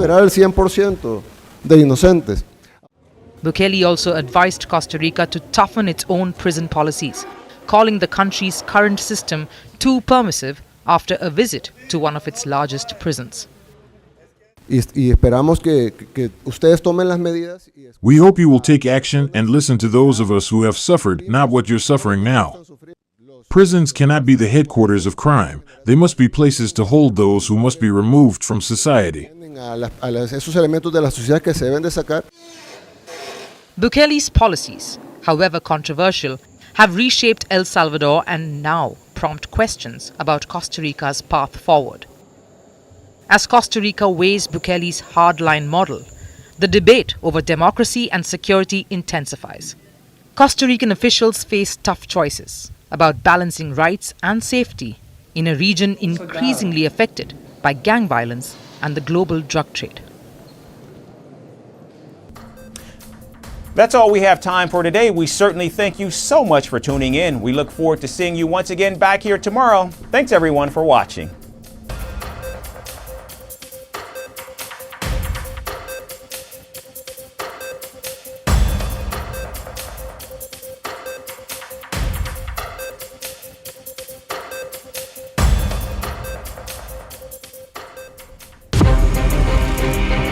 From impeachments to inaugurations, if it's a political story, we are on the scene. If it's breaking news, we're live with the latest coverage. From the White House, the State Department, and Capitol Hill, we know the issues, but above all, we know the players to bring you the latest in-depth analysis on all the key stories that we're covering.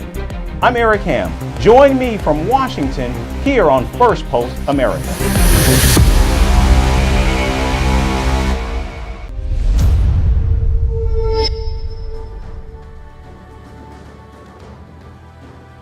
Hello and welcome to First Post Africa, where we get you the top stories from the continent and from across the world. I'm Alison LaGrange, coming to you live from Durban, South Africa.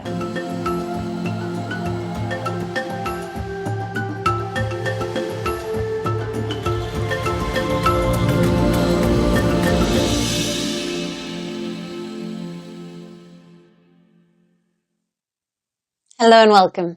We begin with the latest from the Horn of Africa. Somaliland, a breakaway territory of Somalia, is conducting presidential polls.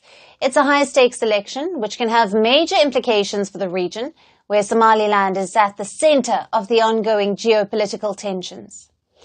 Located just near the strategic entryway to the Red Sea, Somaliland is an autonomous region in Somalia.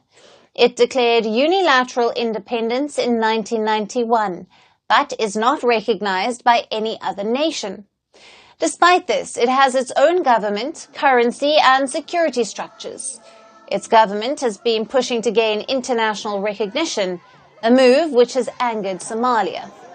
Now, the polls come at a time when tensions are heightened. Candidates running for Somaliland's president have put international recognition as a clear agenda. Over 1 million eligible voters in Somaliland are choosing their president for the next 5 years. Now, the candidates include the incumbent president, Musa Bihi Abdi, who is seeking a second term. He belongs to the Unity and Development Party. His main challenger is Abdirahman Mohammed Abdullahi of the Wadani Party. Now, the third candidate is Faisal Ali Warabe of the Justice and Development Party, or the UCID. And all of these candidates differ on domestic issues.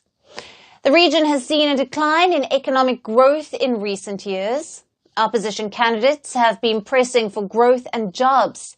In fact, economy was a major reason why Somaliland postponed the presidential polls from 2022 to 2024. The second key issue is democracy and the electoral process. Somaliland has maintained a stable political environment despite not having any international recognition. However, the incumbent president, who has been in power since 2017, is accused of practicing authoritarianism. Postponing the elections for 2 years further raised these concerns. Then the region faces some internal conflicts as well. There is a clan-related conflict ongoing in the territory's eastern region, where rival militia are claiming control over a city. So while these issues divide the candidates, they are all united over one thing, which is seeking international recognition for Somaliland. In this election, all Somalilanders will win. It is not just one particular political party that will come out on top. Our national interest in government will succeed when we peacefully cast our ballots and when we count those ballots peacefully. The opposition candidates have all expressed their support to a deal which the incumbent president signed with Ethiopia. As a part of the deal, landlocked Ethiopia has been allowed to gain access to Somaliland's Berbera port and a part of its coastline. In exchange, it agreed to become the first nation to recognize Somaliland. The full details of the deal have not been made public, but the deal has sparked regional rivalry.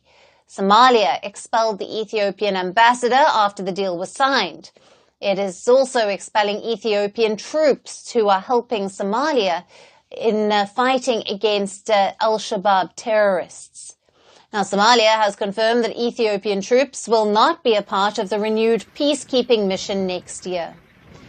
Somaliland's elections are having an impact on Somali-Ethiopia relations, and Somalia's candidates have pledged to continue the deal with Addis Ababa, calling it significant in Somaliland's fight to seek independence. But there is another potential game changer for Somaliland, and that is Donald Trump. Trump is set to begin a second term as US president, and Somaliland is hoping for his support. Several leading State Department officials who worked on Africa policy during Trump's first term have publicly voiced support for recognizing Somaliland. On the other hand, Trump decreased US engagement with Somalia by withdrawing American troops. So when Trump was declared winner, Somaliland was quick to congratulate. Donald Trump's new Africa policy will be closely watched by the new Somaliland president. The Horn of Africa will be the talking point in the upcoming days and months. Now, to discuss this further, the impact of Somaliland elections in the region, we are joined by Dr. Mohammed Farah Hirsi, Director of the Academy for Peace and Development, a political analyst, joining us live from Hargeisa in Somaliland. Thank you for being with us. Thank you for having me. Now, what are the major challenges and stakes for Somaliland in these upcoming presidential polls? And how might the outcome influence the region's political stability and also its aspirations for international recognition? Thank you so much. I think this is a very historic day for the people of Somaliland. This is not the first time to have popular elections organized here in Somaliland. And Somaliland has been doing and has conducted more than 9 elections for the last 20 years. And it is the only, sovereign independent country in the Horn of Africa which actually has done quite an amazing job in terms of free and fair elections. You have, in Ethiopia or in Somalia or in Djibouti and Eritrea, none of these countries have organized elections the way Somaliland has done for the last 30 years. But the question remains, with all those achievements and success story of Somaliland, none of the AU member states or the rest of the world have recognized Somaliland as an independent sovereign state. And I think this election, the outcome of this election will make sure that Somaliland actually joins the African Union and succeeds in its quest for international recognition. Right. And Doctor, how does the recent port deal between Somaliland and Ethiopia in exchange for the potential recognition impact Somaliland's quest for international legitimacy and its relations with Somalia and the other Horn of Africa nations? The current relationship between Somaliland and Somalia is actually, it doesn't exist. There has been talks mediated by the Turkish government for the last 10 years.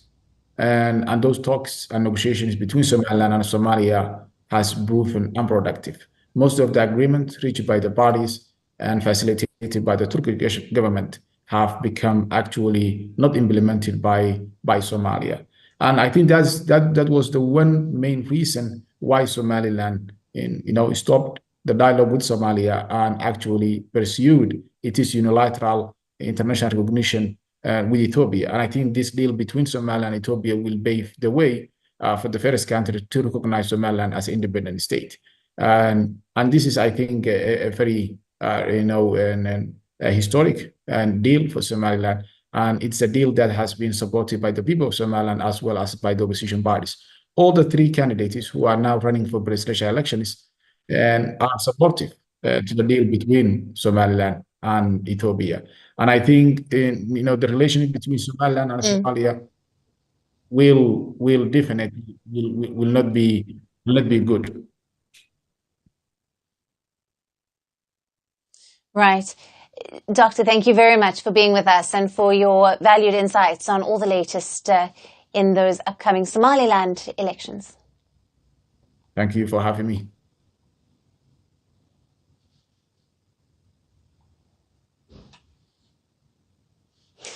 And now shifting our focus to Russia's growing influence in Africa.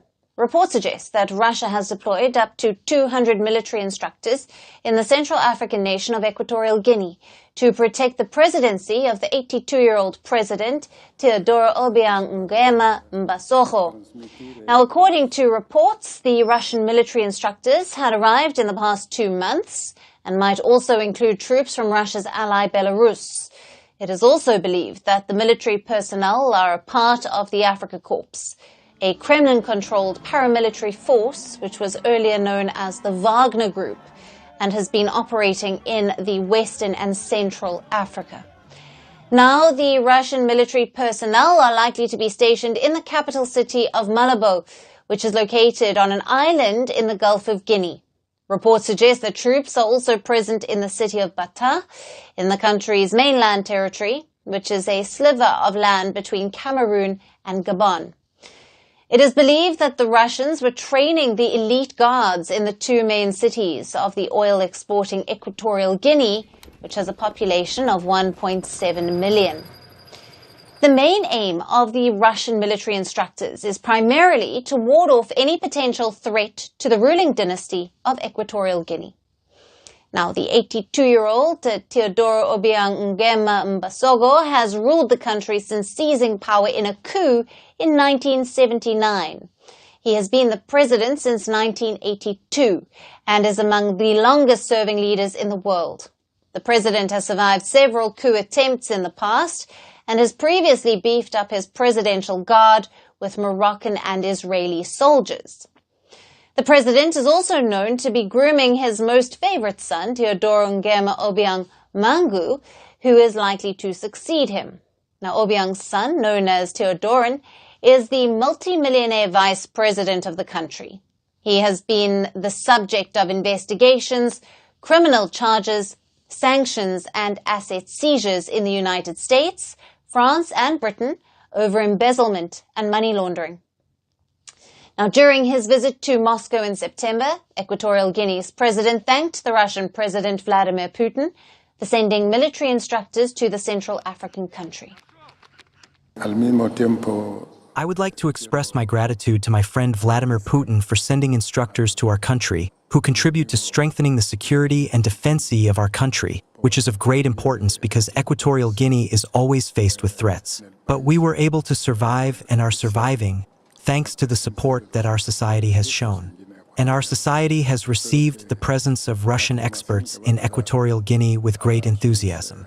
I hope that the formation that they dispense to their Guinean friends will grant the security of our country.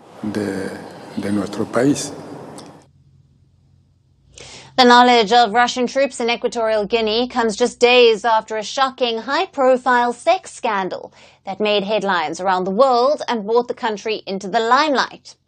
Over 400 sex tapes involving Equatorial Guinean civil servant Balthazar Ebang Ngonga have been doing the rounds on social media platforms. Some of the women in the videos included Ngonga's wife as well as the president's cousin and sister. The scandal has pushed the government into panic mode as the videos have diminished Equatorial Guinea's image, forcing the president to crack down on sex in government offices. While many believe the incident has only brought to light a much more underlying problem that some believe that the sex scandal is a part of a larger plot against Equatorial Guinea's president. The details about Russian troops in the African country also comes days after Putin offered total support for Africa in a summit hosted for African partners in the Russian city of Sochi. Now, Moscow has been courting fresh diplomatic, political and economic ties with African countries in recent years to increase its influence after it faced isolation from the West following its full-scale offensive against Ukraine. Putin has been aiming to build stronger relations by pursuing narratives such as blasting neo-colonialism and Western hegemony, while promoting his own vision of a multipolar world.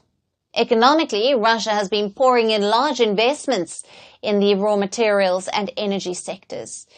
In terms of military cooperation with African nations, Moscow has been aggressively expanding in the continent by using the private security company the Africa Corps. Russian mercenaries are taking up roles from protecting African leaders to helping states fight extremists. They have been reportedly active in Mali, Burkina Faso, Niger and Central African Republic, among several other countries. Now, many of these African countries have also turned their backs on their former colonizers and sought closer ties with Moscow. In such a backdrop, Equatorial Guinea has also sought closer ties with Moscow. Now, Russia has been among the top exporter of arms to the Central African country, and the two countries have looked to partner in the oil and gas sector. Russia has even restored and resumed embassy operations in Equatorial Guinea, banking on the rise in approval ratings of Moscow in the continent. We are delighted that the Embassy of the Russian Federation has resumed its work in the Republic of Equatorial Guinea.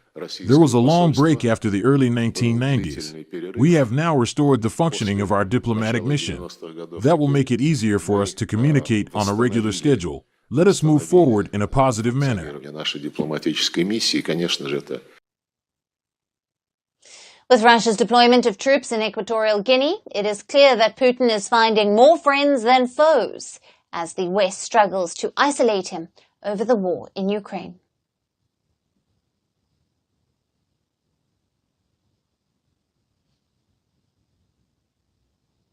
And shifting focus to Uganda, where it seems the government has found some new enemies. Only this time it is not armed militants or infiltrators, but TikTokers who have been detained by Ugandan authorities for insulting the president and his family. At least 3 TikTokers in Uganda have been recently arrested. The influencers reportedly shared content on a social media platform, which, as per prosecutors, was intended to ridicule, degrade, demean and promote hostility toward the First Family and others linked to the ruling party. They face charges of hate speech and spreading malicious information against the President Yoweri Museveni and his family. Those detained are of ages 28, 21 and 19. 2 of them appeared in court on Monday and denied the offences. It is not clear which of their videos led to the arrests, but one of them, who goes by the username LuckyChoice70, reportedly posted a video in April criticizing the First Family using sexually explicit terms. This is not the first time TikTokers have faced such action in Uganda. In July of this year, a 24-year-old TikToker was sentenced to 6 years in prison for the same charges. The sentencing and arrests are a part of a broader campaign by security agencies in Uganda to crack down on people using social media to insult senior government officials. In September, a police spokesperson cautioned the public against abusing the president, calling it an offense. Now, these curbs over media and internet freedom have raised concerns over the governing style of President Yoweri Museveni, who has been ruling the country over the past 4 decades. In 2022, he introduced a new law called the Computer Misuse Act, which targets those spreading malicious information and hate speech. Since then, several content creators have been jailed under this act. The law has sparked international concerns. The US government has reportedly accused Uganda of restricting internet freedom through the use of criminal punishments. Rights groups are also regularly denounced by Ugandan authorities over violations of human rights. Now, several digital activists in Uganda have protested against the controversial legislations.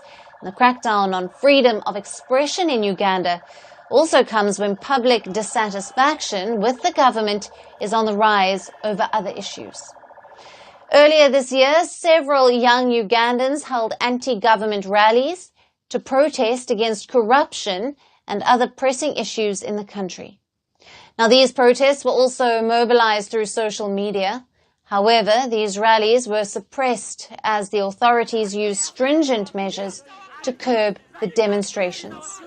Hundreds of protesters were also arrested.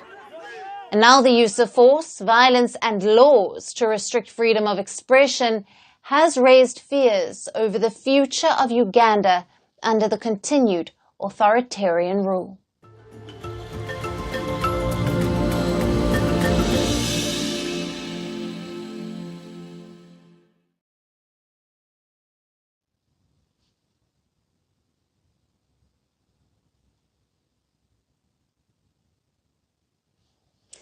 And finally, to our special segment, Resurgent Africa. Amid the coups and the crises, there are many positive stories from Africa that often get overlooked, but not on this show. And for today's story, we take you to a village in Egypt, which is turning into a learning center. A new community library is providing villagers access to resources, which are only available in the capital, Cairo, or other big cities. Now, children who once used to spend their time fighting or lazing around are now reading and gaining knowledge about their culture. Our next report is about an Egyptian village churning out bibliophiles. Take a look.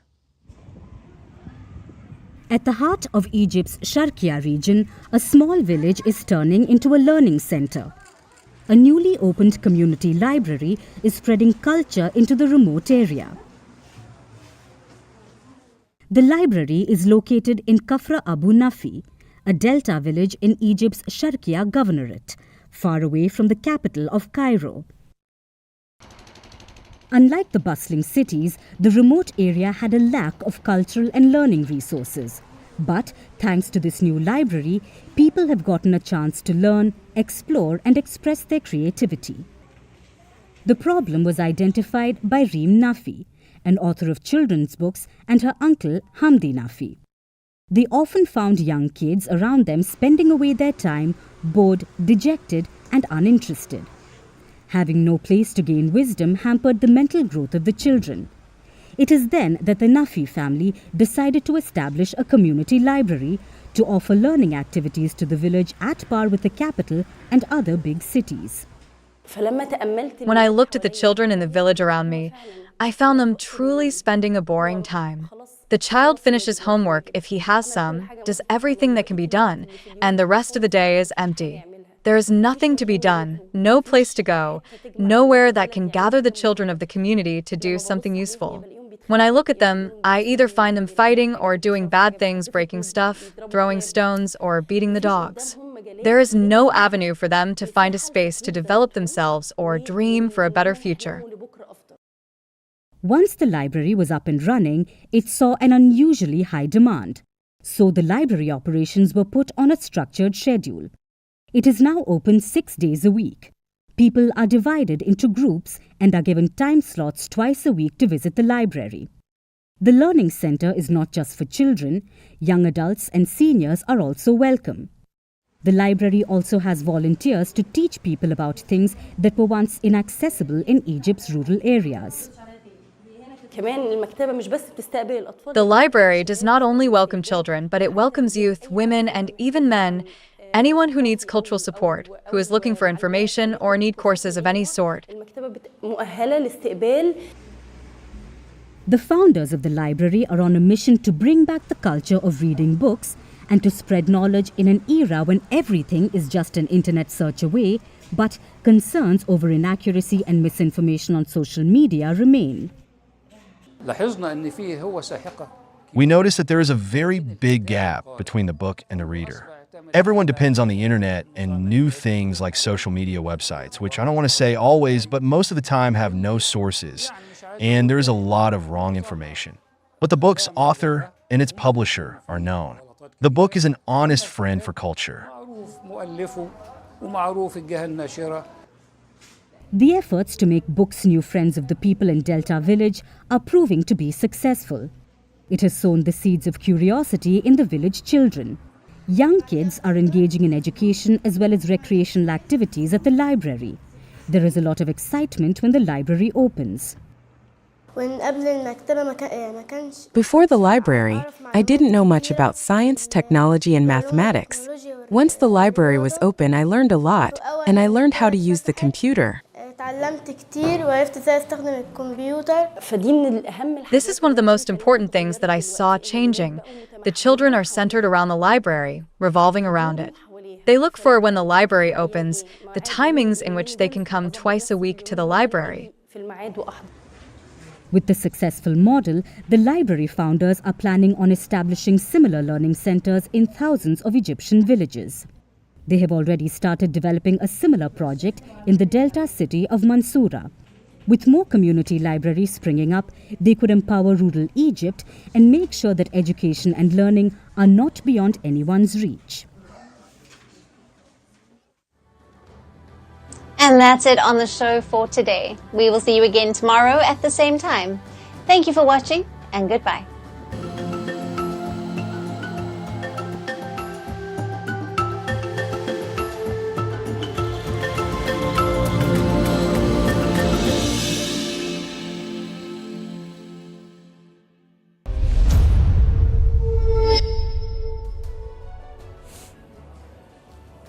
Hello, namaskar. This is Firstpost and you're watching Vantage with me, Palki Sharma.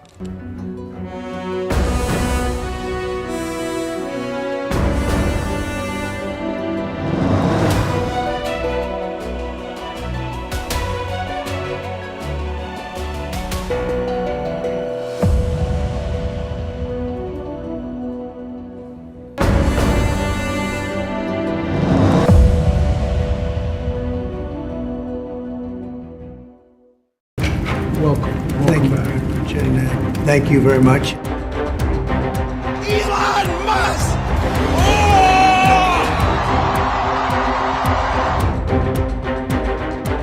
This is a made-up crime.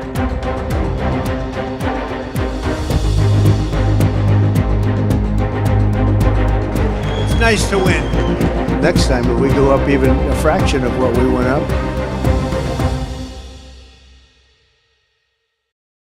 From strange to stranger, that sums up Donald Trump's cabinet. He's named a few more people to run the US government, and it's all that the media can talk about in Europe, here in India, in Africa, basically all over the world.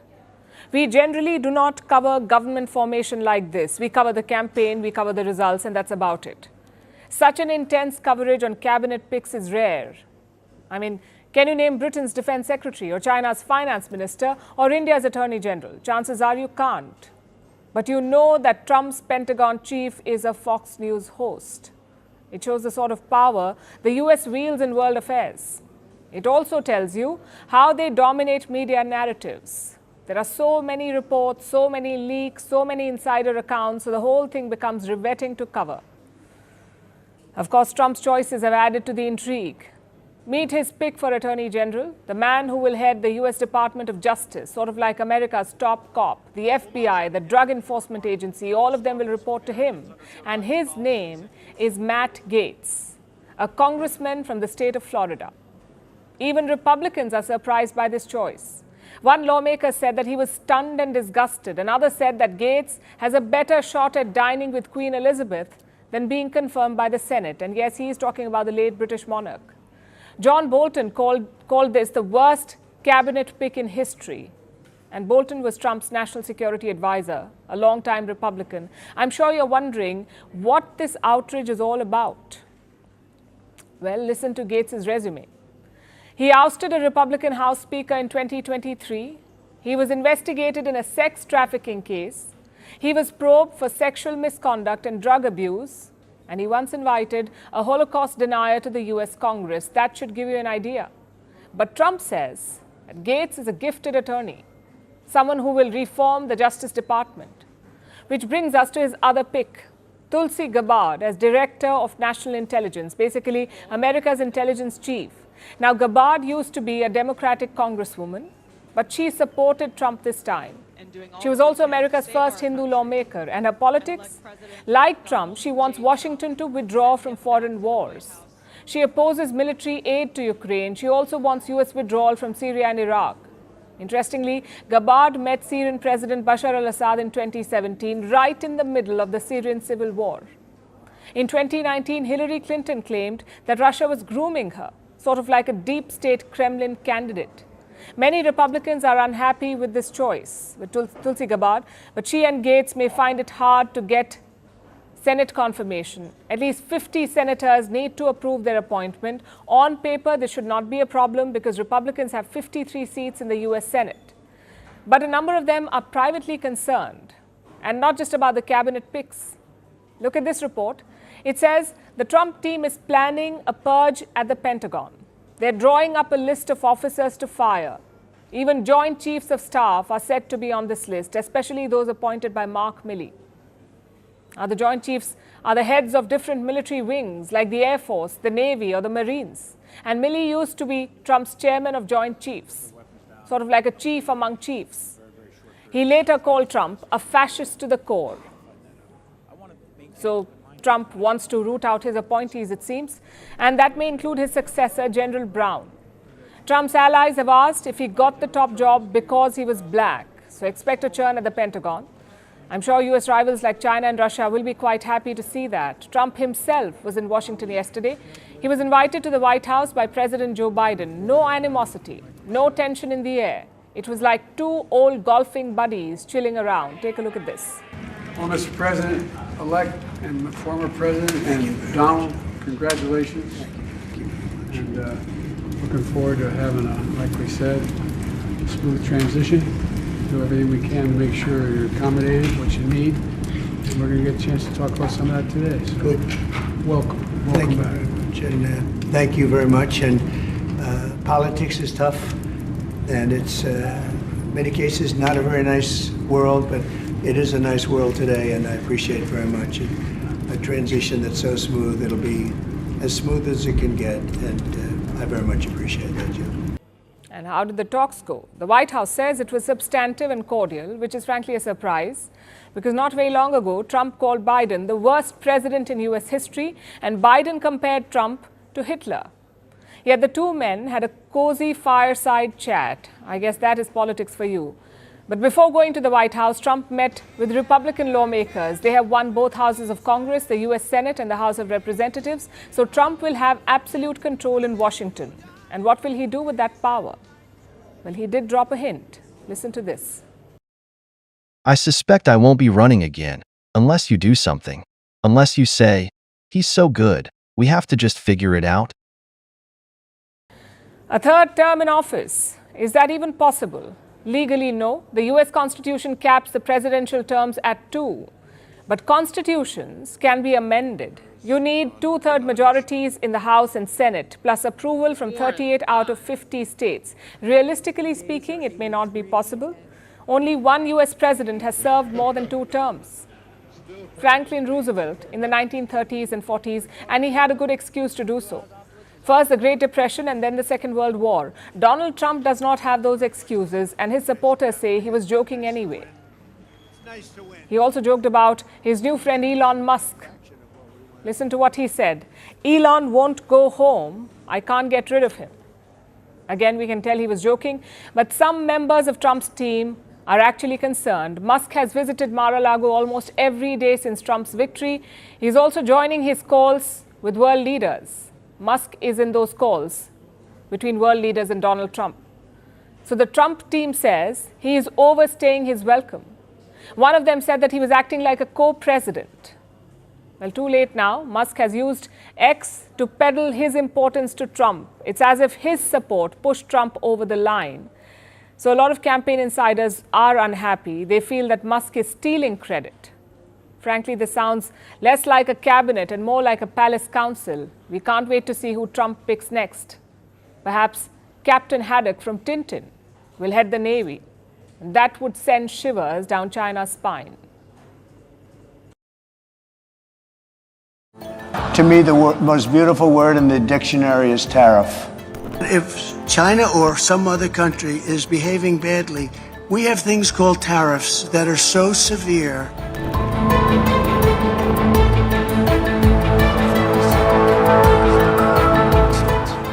We don't want your cars unless you build the factory in China.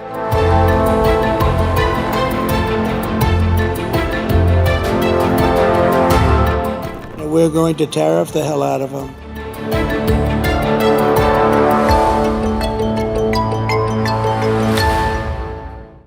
The world is watching the Trump transition, but none more closely than the Chinese president, Xi Jinping. He will meet US President Joe Biden this weekend. Both leaders are traveling to Peru. Biden and Xi will attend a summit with Pacific leaders. It will be their final encounter before Biden leaves office. So Xi Jinping is hoping to secure some last-minute concessions, and this could be his last chance, really. But will Biden grant him any relief on trade? More importantly, can he? With this meeting, can Xi Jinping Trump-proof the US-China relationship? Biden and his team appear non-committal for now. I will observe that transitions are uniquely consequential moments in geopolitics. They're a time when competitors and adversaries can see possibly opportunity because you have this change in government here. And so part of what President Biden will communicate is that we need to maintain stability, clarity, predictability through this transition between the United States and China. So the goal is to keep the relationship stable, at least until Trump takes over. That's what Biden is expected to tell Xi Jinping. And how will the Chinese president respond? What is Beijing's game plan? The fact is that while Trump's win is a setback, it's not really a surprise for China. They have been preparing for this scenario for months, if not for years. China's plan has two parts. In the short term, they've devised some immediate steps like projecting stability. And Xi Jinping could use the summit in Peru for this.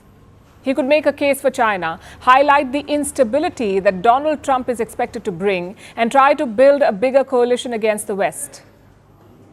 Xi Jinping has been laying the foundations for this. Last month, he was at the BRICS summit in Russia, where he took on the West and tried to rally support from the global South. The international balance of power is undergoing profound evolution, but the reform of the global governance system has long lagged behind.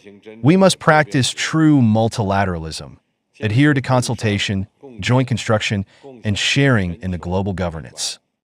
Expect China to double down on this message. They need partners internationally to tide over their current challenges. The Chinese economy is in a state of decline. Signs of internal strife are growing. Unemployment is rising. Incomes are falling. This has led to multiple protests. So in this context, Trump's victory could actually offer China some respite. It could distract the world from China's problems. And in this time, Beijing would try to paint Trump's America as unstable and position China as a more reliable, a more stable partner. This is being discussed as their short-term pitch. What's the long-term plan? China has armed itself with new tools that can inflict economic pain on the US. They allow Beijing to blacklist foreign companies, slap sanctions, and cut American access to supply chains. In recent years, China has passed new laws for this. One of them is called Anti-Foreign Sanctions Law. Like the name suggests, this is specifically aimed at foreign sanctions. It allows Beijing to impose tit-for-tat measures. So if the US sanctions Chinese companies, Beijing can hit back with the same force. Similarly, China has expanded its export controls. All these measures pave the path for a more intense trade war. Beijing can effectively weaponize exports. The scenarios are daunting. Imagine if China cuts off American access to pharmaceuticals or critical natural resources like lithium. Despite its best efforts to pivot, the US still relies on China for several key imports. We have some data from 2022. In that year, America imported $7.3 billion worth of lithium batteries from China and almost $7 billion worth of pharmaceuticals. These two products are among the top exports from China to the US. Even Trump's campaign merchandise was made in China, and we saw this firsthand last week. in shops around Washington, D.C. From MAGA hats to T-shirts and badges, most of them had a Made in China label. Now, Donald Trump has promised to target these imports. And we'll also pass the Trump Reciprocal Trade Act, meaning if China or any other country is charging us 100 or 200% tariff or tax, then we will charge them 100 or 200% tariff or tax in return. In other words, it's an eye for an eye. China is preparing for that scenario. If Trump follows through on this threat, if he slaps a 60% tariff on Chinese imports, expect Beijing to retaliate, to take countermeasures. Although reports say it may not happen immediately, China won't make the first moves. Xi Jinping has apparently decided to wait and watch. He wants to see if Trump follows through on his threat first. And the entire situation honestly feels like a cowboy duel. Both sides armed with weapons, waiting to see who shoots first. Needless to say, such standoffs rarely end well. Elon Musk may be riding on the top of the Trump train, but his social media platform is not doing so well. I'm talking about X. On election day, it lost 115,000 US-based users, 115,000 users. All of them deactivated their accounts. Since then, more and more people are following this trend. And where are they going? There's a new platform called Blue Sky. It's being pitched as an alternative to X. In fact, it was created by Twitter founder Jack Dorsey. Blue Sky has added 1 million users after November 5th. But can it replace X? And will it become just another echo chamber? Our next report tells you. In 2019, Jack Dorsey was still heading Twitter. That's when he launched the Blue Sky project. The idea was to build a decentralized standard for social media, one that Twitter would adopt. That did not happen. Elon Musk bought Twitter in 2022. It is now X. So Blue Sky became a separate platform. It's an independent public benefit corporation today, and giving some tough competition to X. In September, Blue Sky had 9 million subscribers. Now it has over 15 million. The platform has added over 1 million users since November 5th. That's election day in America. And the reason was X's hard shift to the right. Since acquiring X, Musk has championed free speech, but fewer content regulations have led to misinformation, political bias, and a rise in divisive rhetoric. His recent support for President-elect Donald Trump only intensified the platform's shift. So users sought out a fresh space for discourse. On election day, X lost 115,000 US-based users. Where did they move? Well, Blue Sky is the biggest gainer. The app is currently at number 1 in the iOS App Store in the United States, and it's because of its image. Blue Sky has projected itself as a fresh space for discourse, especially for liberals moving away from X. Even the news organization The Guardian says it'll stop posting on X. An advantage Blue Sky has is its interface. It's like an older Twitter. You can share a post of 256 characters. It can be liked, replied to, or retweeted. You can also follow individuals. That way you get their updates. Essentially, very similar to X. But will it replace the social media platform? Well, over the years, X has faced many such threats. Mastodon, Postpebble, Spill, they have all come and gone. There was also Threads. It's still gaining users, but it's yet to overshadow X. Blue Sky has also had its share of controversies. It has dealt with moderation issues.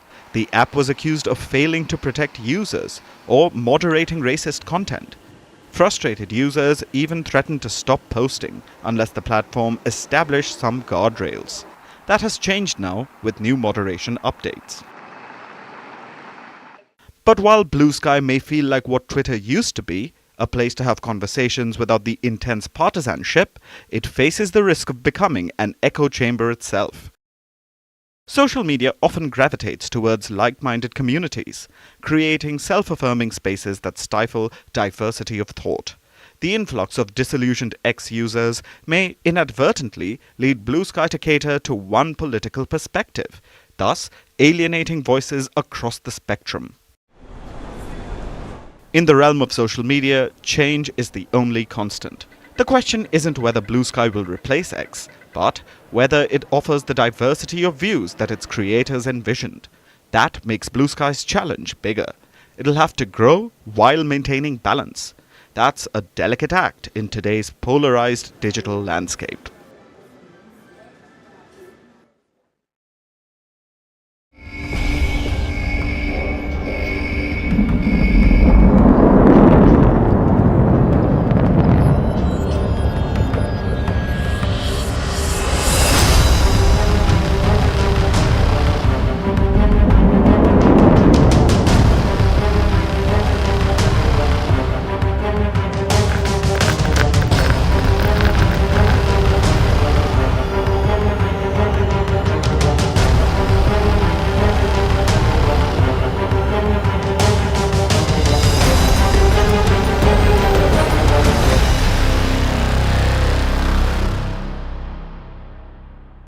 Let's talk about the Ukraine war. It's gone on for nearly 1,000 days, and Donald Trump's victory means uncertainty for Kiev. So they may be exploring some extreme options, like developing a Ukrainian nuclear weapon.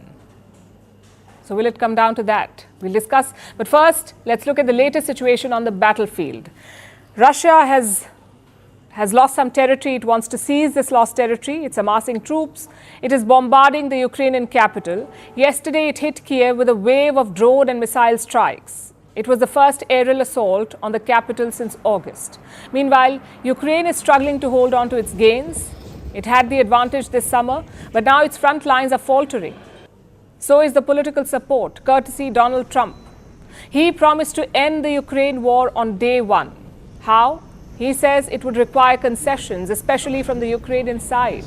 Basically, Kiev will have to give up land for peace. Of course, Zelensky does not agree, but refusing Trump will cost him American support. The US, after all, is the biggest supplier of military weapons to Ukraine. It's given $64 billion in military aid so far. If Kiev refuses Trump's plan, that money will stop flowing. Which is why Ukraine is exploring a second option, making its own nuclear weapon. It was first mentioned in this report. It cites a briefing paper prepared by Ukraine's defense ministry. The paper looks at options. What can Kiev do if Trump pulls aid? And one of the options is to build a rudimentary nuclear bomb, something that should be ready in a matter of months. Ukraine could use plutonium for this, and the technology won't be new either. It will be similar to America's atomic bomb. In fact, here's a quote from that paper. Creating a simple atomic bomb, as the United States did within the framework of the Manhattan Project, would not be a difficult task 80 years later. So the report states a simple atomic bomb, big enough to take out a Russian military base or even some industrial targets. Now, Ukraine has denied all these reports. It says it has no such plans either to develop or acquire nukes. That should have put the speculation to rest. But you see, this is not the first time that Ukraine has dabbled with the idea of getting nukes. This country became independent in 1991, Ukraine, when the Soviet Union disintegrated. Ukraine inherited thousands of Soviet nuclear weapons. In 1994, Ukraine gave them up. It transferred all those nukes to Russia. This was an exchange of security, and it was a deal brokered by the West. Ukraine's security guarantees are since gone, but it still has 9 operational reactors. It also has the expertise to build weapons, so it should not really be difficult. And it is something that President Zelensky has mentioned before. What is the way out? Either Ukraine will have nuclear weapons, and then this is defense for us, or we should have some kind of an alliance. Today, we do not know any effective alliances other than NATO. Either Ukraine joins the alliance or it may have no choice but to pursue nukes. That was Zelensky's ultimatum, and it shows Ukraine's desperation, especially for security guarantees. But you see, Kiev is not the only one that's desperate. The current US administration is desperate too. Joe Biden has 2 months left in office, and he's racing to secure aid for Ukraine. Biden was in Berlin in October. It was his last trip to Europe, and he discussed the Ukraine war with allies. Now, his top diplomat is in the region, that's Antony Blinken, and he's trying to make sure that Ukraine gets what it needs. As we're working to make sure that Ukraine has what it needs to effectively defend itself, the United States continues to step up. We've obligated just recently and pushed out the door another $8 billion in security assistance for Ukraine. That was in September. Another almost $500 million just a few weeks ago. And President Biden is committed to making sure that every dollar we have at our disposal will be pushed out the door between now and January 20th. So Biden is pushing more aid to Ukraine. The idea is to create a buffer as Trump pledges to end the war. He hasn't mentioned any plan, though, which leaves Ukraine at a crossroads. What happens if all diplomatic solutions fail? What will Ukraine do then?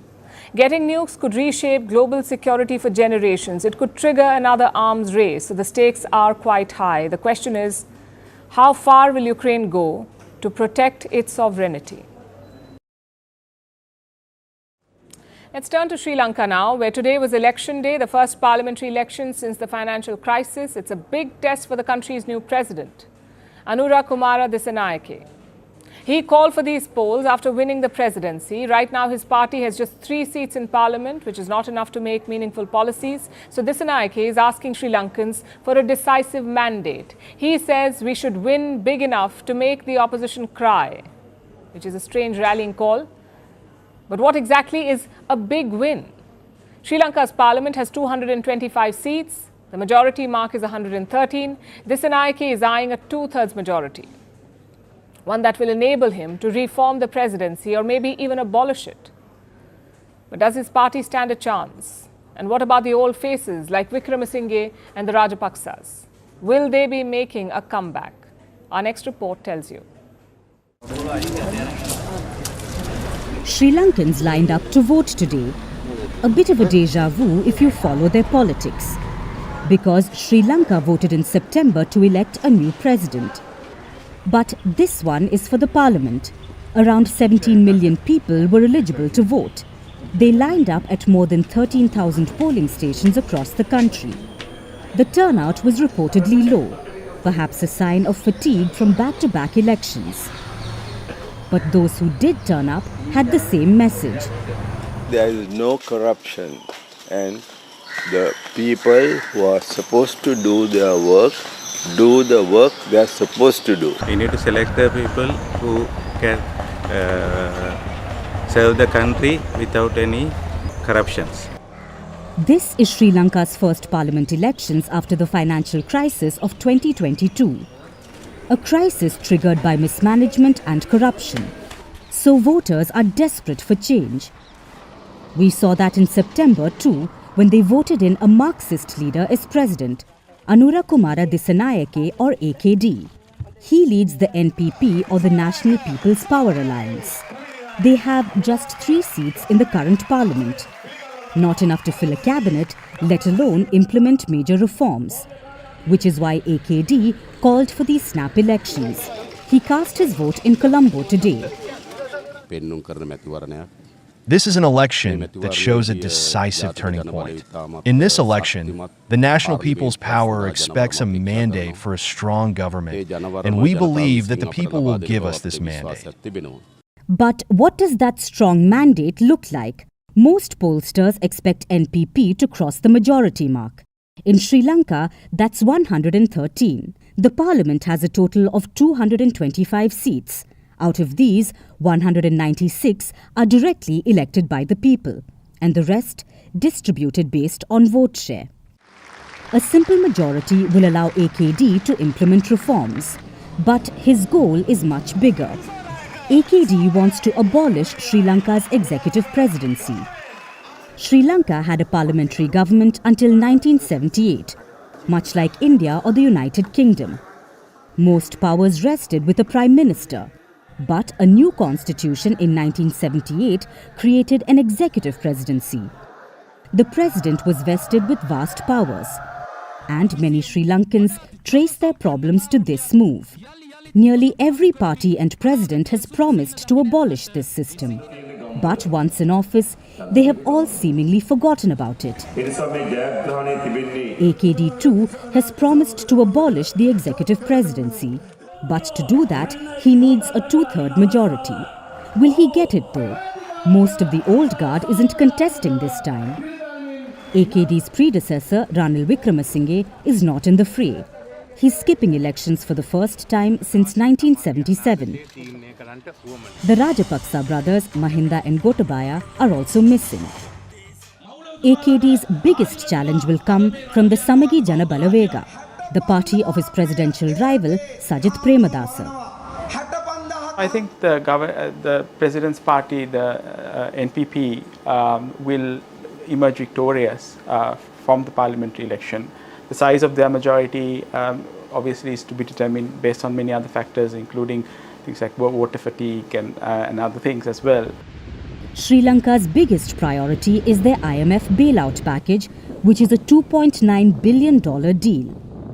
AKD had promised to renegotiate that deal to reduce austerity measures. But after coming to power, he made a U-turn. He will stick to the same IMF deal, but he wants to give relief to the people, like tax cuts to the middle class. When results come in on Friday, it will be a verdict on AKD and on the economic path he has chosen. Will Sri Lankans stick to their choice from September, or will they spring a surprise?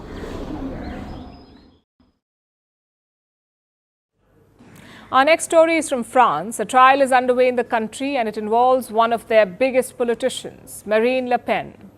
Le Pen harbors presidential ambitions. She has contested 3 times already, in 2012, in 2017, and then again in 2022. And she lost each time. But she came second in her last 2 presidential runs. In both instances, she lost to Emmanuel Macron, the current president of France. Le Pen has not lost hope, though. She is 56 years old and she plans to run again in 2027. Chances are she could also win. She's part of the so-called far right. They have been making gains all over Europe, so Marine Le Pen could very well become the next president of France if she's allowed to contest. Which brings us back to the trial. Le Pen is facing corruption charges. She's accused of misappropriating funds from the European Union. The trial has been on for over a month and it's about to wrap up soon, on November 27th. Yesterday, French prosecutors made recommendations to the court about Le Pen's punishment if she's found guilty. And here's what they requested. The prosecutors requested a €300,000 fine, 5 years in prison, and a 5-year ban from public office. And so far, all of this is normal because prosecutors do recommend sentences. A court then decides whether to take them, and then it hands out a verdict. After that, a defendant can appeal the judgment. That's how the legal system works. But here's the catch. The French prosecutors did not stop there. They insisted on what they call a provisional execution of her political ban, meaning they want it to be implemented immediately if she's found guilty. They do not want to wait for her to appeal. Basically, the French prosecutors want to disqualify Marine Le Pen from the 2027 presidential election. Of course, Le Pen was not amused. The chronicle of claimed ineligibility comes as no surprise. I've formed my own opinion after a few days. It has to be said, of hearings in which I took part, as you've seen almost every day. So, I note that the public prosecutor's office is extremely outrageous in its claims. In particular, the claim that provisional enforcement should be applied to all those being prosecuted, including assistants, some of whom have never held any political responsibility. Le Pen says it is outrageous, a way to stop her from contesting the 2027 election, despite the fact that she could win. She was the runner-up in the last 2 presidential elections and her party has been gaining support. Marine Le Pen is a leader of a party called the National Rally. She won the most votes, this party won the most votes in fact, in this year's French parliamentary election. They did not win the maximum number of seats, but they won the popular vote. So Le Pen seems to be close to the finish line. But now she could get banned. The corruption case against her is over embezzlement. She's accused of taking money from the European Parliament. This money was supposed to be for EU aids, for administrative salaries. But Marine Le Pen is said to have used it for her political party instead. That's the charge against her. The case was first lodged in 2015, but it went to trial only this year. Marine Le Pen says that this is a scheme. She said, and I'm translating and quoting, "I think the prosecutors' wish is to deprive the French people of the ability to vote for who they want." Le Pen thinks that she will be found guilty. But she still wants to contest because she believes that she will still win. Just look at the US. Donald Trump won the election and he's a convicted felon. He claimed that the cases against him were politically motivated, so the American people decided to back him. Marine Le Pen is now saying the very same thing, basically using Trump's playbook. But will it work in France? Will Le Pen also win over the public, even if she's found guilty? We'll see in the days to come.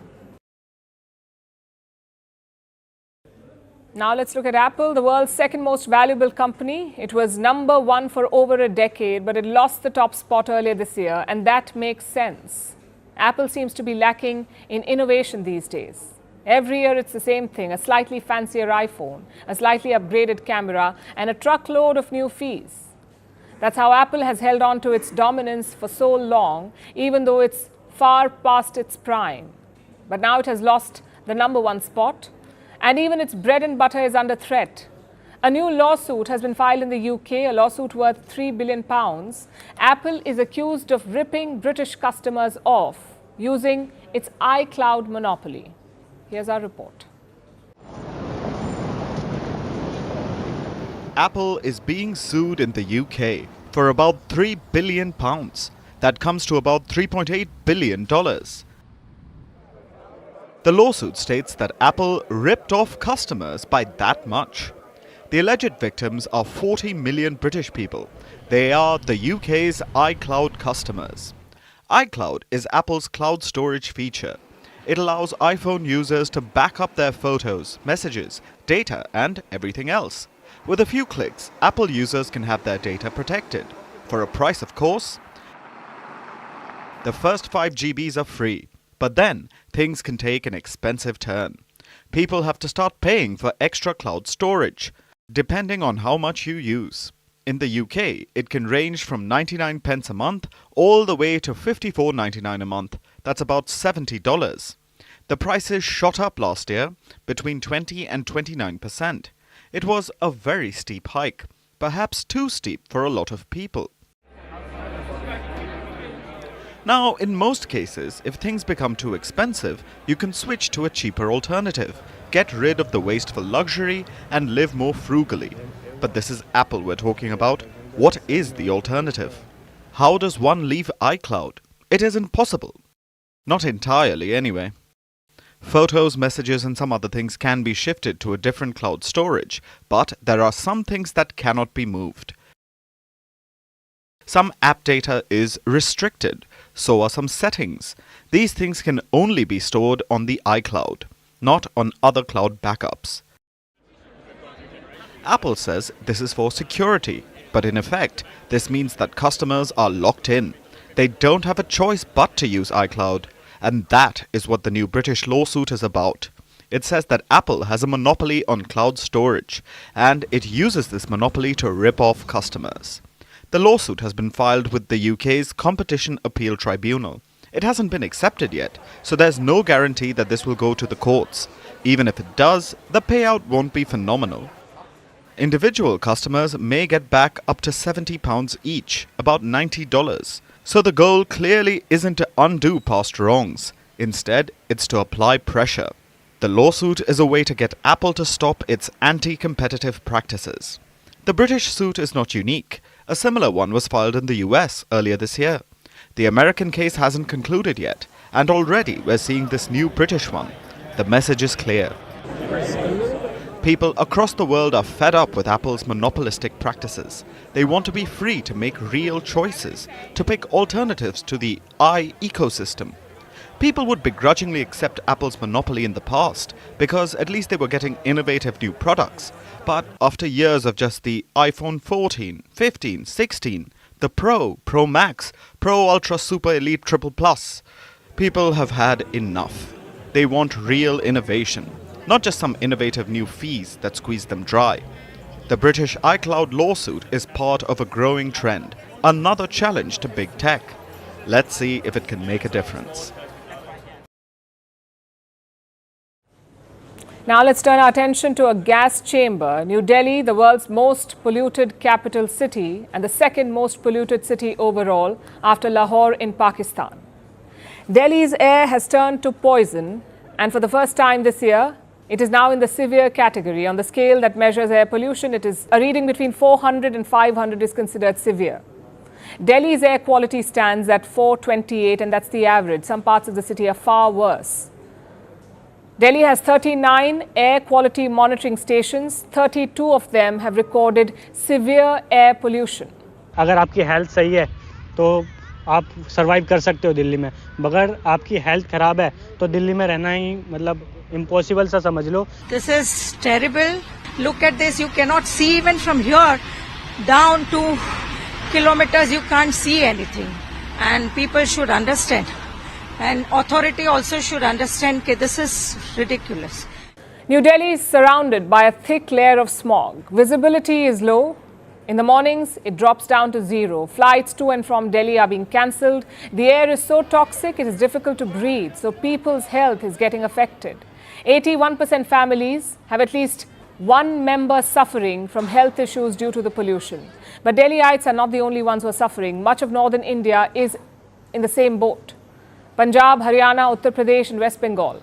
Here, pollution levels are about 30 times the safe limit recommended by the World Health Organization. And the smog is so thick, it is visible even from space. Look at these images, satellite images shared by NASA. These images are so terrifying, they have gone viral. And this is not a contest that India should be winning.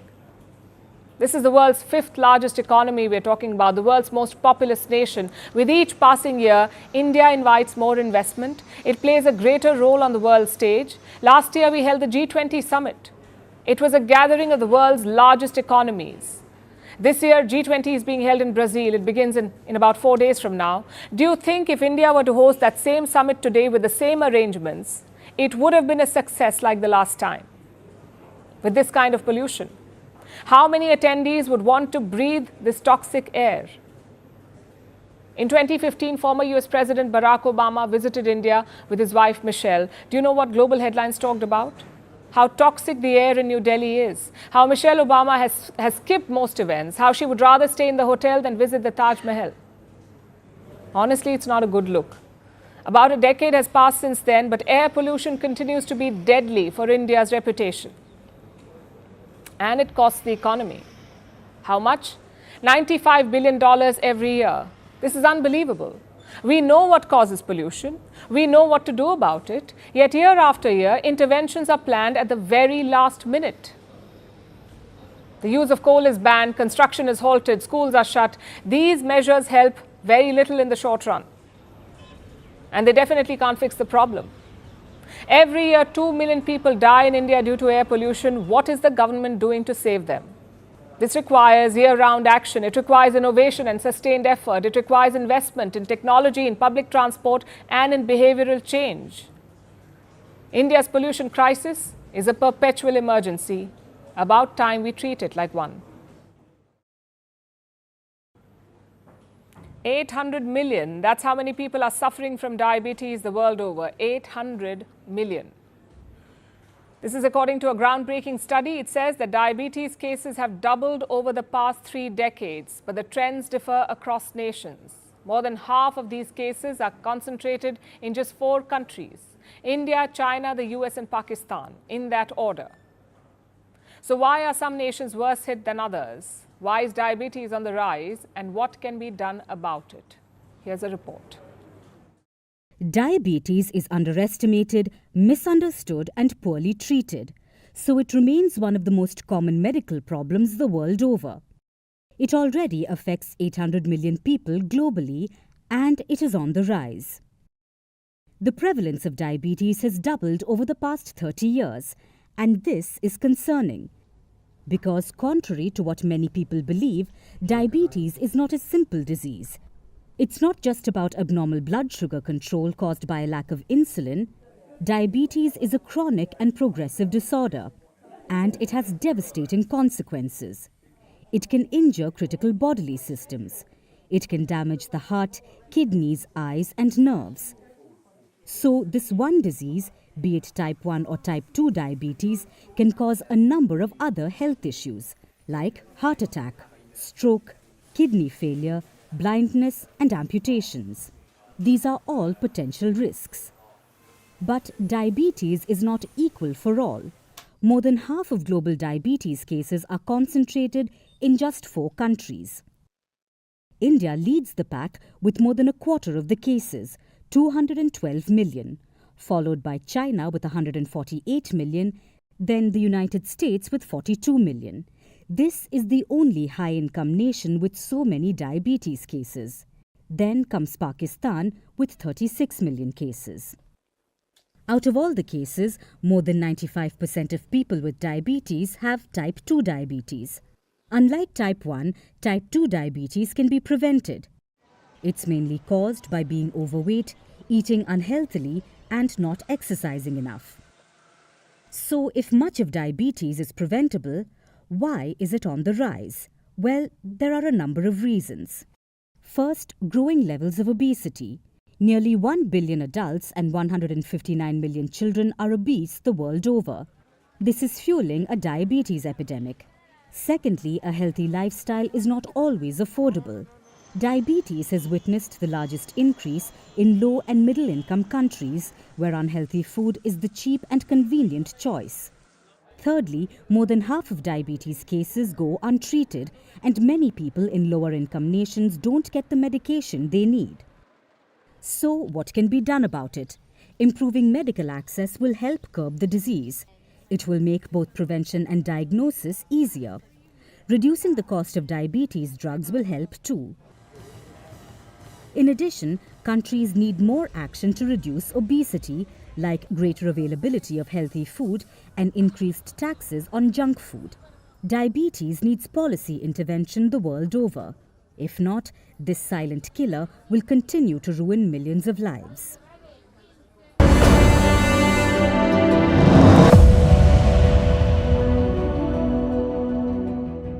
Our joke of the day tonight is for the American people.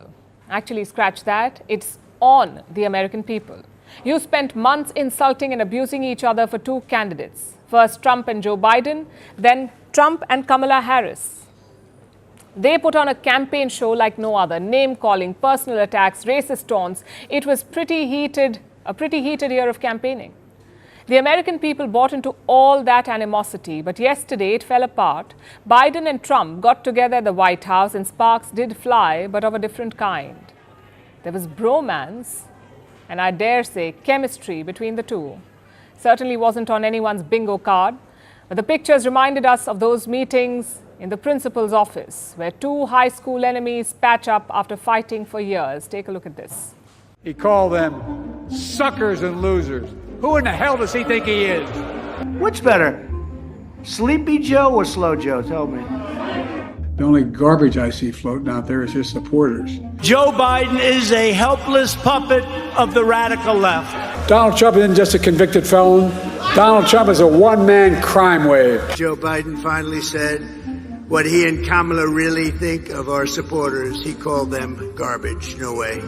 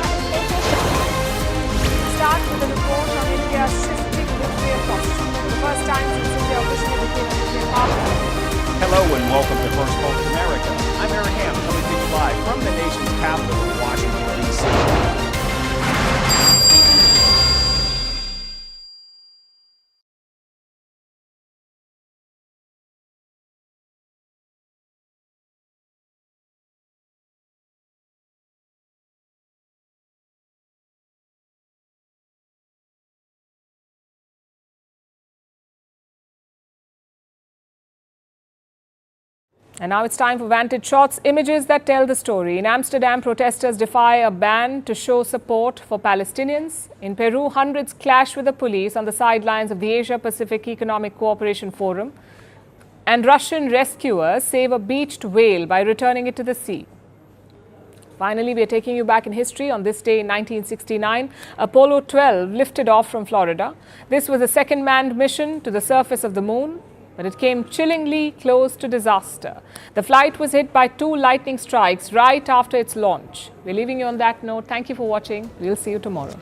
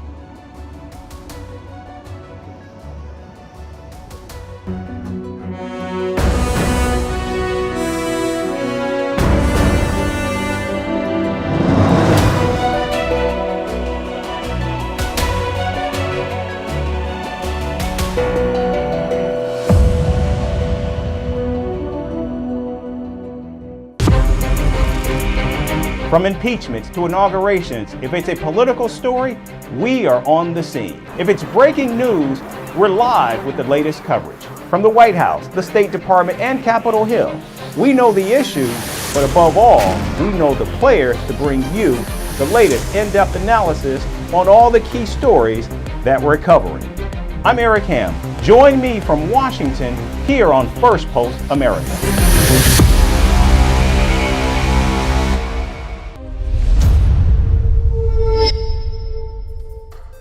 We begin in the United States, where President-elect Donald Trump and outgoing President Joe Biden met at the White House on Wednesday.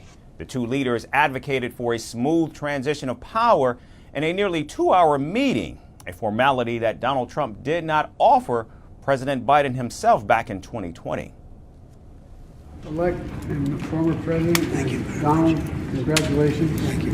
And looking forward to having a, like we said, smooth transition. Do everything we can to make sure you're accommodated, what you need. And we're going to get a chance to talk about some of that today. So Good. Welcome Thank you back. very much. And thank you very much. And politics is tough, and it's in many cases not a very nice world, but it is a nice world today, and I appreciate it very much. And a transition that's so smooth, it'll be as smooth as it can get, and I very much appreciate that, Jim. Now, the meeting marks the first time the Republican leader set foot in the White House in 4 years. After a quick photo op, the two men discussed national security and domestic and foreign policy issues.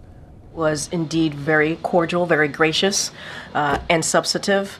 And I mentioned at the top, national security was discussed, domestic policy issues were discussed. Everything that I'm saying is sanctioned, if you will, by the president. He wanted you all to know that the president-elect, again, was gracious, came with a detailed set of questions. It was, again, substantive. Now, President Biden told Donald Trump that supporting Ukraine was a national security interest because a stable Europe would prevent America from being dragged into the war. Now, throughout his campaign, Donald Trump vowed to end the Russia-Ukraine war as soon as he becomes president.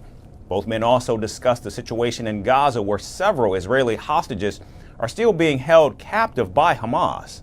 Biden reinforced his view that the United States standing with Ukraine on an ongoing basis is in our national security interest. And it's in our national security interest because a strong Europe, a stable Europe, standing up to aggressors and dictators and pushing back against their aggression is vital to ensuring that we don't end up getting dragged directly into a war. This is a topic, obviously, the American hostages being held in Gaza that President Biden and President Trump covered today, but we have not had the opportunity to engage with the incoming team yet.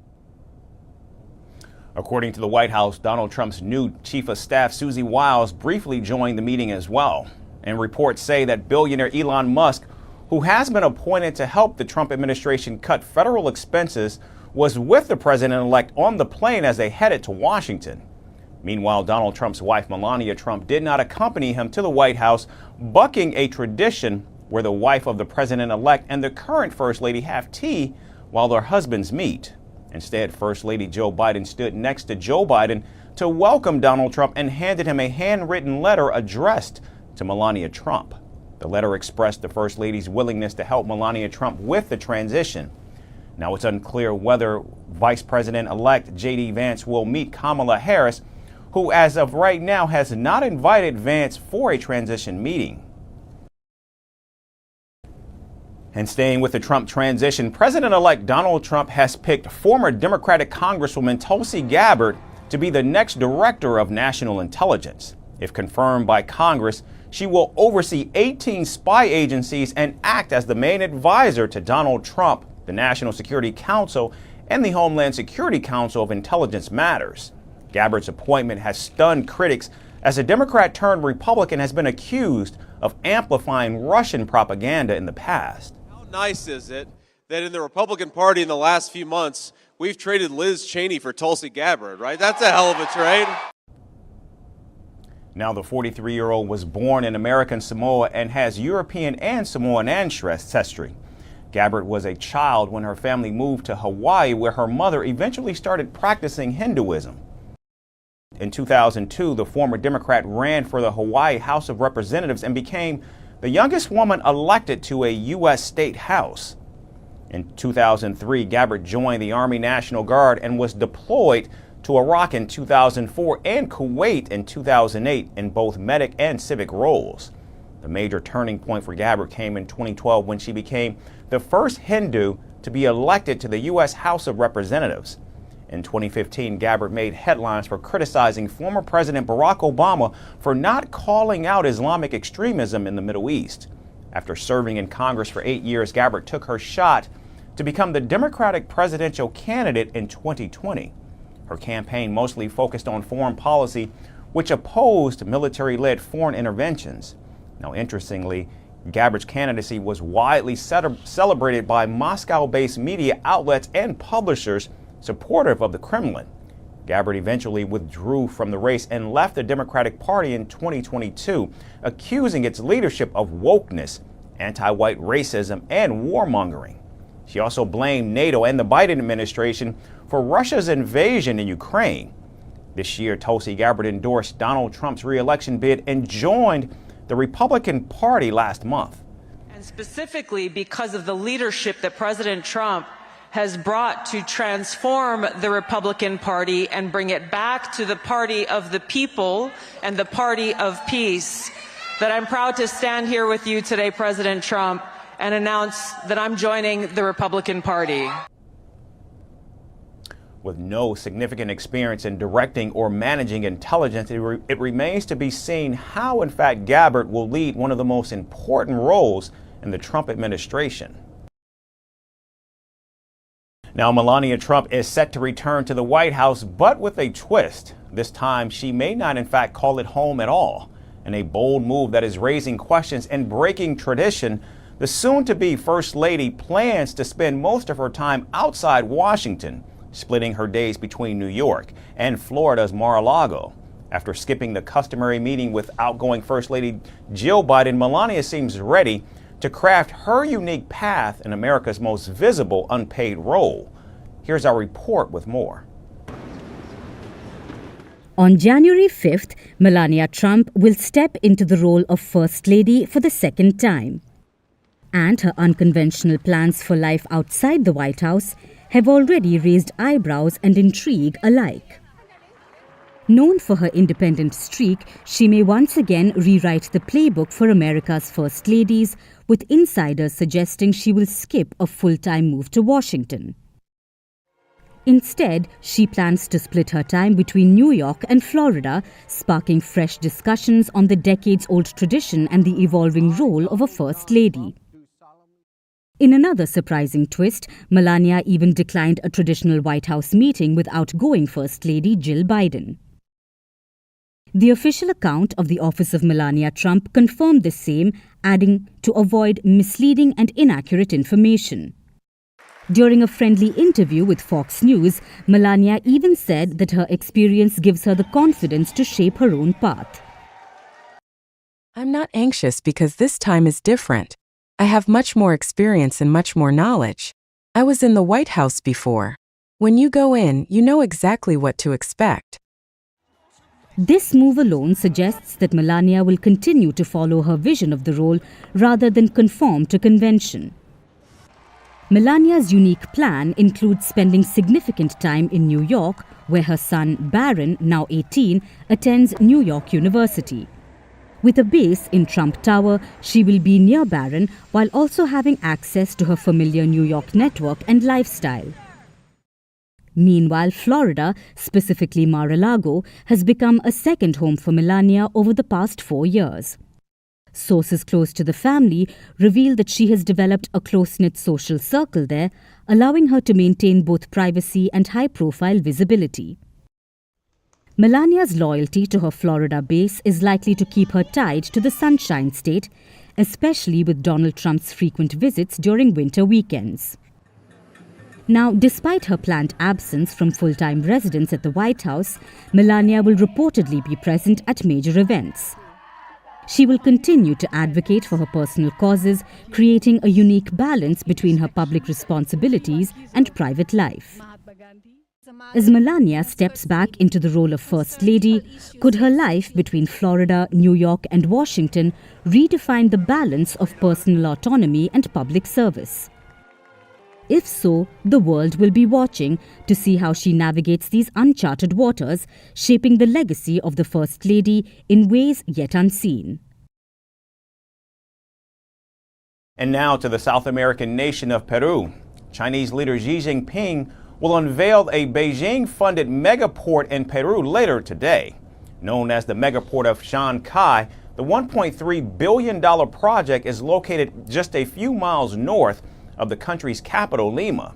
Beijing is certain that the port will draw investments worth $4 billion over the next decade. However, China will control 60% of the megaport, and the investments for Peru will mean more business for Chinese firms. The Peruvian government under President Dina Boluarte is looking to further deepen ties with China, beginning with this new megaport. In fact, ever since Peru joined the Belt and Road Initiative back in 2019, about 200 companies have invested more than $30 billion in Peru.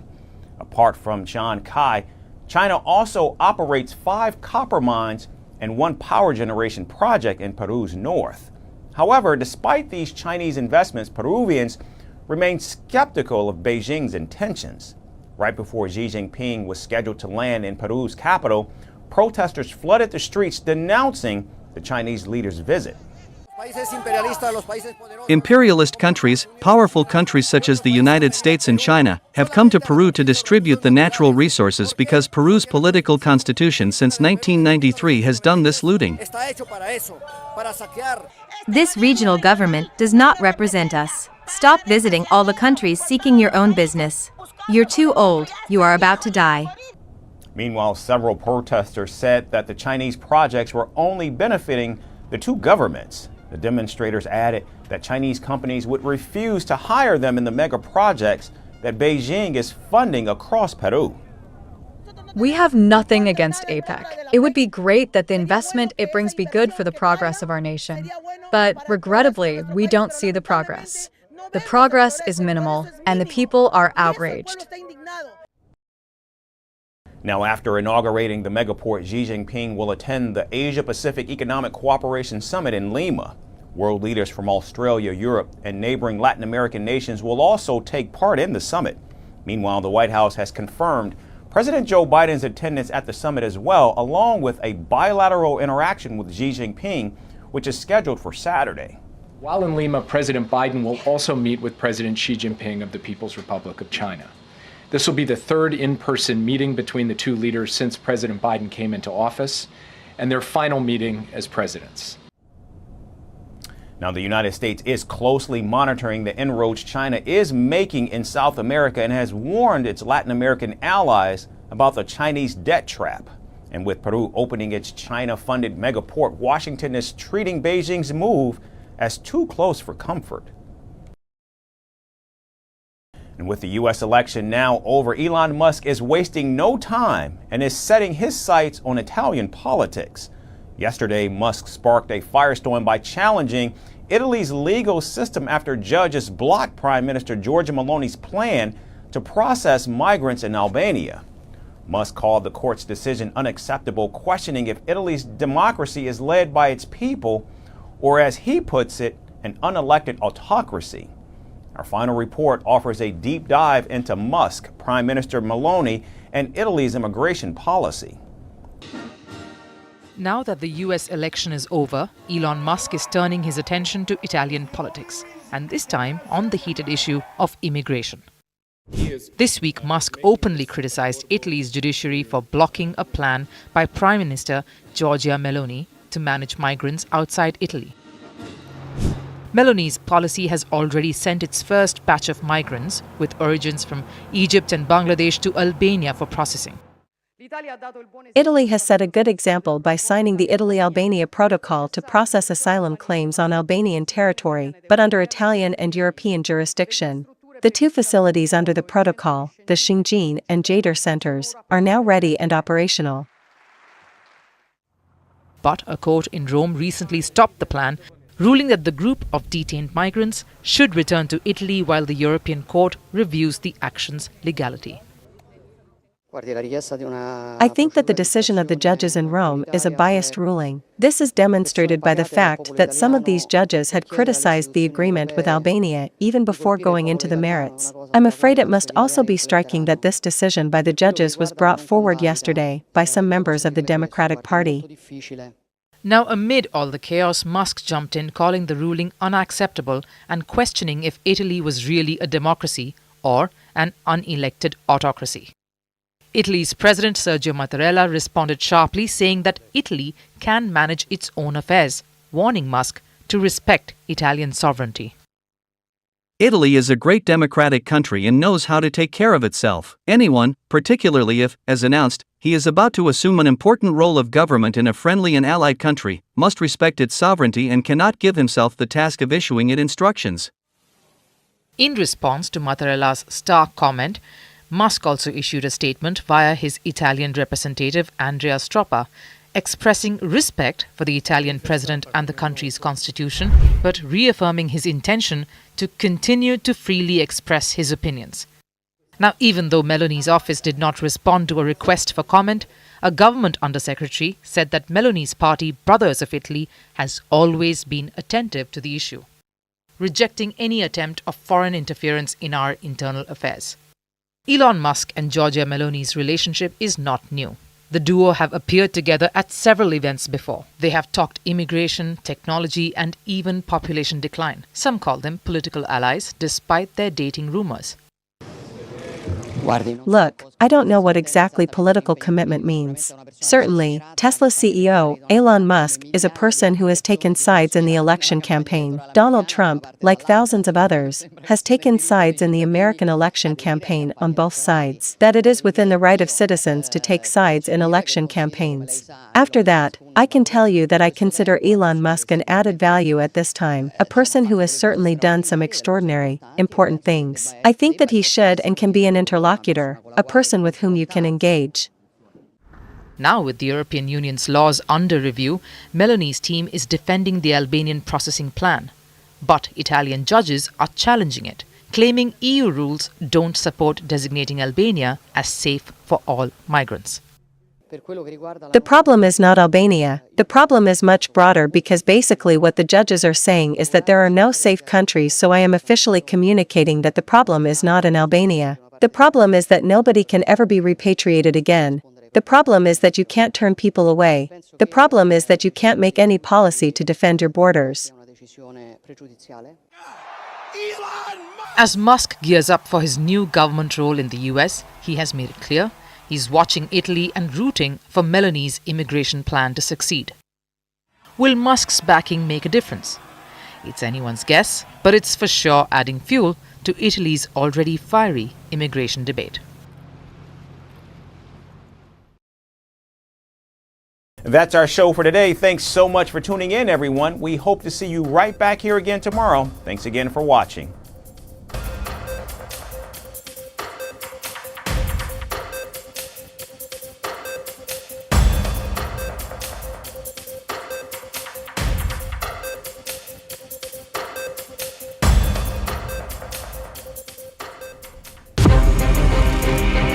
From impeachments to inaugurations, if it's a political story, we are on the scene. If it's breaking news, we're live with the latest coverage. From the White House, the State Department, and Capitol Hill, we know the issues, but above all, we know the players to bring you the latest in-depth analysis on all the key stories that we're covering.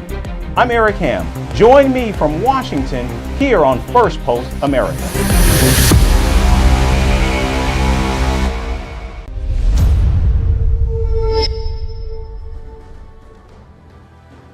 Hello and welcome to Firstpost Africa, where we get you the top stories from the continent and from across the world. I'm Alison Lagrange, coming to you live from Durban, South Africa.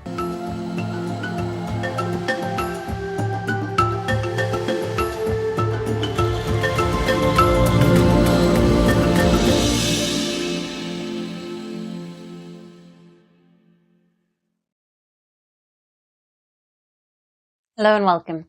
We begin today with Sudan, where the escalating civil war has once again pushed the United Nations to urge for a peaceful resolution.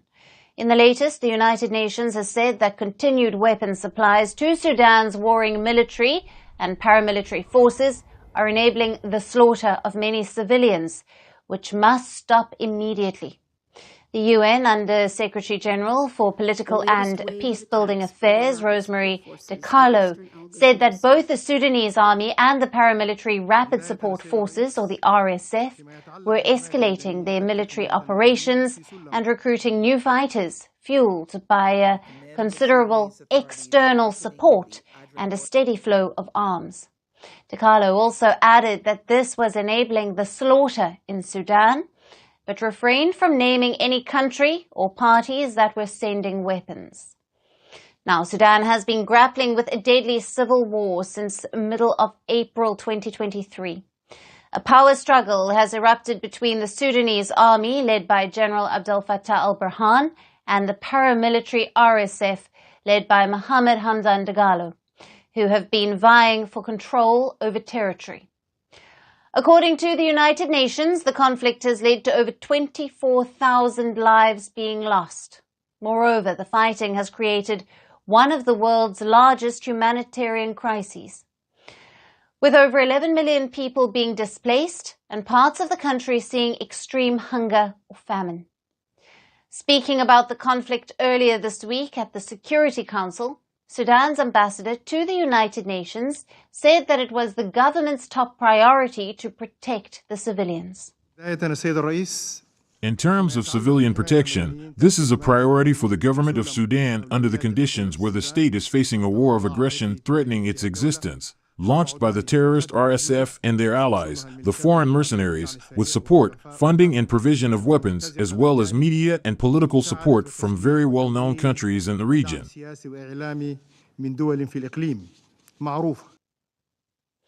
The escalating Sudanese conflict has seen several countries reportedly getting involved and taking sides.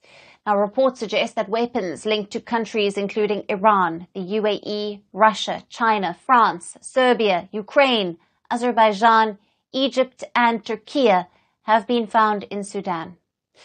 The United Nations experts have also said in a report that the RSF has received support from Arab allied communities, with military supply lines running through neighboring Chad, Libya and South Sudan.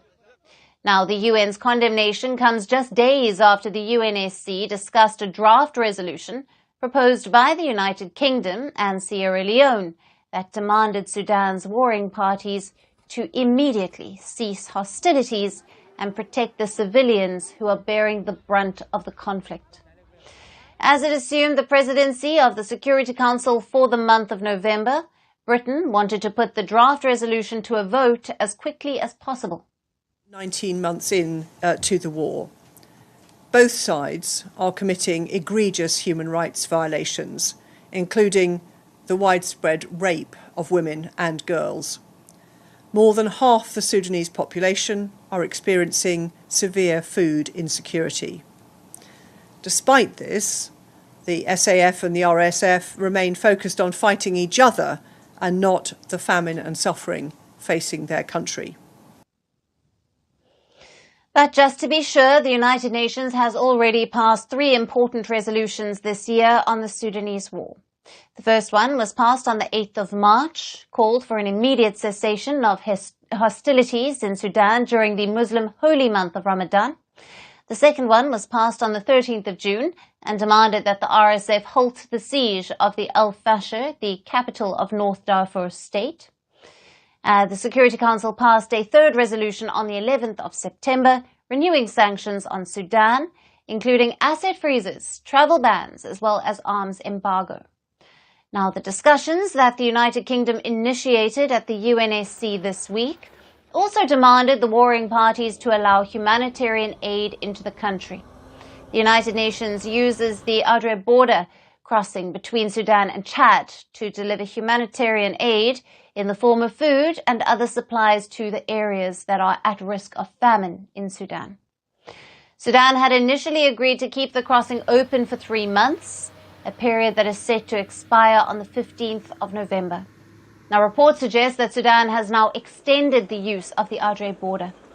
But interestingly, the crossing is not in the area that is controlled by the Sudan army-backed government. Rather, it is in an area controlled by the RSF. Now, to contextualize, Sudan is split into 2 zones of control, with the army holding the north and the east, and the government based in Port Sudan on the Red Sea coast, while the RSF controls much of the capital of Khartoum, the Darfur region in the west, which also houses the Adre crossing, and parts of Kordofan in the south. The center is split between both parties.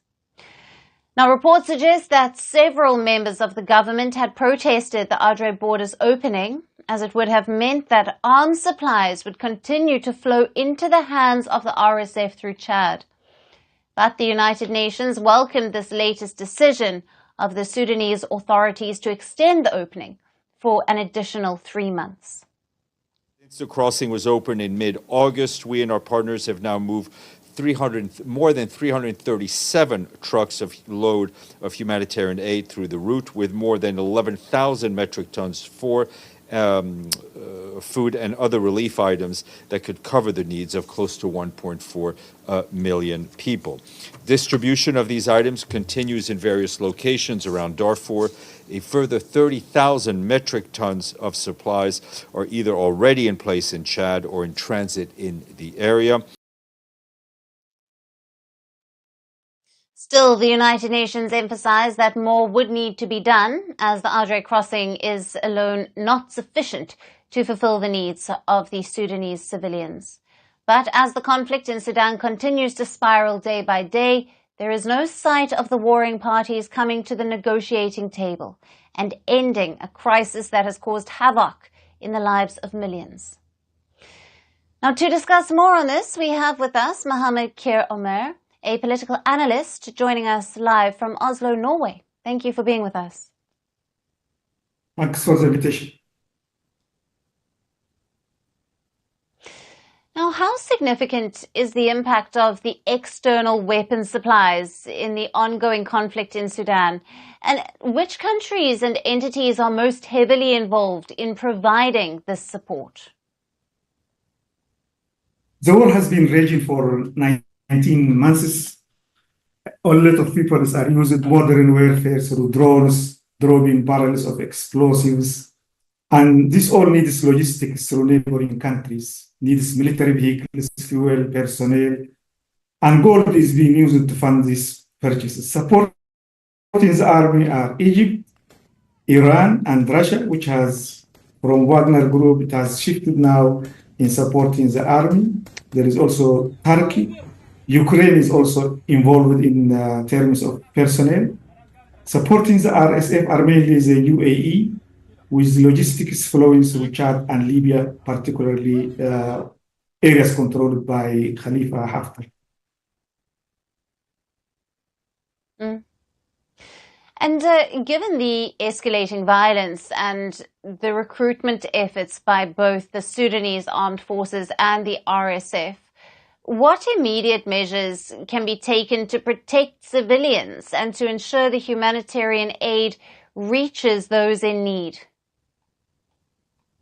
I think the problem is that there is little really the international community and the United Nations can do, because they have to enforce this embargo on weapons. And both belligerents do not care about the people. They still believe they can win militarily. For them, particularly the army, who are backed by the Islamists, it is a zero-sum game. They want to finish off their opponents once and for all. And the UN itself has lost credibility. The international order is crumbling. Humanitarian law is at stake. We see Israel kill tens of civilians every day in Gaza and Lebanon without impunity, razes to the ground whole neighborhoods just to kill one person, due to the blanket protection of the US. The UN cannot enforce its decisions, and the Security Council is really deeply divided between China and Russia on one side and the Western countries on the other side using veto power. And the Western countries support for Ukraine, and it shows double standards. With Trump now back at the White House, it is difficult to see how he will react to the Sudan crisis. And Mohammed, what practical steps can the international community and the United Nations take to enforce an end to the weapons supplies and to hold the violators accountable? I think there is a need for safe zones. Since the start of the war, there has been many ceasefires. They were not implemented because there were no people on the ground to see the implementation, and maybe enforce some non-fly zones in some areas. And you need humanitarian corridors, but you need observers on the ground. And you need also the political will of the international community, particularly the UN. But with a divided Security Council, I think there is very little that can be done. Even this resolution is just symbolic, and the UN official cannot even name the countries involved to shame them. And thank you very much to our guest, Mohammed, there with all the latest on the Sudan conflict.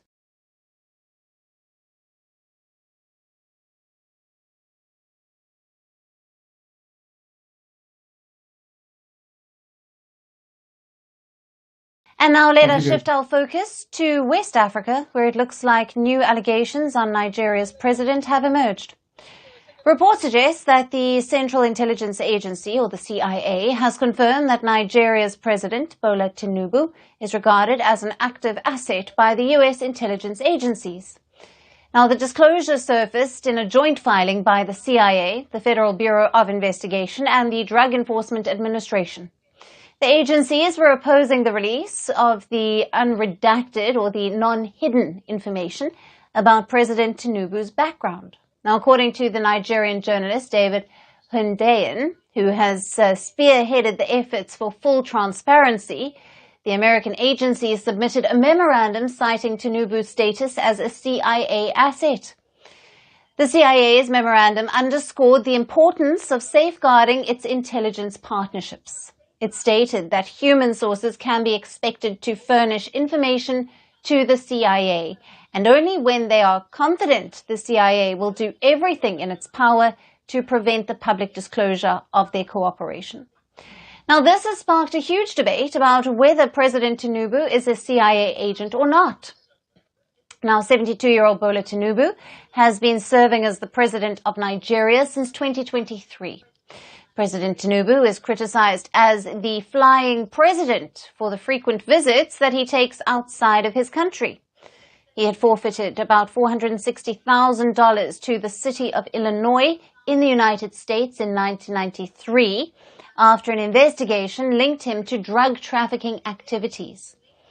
But in April of 2023, Tinubu's party, the All Progressives Congress, told the Presidential Election Tribunal that he was of no interest to the U.S. government, as the 31-year-old civil forfeiture case was not against him, but against the money that they said was found in 10 bank accounts that were opened in his name.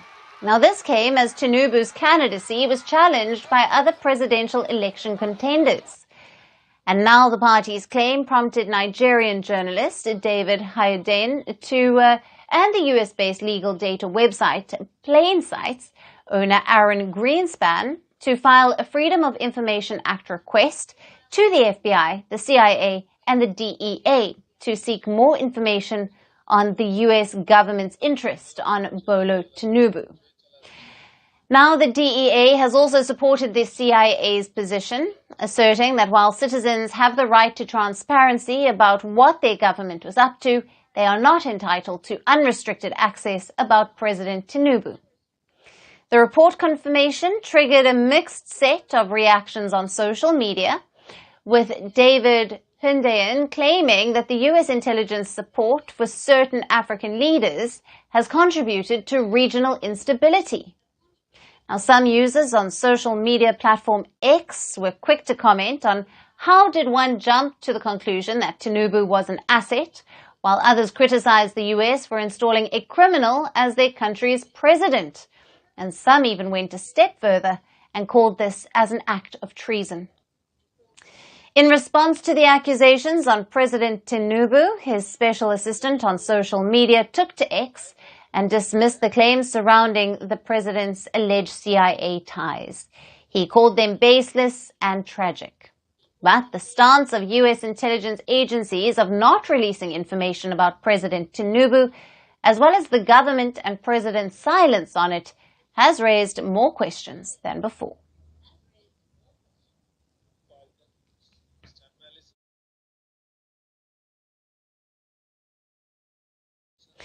And staying on with West Africa, in Niger, the army has dealt a major blow to the rebels fighting to overthrow the military rule.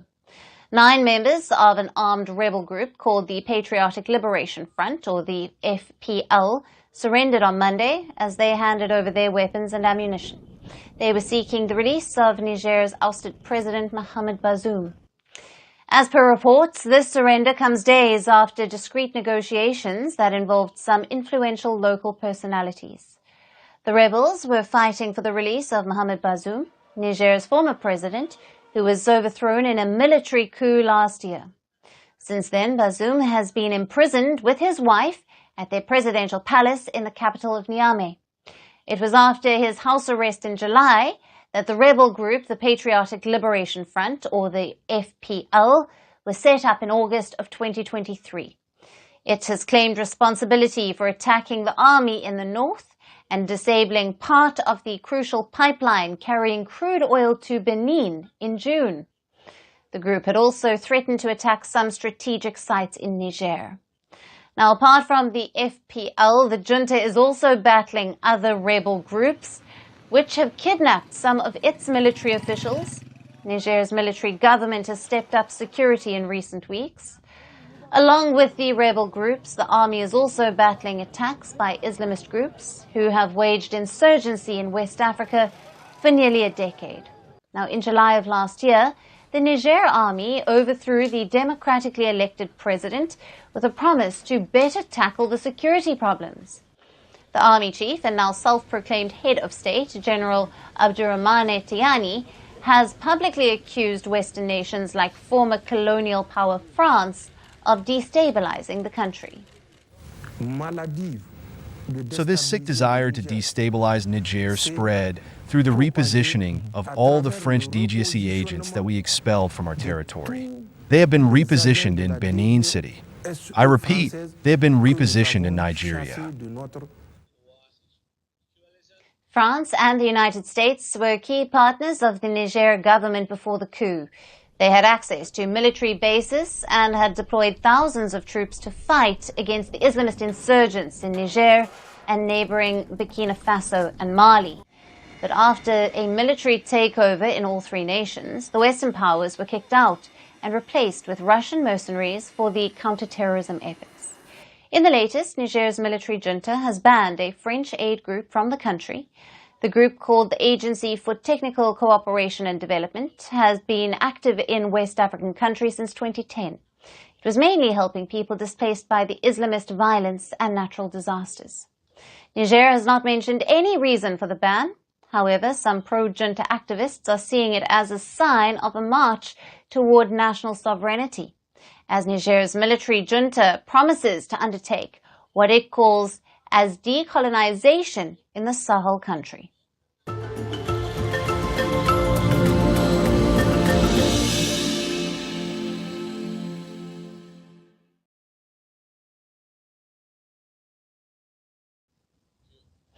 And finally, to our special segment, Resurgent Africa. Amid the coups and the crises, there are many positive stories from Africa that often get overlooked, but not on this show. Our story today is from Kenya's Wasini coastline, where a community-driven approach is reviving the destroyed seagrass meadows. Seagrass are vital for supporting marine life, and without the seagrass, the fish population in the Wasini had declined. But after a group of gardeners stepped in as a part of Kenyan coastline, is beginning to show signs of prosperity. Our next story gets you all the details. In the vast expanse of sea, what's common between a fish, coral reef and an octopus? Seagrass, the home of aquatic wilderness. Seagrass nurses the lives of innumerable fish species. They are the Earth's only flowering plant capable of living underwater. Seagrass forms a vital habitat for marine life. Without seagrass, the fish stocks deplete, putting the sea at a risk of becoming a lifeless expanse of brackish liquid. That's what the seawater of this coast was becoming. Kenya's Wasini coastline had its life fished out. Decades of overfishing took a toll on the seagrass beneath the fishing boats. The population of fishes declined, and with that, the livelihoods of local fishermen hit a dead end. But now the coastal community is restoring the precious seagrass. With a community-driven approach, Kenyans off the coast of Wasini Island are taking their sea back to its aquatic wilderness, one seagrass plantlet at a time. Members of the Wasini Beach Management Unit, or the BMU, are working overtime to nurture new life underwater. They plant seagrass through a well-coordinated effort. The BMU members form large underwater carpets made of natural fiber. Then they carefully puncture pockets into the carpet to place seagrass seedlings. The natural fibers decompose over time and seagrass begins its magic. The newly blossomed seagrass beds shelter fish. Marine stocks increase over time, making the aquatic environment healthy and biologically rich. Before we learn about seagrass restoration, I would only harvest about 2 kilograms of fish, which was not enough to feed my 6 children. But after we learn about seagrass restoration, the harvest is plentiful. For example, yesterday, I harvested 60 kilograms. It is a great benefit. The 2 kilograms I used to harvest could only feed my family. But now people travel all the way from Mombasa to Wasini to buy fish, because they have heard in Wasini there is surplus fish. The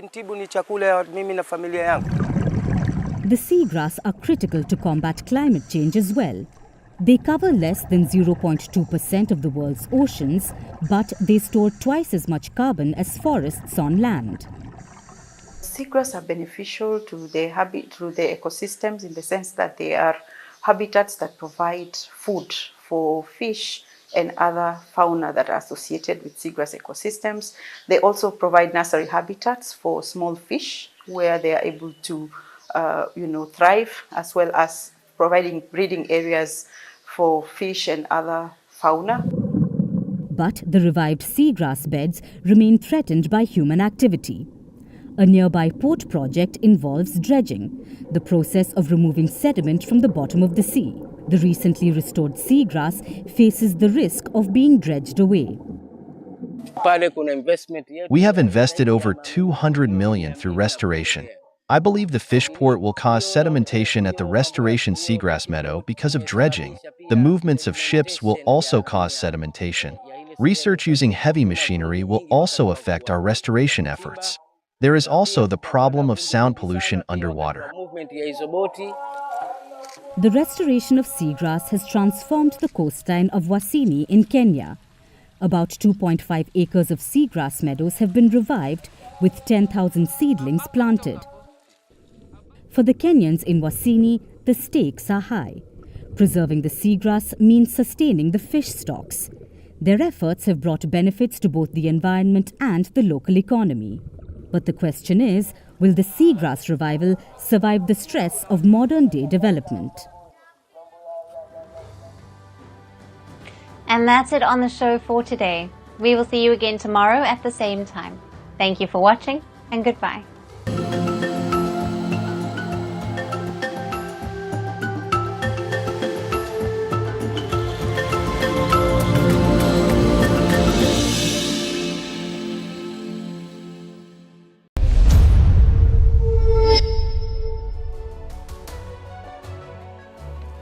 Hello, Namaskar. This is Firstpost and you're watching Vantage with me, Palki Sharma.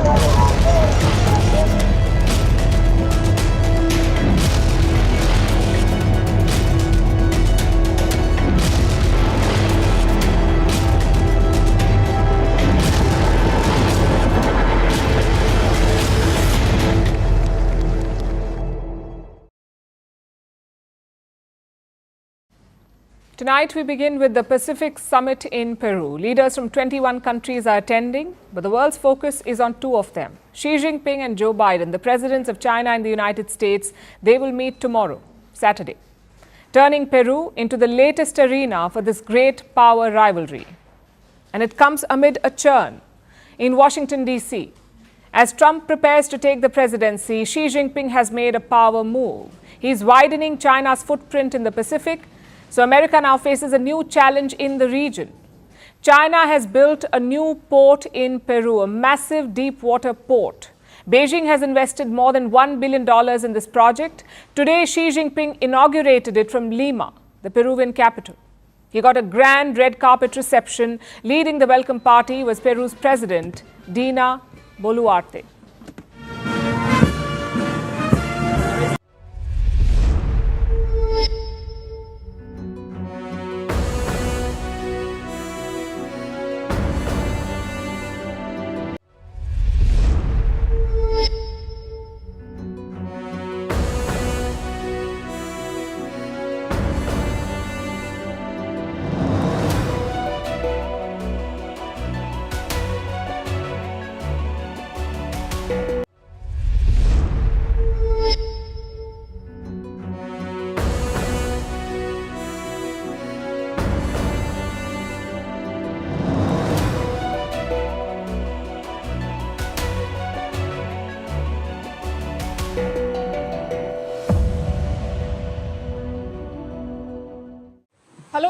welcome to Vantage. We are coming to you from New York. The election fever is over. President-elect Donald Trump is hitting the ground running.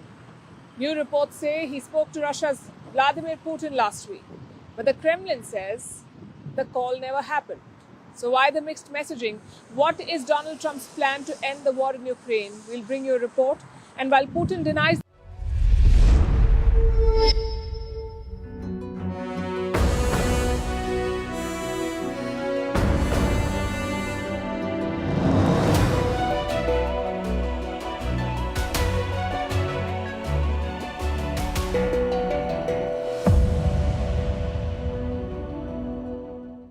Hello and welcome to Vantage.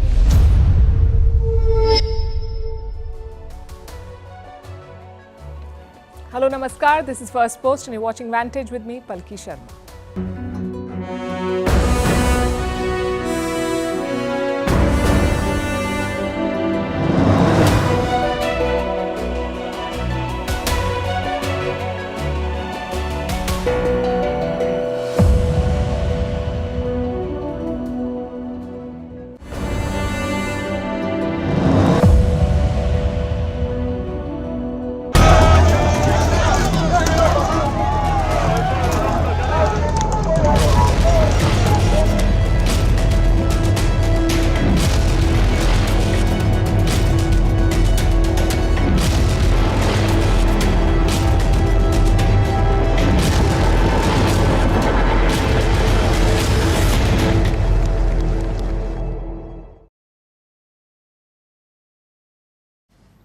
Tonight we begin with the Pacific Summit in Peru. Leaders from 21 countries are attending, but the world's focus is on two of them. Xi Jinping and Joe Biden, the presidents of China and the United States, they will meet tomorrow, Saturday, turning Peru into the latest arena for this great power rivalry.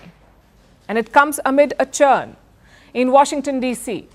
As Trump prepares to take the presidency, Xi Jinping has made a power move. He's widening China's footprint in the Pacific. So America now faces a new challenge in the region. China has built a new port in Peru, a massive deep water port. Beijing has invested more than $1 billion in this project. Today, Xi Jinping inaugurated it from Lima, the Peruvian capital. He got a grand red carpet reception. Leading the welcome party was Peru's president, Dina Boluarte.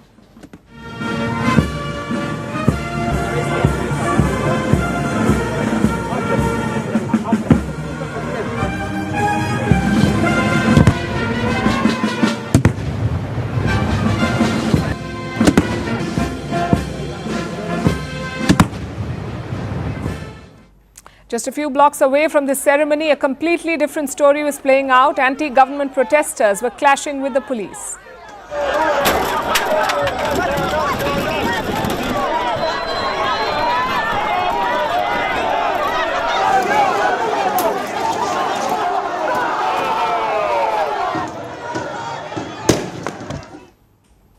The leader of Peru, President Boluarte, is a deeply unpopular leader. Peruvians see her as corrupt.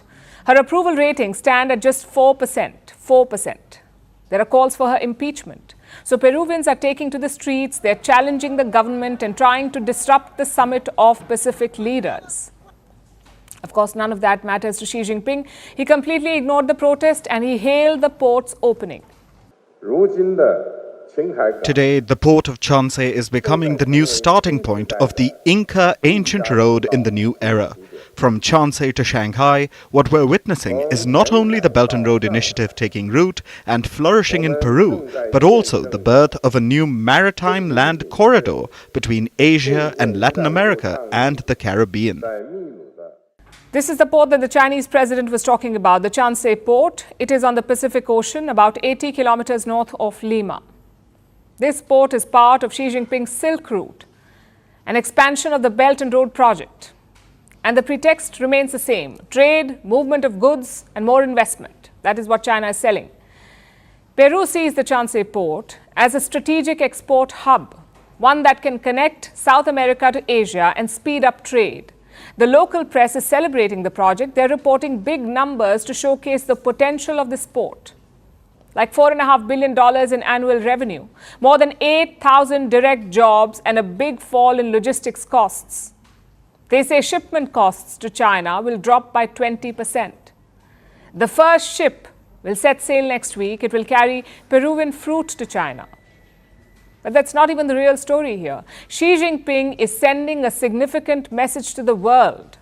He turned today's event into a massive PR exercise, both for the Chinese regime and for its Belt and Road Initiative. Of course, the Americans are not amused, given that all of this is happening in their backyard. A former American general has raised an alarm. Her name is Laura Richardson. She retired this month as chief of the U.S. Southern Command. This is a U.S. military command. It covers Latin America and the Caribbean.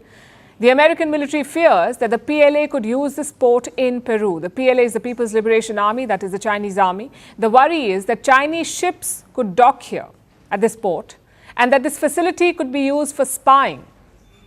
In fact, let me quote from what General Richardson has said.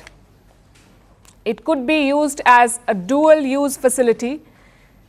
It's a deep water port. The Navy could use it absolutely. This is a playbook that we've seen play out in other places, not just in Latin America. Dual-use facilities, civilian ports for military use, Chinese spy ships. You've heard all these phrases before. And not just from the US. India too has raised similar concerns on multiple occasions. India has repeatedly called out China for sending spy ships to the Indian Ocean. Now Peru and the Pacific face the same risks. Chansey is similar to the Hambantota port of Sri Lanka. So the US has issued new warnings. The State Department has released a statement asking Latin American states to be vigilant. Meanwhile, China seems to be doubling down. It is expanding its network of ports. We're waiting to see how Donald Trump tackles this threat because China's moves in the Pacific are an open challenge to him. Xi Jinping has flown halfway across the world to inaugurate a port just before Donald Trump's inauguration. We'll be tracking his response.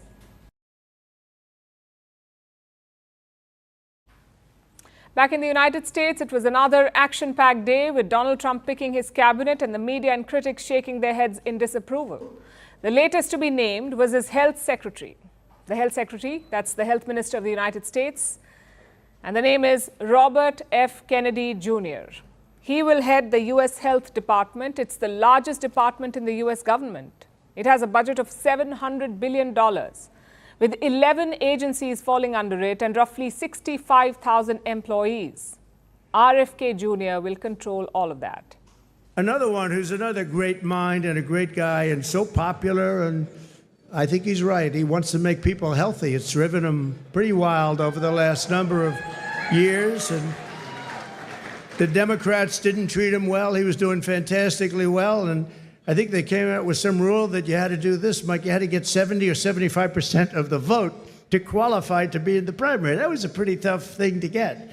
And he was doing incredibly well, and he decided he can't do it, went independent. Now he's with us all the way. And today I nominated him for, I guess, if you like health and if you like people that live a long time, it's the most important position, RFK Jr.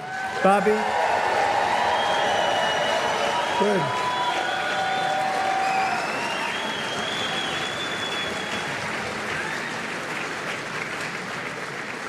And I just looked at the news reports. People like you, Bobby. Don't get too popular, Bobby. That's Trump for you. The surname gives it away. RFK Jr. belongs to American political royalty, the Kennedys. He's the nephew of John F. Kennedy, America's 35th president, and the son of Attorney General Robert F. Kennedy. His family is closely associated with the Democrats. Last year, RFK Jr. ran for president from the Democratic Party. He challenged the sitting president, Joe Biden. That did not go too well. So he suspended his campaign and then ran again as an independent. But in August, that bid too came to an end. He dropped out of the race and endorsed Donald Trump. It was a show of loyalty, and it was clear that RFK Jr. expected something in return. In October, Trump gave a hint on what that could be. Robert F. Kennedy Jr., he came in. And he's going to help make America healthy again.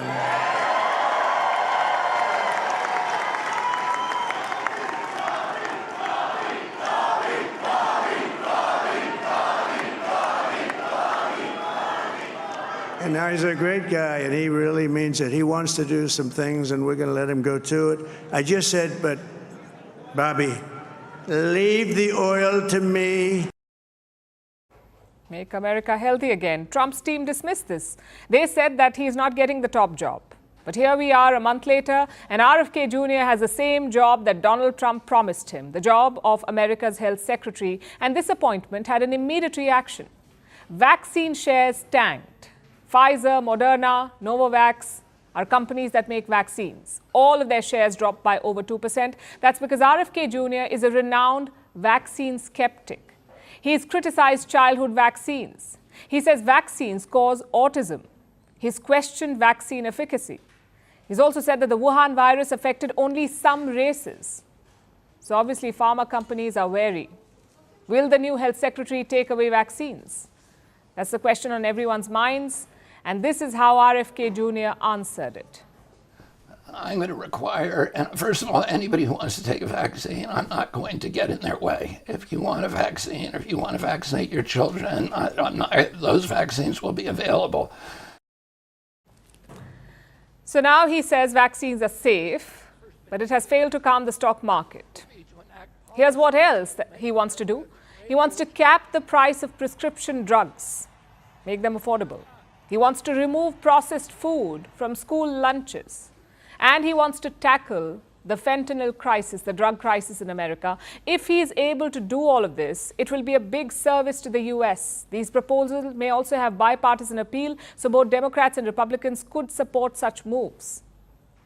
Now, RFK Jr. was not the only appointment in the last 24 hours. Trump is recruiting a lot of people, and they all have two things in common. One, they are Trump loyalists, and two, they're being called controversial choices. Take the Deputy Attorney General, for example, Todd Blanche. He is the lawyer who fought Trump's hush money case. Like I said, controversial. Also, do remember that none of these are done deals. These appointees will have to be approved by the Senate. Shouldn't be a problem in most cases, unless the Republicans oppose them. Meanwhile, Donald Trump is enjoying the spotlight. He gave a speech in Florida, his first since the election night. It was almost like another victory lap. We're going to work on Middle East, and we're going to work very hard on Russia and Ukraine. It's got to stop. Russia and Ukraine's got to stop. Thousands and thousands, I saw a report today, thousands of people over the last 3 days were killed. Those are Trump's big promises. His team cheered him on. And this event had a special guest, Javier Milei, the president of Argentina. He was present at the event, the Florida event, along with Elon Musk. That makes him the first world leader Trump has met since being elected.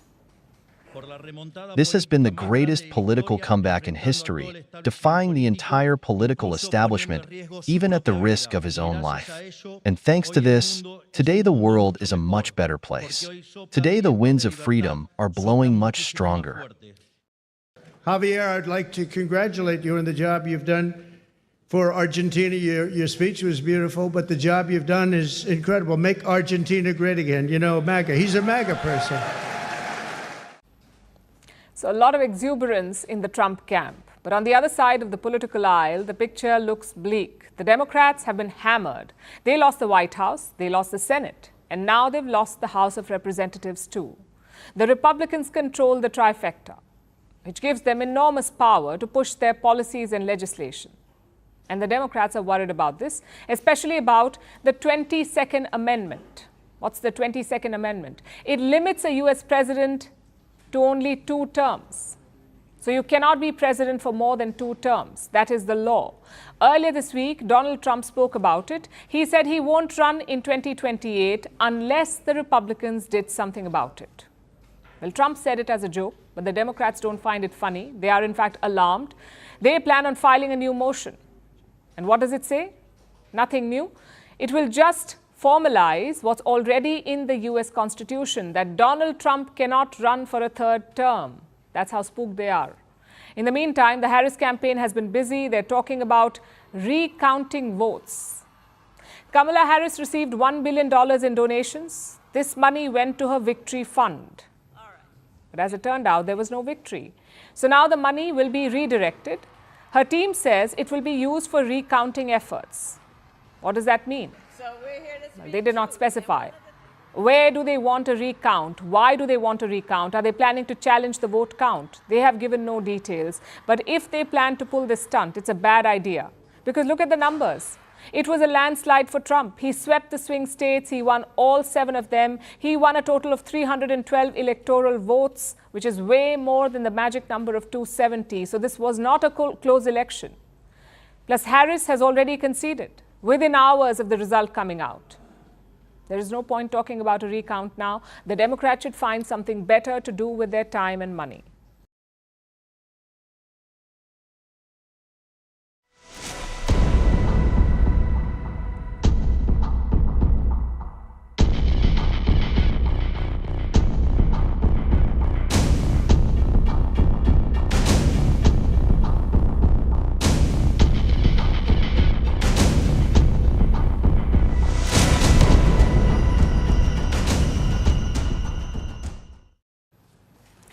When it comes to Donald Trump, expect the unexpected. It's one of the reasons that world leaders are wary of him. They just can't predict what he will do.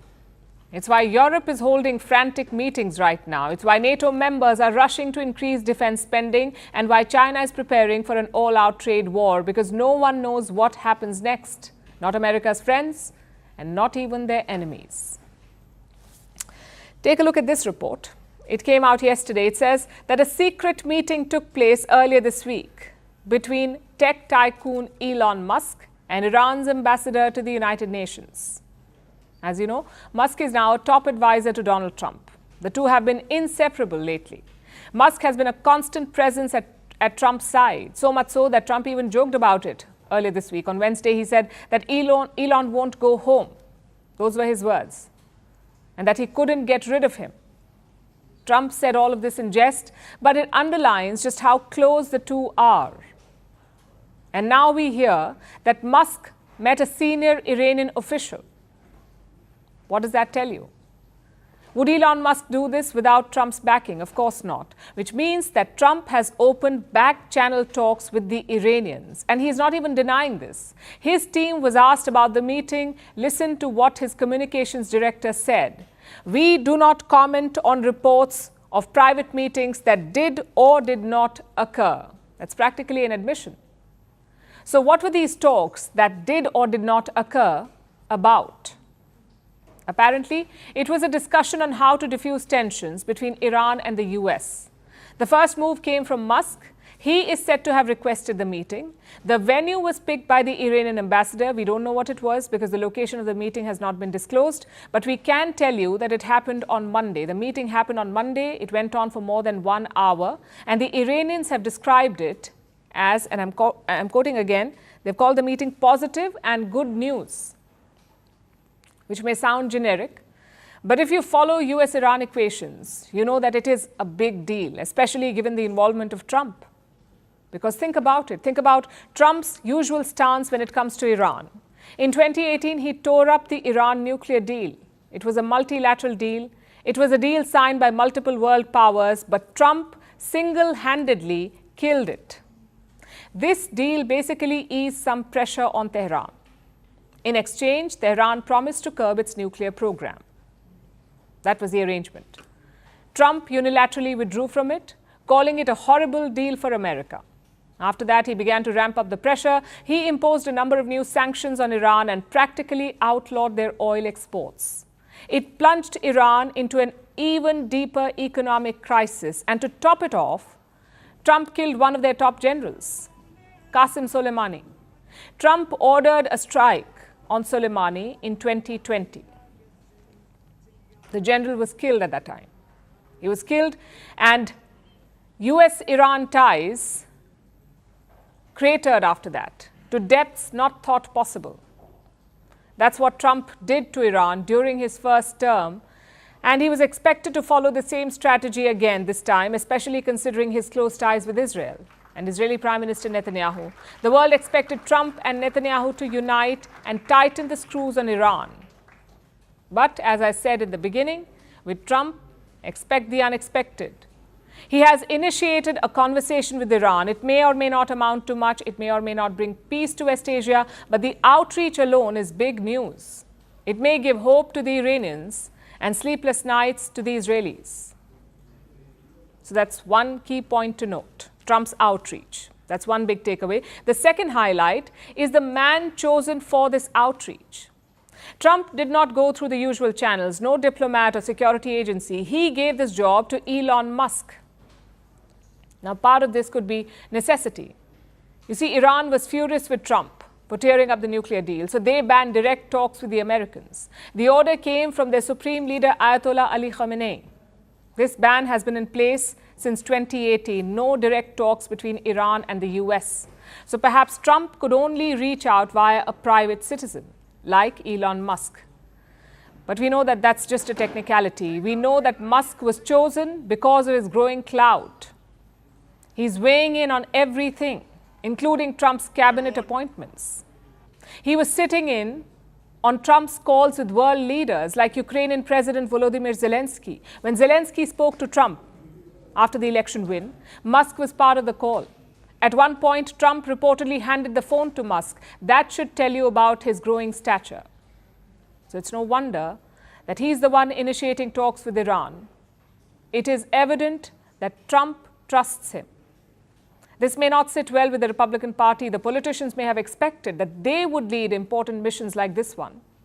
But again, I repeat myself, this is Donald Trump. So they, like the rest of us, should just expect the unexpected.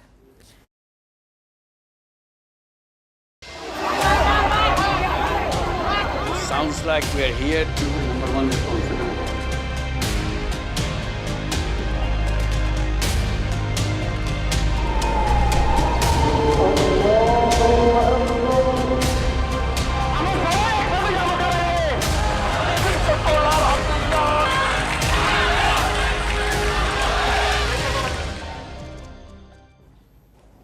Our next story is about Bangladesh. It's been over 100 days since the ouster of Sheikh Hasina, more than 100 days since she fled the country, and an interim government took over. It is led by Nobel laureate Muhammad Yunus. And what have we seen in all this time? What has this new unelected interim government achieved? They haven't called elections yet, and they haven't been able to stop the violence. In other words, Bangladesh is still busy with revenge, not progress. In fact, they seem to be going backwards. Bangladesh's Attorney General wants to amend the constitution. Among other things, he wants to remove the word secular. Here's what he said. 90% of Bangladesh's population is Muslim, so the constitution should remove the word secularism and emphasize unwavering faith in Allah. But what happens to people who believe in other faiths, in different gods, like the Hindu community? What happens to them? They're already under attack. They've been facing a purge ever since the new interim government took over. Between August 4th and August 20th, there were more than 2,000 incidents of communal violence, mostly targeting Hindus. They were killed and raped. There was vandalism and arson. The Hindu community was targeted across the country. All this happened in the first 15 days of the new regime, and they kept either justifying it or trying to sweep it under the carpet or pushing back. The Yunus regime wants the world to deny the evidence that is right before our eyes. First, it was their home advisor, Jahangir Alam Chaudhry. He accused Indian media of spreading fake news about the violence against Hindus. He said Bangladesh plans to protest this. Then came their information and broadcasting advisor, Nahid Islam. He said that India has no reason to be concerned, that New Delhi should not express concerns about Dhaka's internal matters, and that Bangladesh's minorities are safe. That is what the interim government is saying. At the same time, their Attorney General wants to remove secularism from the constitution. Do they think this will help protect minorities? By effectively and formally making them second-class citizens. You've already seen 2,000 attacks on Hindus in just 15 days. The Hindus keep protesting, asking for an end to the violence and discrimination, and this is what Dhaka comes up with. Officially end the country's commitment to secularism. They weren't doing a good job upholding it anyway. Now they want to drop the act altogether. Muhammad Yunus wants to pretend that everything is fine, that nothing bad will happen. But the reality is that the Hindu people are scared, and with good reason. Every time there's been political turmoil in Bangladesh, the Hindu community has come under attack. They were targeted during the 1971 Liberation War, then in 1992 when the Babri Masjid chaos was unfolding in India, and then again in 2001, this time because of an election. In 2001, there were more than 18,000 incidents of violence against Hindus in Bangladesh. 18,000.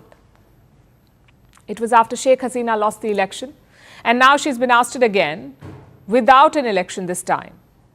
So can you blame the Hindus for being on edge? And can you blame India for being worried? The interim government can try and pretend that everything is normal, but history suggests that extreme vigilance is required.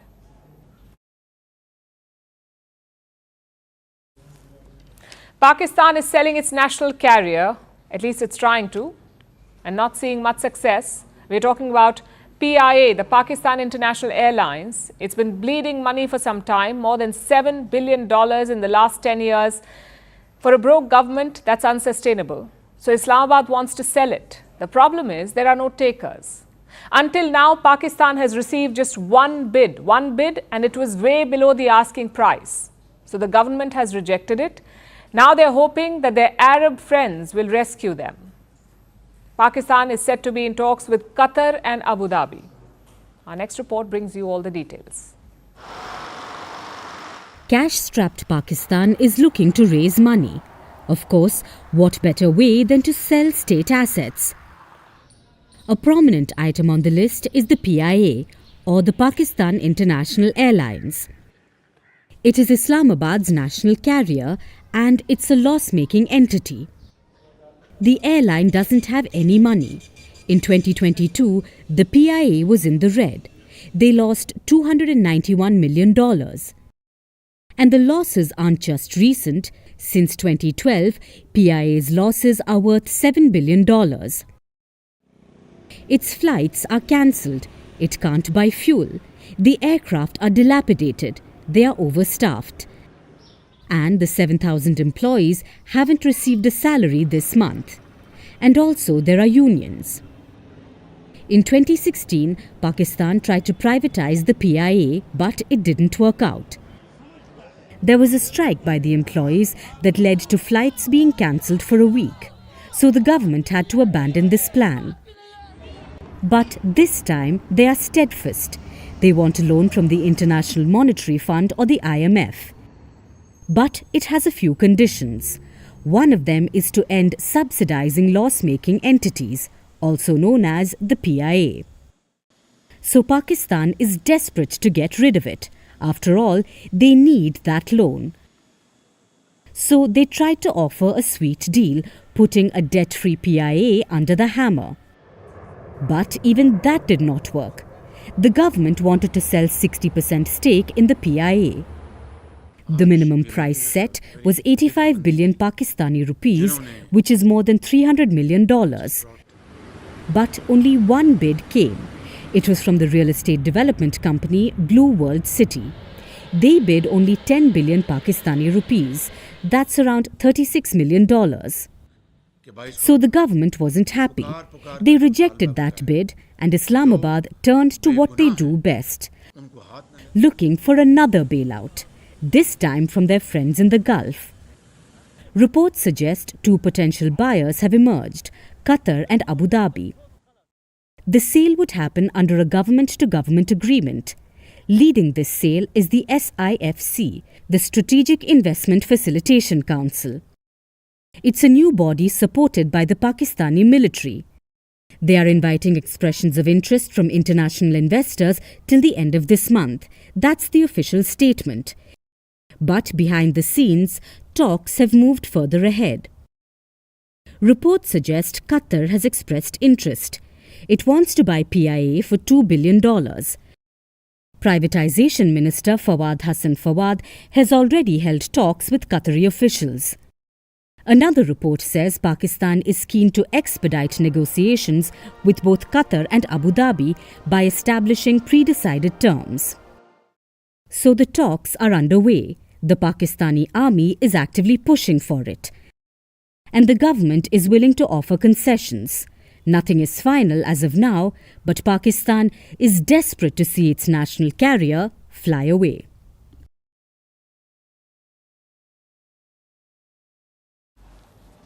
Prime Minister Modi is travelling to Nigeria. He starts a 3-nation tour on Saturday. Now, Guyana and Brazil, as you know, are in South America, and Nigeria is in Africa. So this stop may seem a bit off, but it's deliberate and significant. This is the first time in 17 years that an Indian Prime Minister is visiting Nigeria. There are 54 countries in Africa. Nigeria has the biggest population and the second largest economy. It is also a strategic partner of India. There is a growing economic relationship. Both sides are expanding ties in areas like energy and defense. More than 200 Indian companies have invested in Nigeria. Their investment is worth over $27 billion. Then there's the Diaspora Connect. About 50,000 Indians or people of Indian origin live in Nigeria. They are well respected for their business acumen. Typically, these areas shape a bilateral relationship. So India and Nigeria have the right ingredients, and the roots of their friendship go deep. Both nations are former British colonies. They face similar challenges. They have large populations, growing developmental needs, and mutual concerns on issues like corruption and terrorism. This opens the door for collaboration. India has the right credentials to be a reliable partner for Nigeria. This country is a major hub for petroleum products, and India is among the largest buyers. In 2022, India imported around $10 billion worth of crude from Nigeria, so they can build on this trade relationship. Plus, there is goodwill. Last year, the African Union joined the G20. It was a proposal floated by New Delhi. India was the G20 president. Prime Minister Modi had led the effort to build consensus. He secured the votes from G20 members and facilitated the inclusion of the African Union. The mission was a success. It boosted India's engagement with Africa. Now, New Delhi can take it forward. Nigeria faces severe economic challenges. It's being called their worst economic crisis in a generation. There is widespread hardship. Inflation crossed 30% this year. Their currency, the naira, has collapsed. There is a massive debt burden. Nigeria's external debt has crossed $42 billion, which is a significant sum. The economic crisis has led to civil unrest. Nigeria's president is Bola Tinubu. He took office last year. He took some tough calls to fix the economy, like ending petroleum subsidies and a large-scale purge of government officials. It caused more pain. Now, President Tinubu says that the worst is over, but to build long-term resilience, they will need the help of partners like India. India is in a position to help. The other area for collaboration could be defense. Nigeria is a potential market for India and its defense exporters. And India can offer small arms and ammunition, armored vehicles, even light combat aircraft like the Tejas. Earlier this year, India sent a delegation to Nigeria, so preliminary talks have already happened. The Nigerians are ready to work with the Indian defense industry. Prime Minister Modi's visit could accelerate these efforts. He is expected to touch down tomorrow. We will keep track for you. Our next story comes from South Africa. An operation is underway in the country. It's called Close the Hole. The targets are illegal miners. You see, South Africa has a lot of gold mines. Some of them stop becoming profitable, so companies abandon them. That is when illegal miners sweep in. They try to find leftover gold. There are thousands of these illegal miners all over South Africa. Many of them are also illegal immigrants from nearby countries. So South Africa is trying to crack down with an operation called Close the Hole. They're shutting food and water supplies to these illegal miners. The idea, and I'm quoting, is to smoke them out. Here's a report.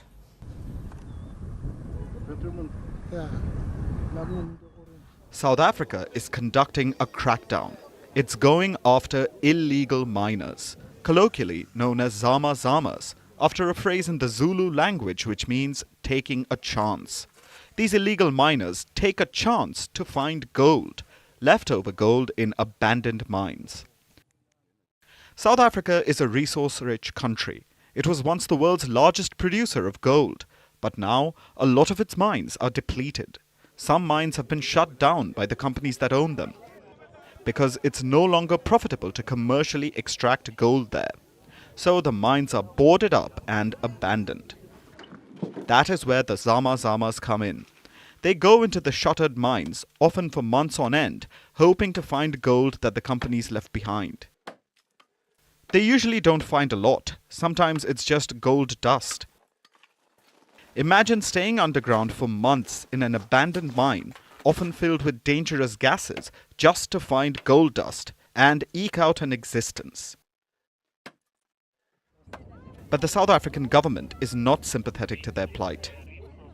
It's fed up with the Zama-Zamas and it has decided to crack down. The government launched Operation Close the Hole a few weeks ago. They decided to cut supplies, cut the food and water that was going into the mines. One example is a gold mine in Stilfontein, in South Africa's northwest province. There are reportedly about 4,000 Zama-Zamas inside the Stilfontein gold mine, and they're slowly being starved and dying of thirst. So far, about 1,000 people have emerged from the mine, and at least one dead body. The miners were arrested when they emerged. Many of them are illegal immigrants from nearby countries like Zimbabwe and Lesotho, so they will most likely be deported. That is why many don't want to come out. They are risking their lives by staying inside, so they aren't kicked out of South Africa. The families of the miners have gathered outside the mine. They want the South African government to stop the blockade and help them rescue the miners instead. We only want the police to help us so that we can take those people from underground so that they can come outside, because there they've been trapped without food, without water, without nothing. So they must come out, all of them, so that they can be safe, they can get food. But the government is in no mood to help. We're not sending help to criminals. We're going to smoke them out. They will come out. We're not sending help to criminals. Criminals are not to be helped. Criminals are to be persecuted. The minister's reaction has led to public anger. She's a member of the African National Congress. Some people are protesting against her and the party, saying it's the ANC that should be smoked out. If you had listened to the minister yesterday, the arrogance and the irresponsible utterances that she did. But the South African government is defiant. They say that illegal mining costs them millions of dollars every year, so they're sticking with Operation Close the Hole, despite the human cost.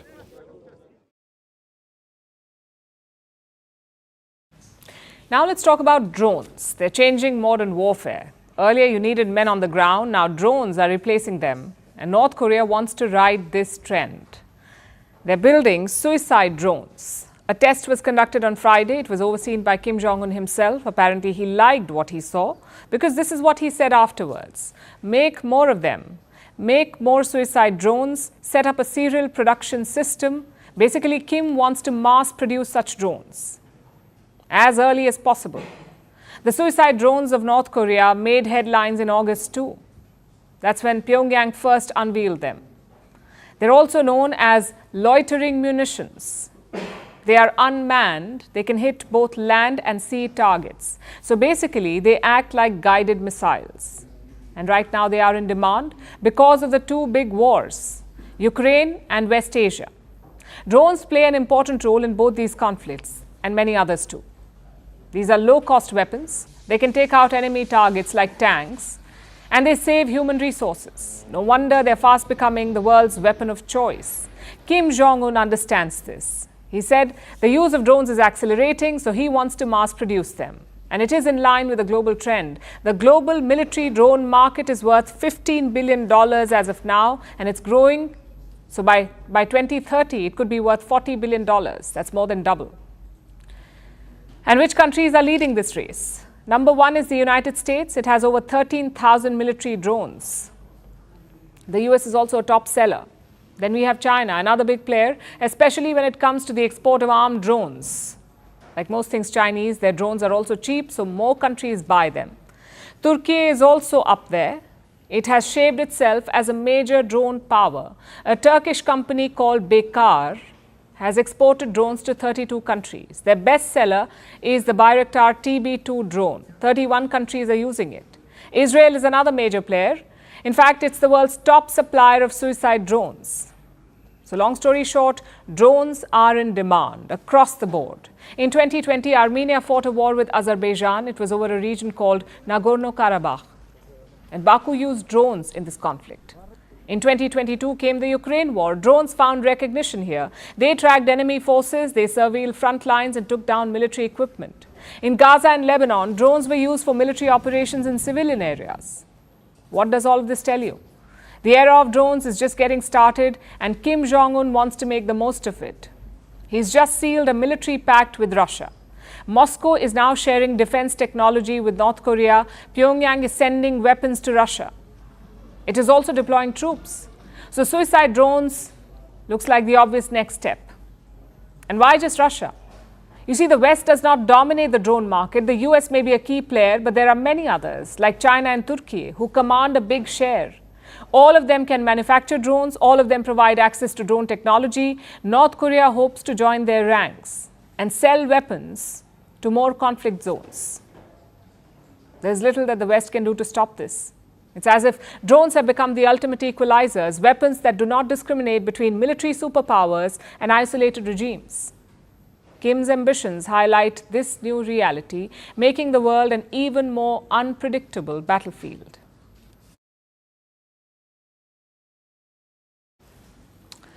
Now let's turn our attention to New Zealand, where chaos erupted in the parliament after a bill was proposed. It was followed by fiery debates, insults, and a haka. A haka, as some of you would know, is a traditional dance. It is performed by the Maori community. The Maori are the indigenous people of New Zealand. In 1840, they signed a treaty with the British Crown. The treaty is New Zealand's founding document. It has helped the indigenous Maori and European settlers coexist. This treaty also gives some special privileges to Maori to redress historical wrongs by the colonizers. But some argue that this is discriminatory. So they proposed a bill to alter the treaty, and this has stoked tensions in New Zealand. Our next report tells you more.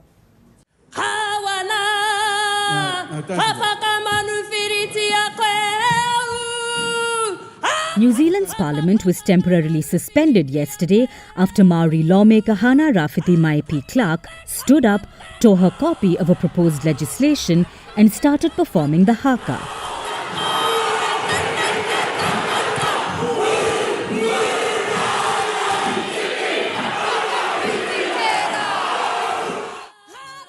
She performed a haka in January as well, when she made history by becoming the youngest member of the parliament.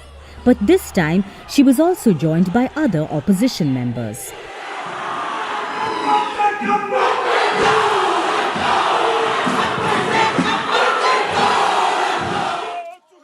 Maori are the indigenous people of New Zealand. Haka is a traditional group dance in the community. And this time it was a demonstration of their anger and fear over a bill which aims to reinterpret the country's founding treaty with its indigenous people. It's called the Treaty of Waitangi. It was signed in 1840 by Maori chiefs and the British Crown. It laid the framework for coexistence between the indigenous Maori and the European settlers and is considered New Zealand's founding document. Even today, it forms the basis of the country's laws and policies, but it is also instrumental in upholding Maori rights and in redressing historical wrongs against Maori by the colonizers. So the principles of the treaty have been evolving over the decades, progressively expanding the rights and privileges of the Maori people. The Maori make up about 20% of New Zealand's population.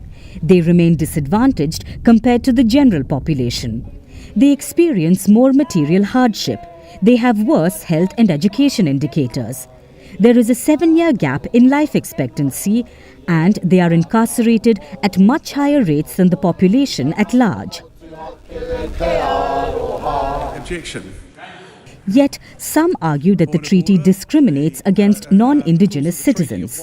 This includes ACT, the most right-wing member of New Zealand's Conservative coalition government. ACT wants equal rights. It claims that special provisions for Maori have been divisive for the society.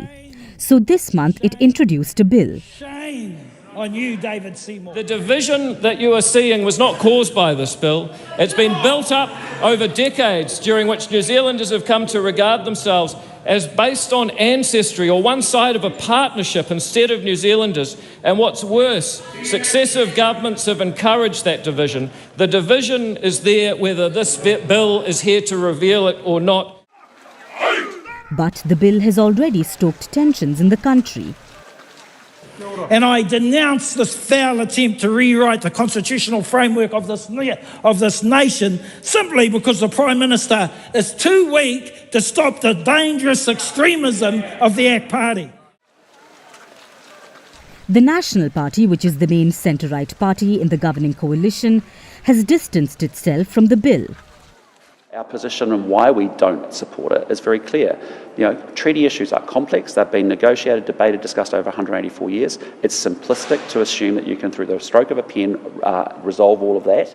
Green Party of Aotearoa New Zealand. After the first reading, lawmakers have voted to advance the bill, but Prime Minister Luxon wants the bill to be voted down in the second reading. So the bill is unlikely to pass. But this is not enough to placate the Maori. At least 10,000 people are on a 10-day hikoi, meaning a peaceful protest march. They are walking 450 kilometers to reach the capital of Wellington, after which they will stage a big rally. So the message is simple. The Maori are not going down without a fight, or in this case, a fiery haka.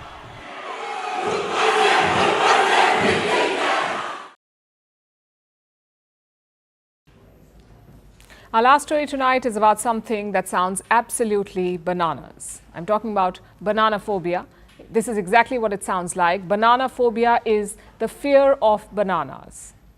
It sounds absurd, but apparently some people have it, including Swedish Minister Paulina Brandberg. Her emails leaked recently and they declassify a top secret. Brandberg's banana phobia. They describe how her staff banana-proofs every room she walks into. This is so bizarre that it has become a national talking point. But if it's any consolation, Brandberg is not the first politician to have such a phobia. Our next report tells you more. What do you expect when you hear the term leaked government emails? Maybe classified information on policies, potential wars, or a scandal that could stir a nation. But that's not the case with Paulina Brandberg, Sweden's gender equality minister.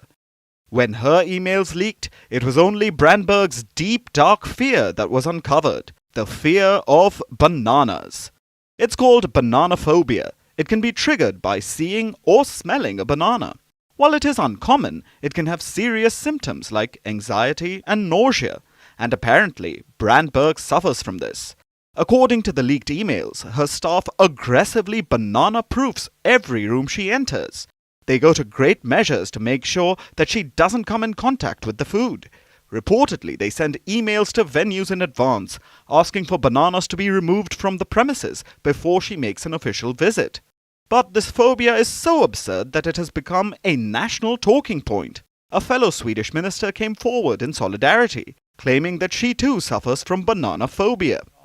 Sweden's Prime Minister, Ulf Kristersson, made some clarifications, saying that the phobia is not a hindrance to Brandberg's work, and that he respects people who have different phobias. The sentiment is both strange as well as sweet. Brandberg has responded to the phobia furor, and she has likened her fear to an allergy, claiming that she's getting professional help for it. Brandberg is not the first politician to have a weird phobia. In 2014, then French Trade Minister Thomas Thévenoud lasted less than a fortnight in office. He was sacked for not paying taxes. Can you guess his explanation? He claimed to have administrative phobia. A lot of criminals can borrow this line. Speaking of which, Donald Trump has a fear too. He is a self-described germaphobe, meaning he has a fear of germs. In typical Trump fashion, he has even called shaking hands barbaric. Though he didn't mind grabbing former UK Prime Minister Theresa May's hand in 2017 while walking down the stairs, because reportedly Trump also has a weirder phobia. A fear of stairs, or Batmophobia. But he's not the first US president to go back on his words because of a fear. So did Franklin Roosevelt. He is famous for saying that the only thing to fear is fear itself. But apparently not, because he also had another fear, the number 13, or what's called triskaidekaphobia. Roosevelt feared the number 13 so much that he never traveled on the 13th day of any month. He even refused to host 13 guests for dinner. Meanwhile, former US President Barack Obama has hominochionophobia, or the fear of snowmen. Now, in the spirit of this story, we understand that there are some who can't bear to hear about a politician's fear, because to them, politicians themselves are the fear. This is called political phobia, or an aversion to politics and politicians. But there are also some who don't suffer from this particular or any other fear, but think that they might acquire it. Basically, a fear of fear. It's called phobophobia. We could go on forever, so our point is simple. Banana phobia or not, it is human to be a little bananas. And now it's time for Vantage Shots, images that tell the story. An Israeli strike in Beirut levels an entire building within seconds. Climate activists protest against the presence of fossil fuel lobbyists at the COP29 by using a giant snake prop. And Kenyan villagers hit by drought resort to seaweed farming. Finally, we're taking you back in history. On this day in 1867, the first stock ticker was unveiled in New York. It completely changed the way the stock market functioned. The stock ticker came with real-time updates. Before that, information about the stock exchange traveled via mail or messenger. We're leaving you on that note. Thank you for watching. Have a great weekend.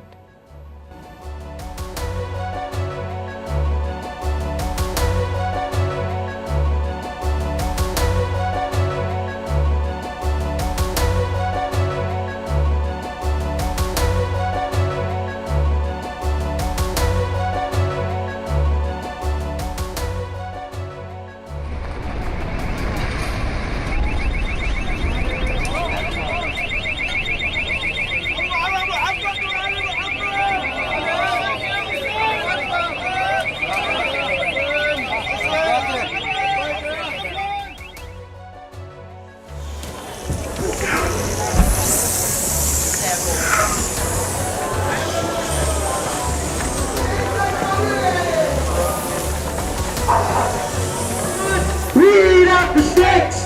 Can't take polluters out the sticks! Can't make polluters out! Weed out the sticks!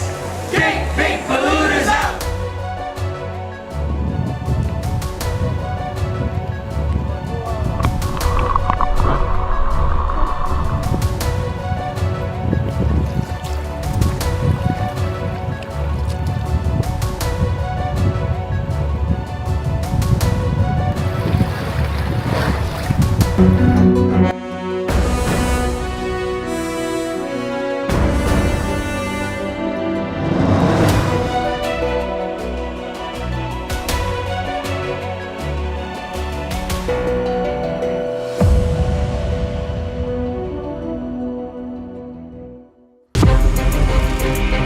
From impeachments to inaugurations, if it's a political story, we are on the scene. If it's breaking news, we're live with the latest coverage. From the White House, the State Department, and Capitol Hill, we know the issues, but above all, we know the players to bring you the latest in-depth analysis on all the key stories that we're covering. I'm Eric Ham. Join me from Washington here on Firstpost America.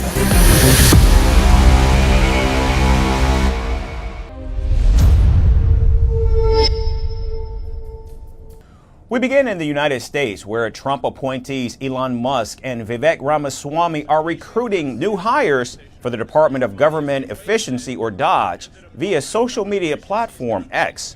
The department said it's looking for high IQ revolutionaries who are willing to work 80 hours a week. Meanwhile, Musk, in a separate post, said the work will be tedious and employees will make a lot of enemies at zero pay. Now, DOGE has requested interested candidates to submit their resumes through direct messages on X. However, the catch is that only X users who have verified accounts, which comes with an $84 annual price tag, can send their applications. According to the department, Musk and Ramaswamy will review the top 1% of the applicants themselves.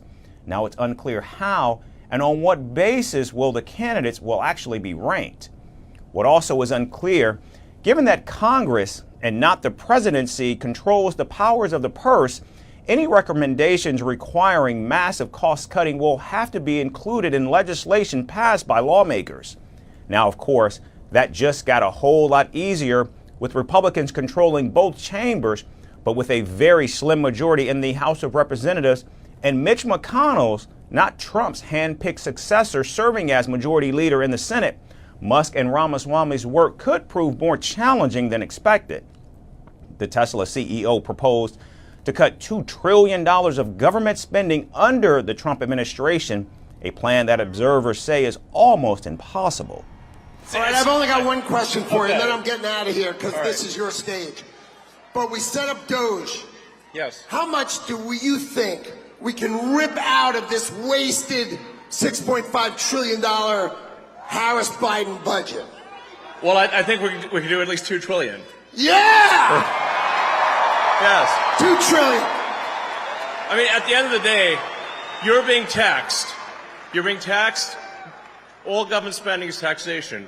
So whether it's direct taxation or all government spending, it either becomes inflation or it's direct taxation. Your money is being wasted, and the Department of Government Efficiency is going to fix that. Now, Donald Trump believes Musk is a great cost cutter and could save the government a huge chunk of money. But what I like about Elon, Elon's a great cost cutter, and Elon thinks he can cut the costs of our government by $2 trillion. Think of it. That's the entire deficit, because it's now at a level. By the way, we have the biggest deficit we've ever had under this stupid group of people. But he thinks he can cut $2 trillion without affecting anybody, just through, and I think he can do that. I do. I believe that. Now, earlier this week, the president-elect said Musk and Ramaswamy's new department will not be a federal agency. In fact, it will instead work outside government and help Donald Trump without much scrutiny from Congress. Now it remains to be seen if Donald Trump's bet on the two entrepreneurs will actually succeed in cutting wasteful government spending, or will this still murky endeavor end up being a failed operation?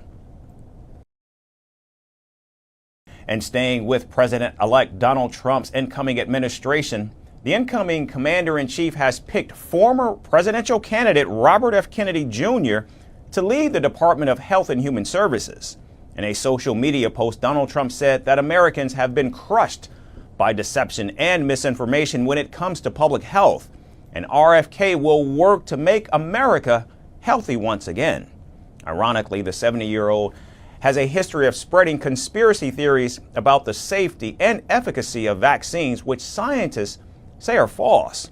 RFK launched his presidential bid last year, first as a Democrat against President Joe Biden and later as an independent.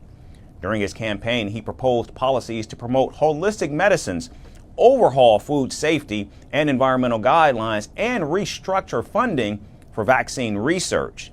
He also touted the effectiveness of raw milk and anti-parasitic drugs that has been disproved as a cure for COVID. Now, to be clear, the ex-presidential nominee has clarified that he will not be taking anyone's vaccine away. I'm going to require, and first of all, anybody who wants to take a vaccine, I'm not going to get in their way. If you want a vaccine, or if you want to vaccinate your children, those vaccines will be available. But I am going to tell the truth to Americans, and I'm going to do for the first time good science, right? When I was a kid, there were 3 vaccines, and I took all 3. There were 3 that were mandatory, that were recommended, which essentially means mandatory, and I was compliant. Now in August, RFK Jr. later ended his election bid and endorsed Donald Trump, reportedly in exchange for a position in his administration. Don't you want a president Who's going to protect our children? And who's going to protect women's sports? And who's going to stop dividing this country along racial lines? And don't you want a president who's going to end the corruption at the federal agencies, at FDA, at NIH, at CDC, and at the CIA? Now, after his victory over Vice President Kamala Harris, the president-elect teased that RFK would, in fact, oversee the public health portfolio. Robert F. Kennedy Jr., he came in. And he's going to help make America healthy again.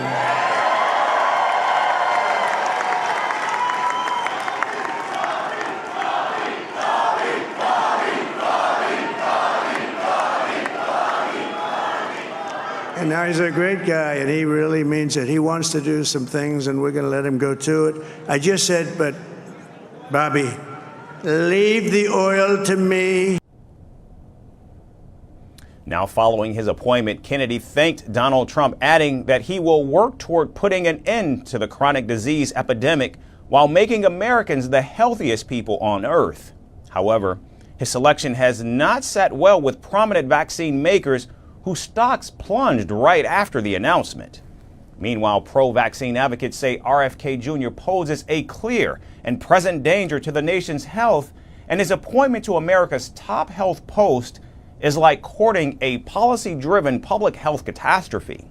Clearly, Donald Trump's latest pick has roiled health experts and has sparked a nationwide debate that is expected to peak during what is certainly expected to be a very tense and heated confirmation battle in Congress. Hollywood's leading man and political powerhouse George Clooney is finding himself cast in a new role, the Democratic Party's scapegoat, after a fierce campaign season and a controversial op-ed urging President Joe Biden to step aside. Clooney threw his star power behind Kamala Harris, hoping to help the Democrat hold on to the White House. But with Donald Trump winning the election, some Democrats are pointing fingers, blaming Clooney for tipping the scales against Harris. Feeling betrayed and disheartened, the Ocean's 11 actor is now stepping away from politics. Here's the story with more. George Clooney, Hollywood's silver fox and Democratic powerhouse, is feeling the heat, and it's certainly not from the spotlight. The 63-year-old actor now finds himself at the center of a political firestorm, with some Democrats blaming him for Kamala Harris's recent election defeat. Clooney's journey into election season began with a bang. In a July op-ed in the New York Times, Clooney blasted President Joe Biden, declaring, "We are not going to win in November with this president." You know, I've actually never had to answer that question, so I suppose I'll do it here. The person who should be applauded is the president who did the most selfless thing that anybody's done since George Washington, and that's really the truth. And all the rest of it will be long gone and forgotten. And so I'm just very proud of where we are in the state of the world right now, which I think many people are surprised by, and I think we're all very excited for the future. And so that's, I think that's all I'll say on that. I think that's the smartest way. The message was clear. Time to shake things up in the Democratic Party's ranks and files. This blunt message came just weeks after Clooney raised a whopping $30 million for Biden's re-election campaign. But soon after, Biden stepped down, and the Democratic Party rallied behind Harris. Clooney, a known Harris supporter, quickly threw his weight behind her campaign.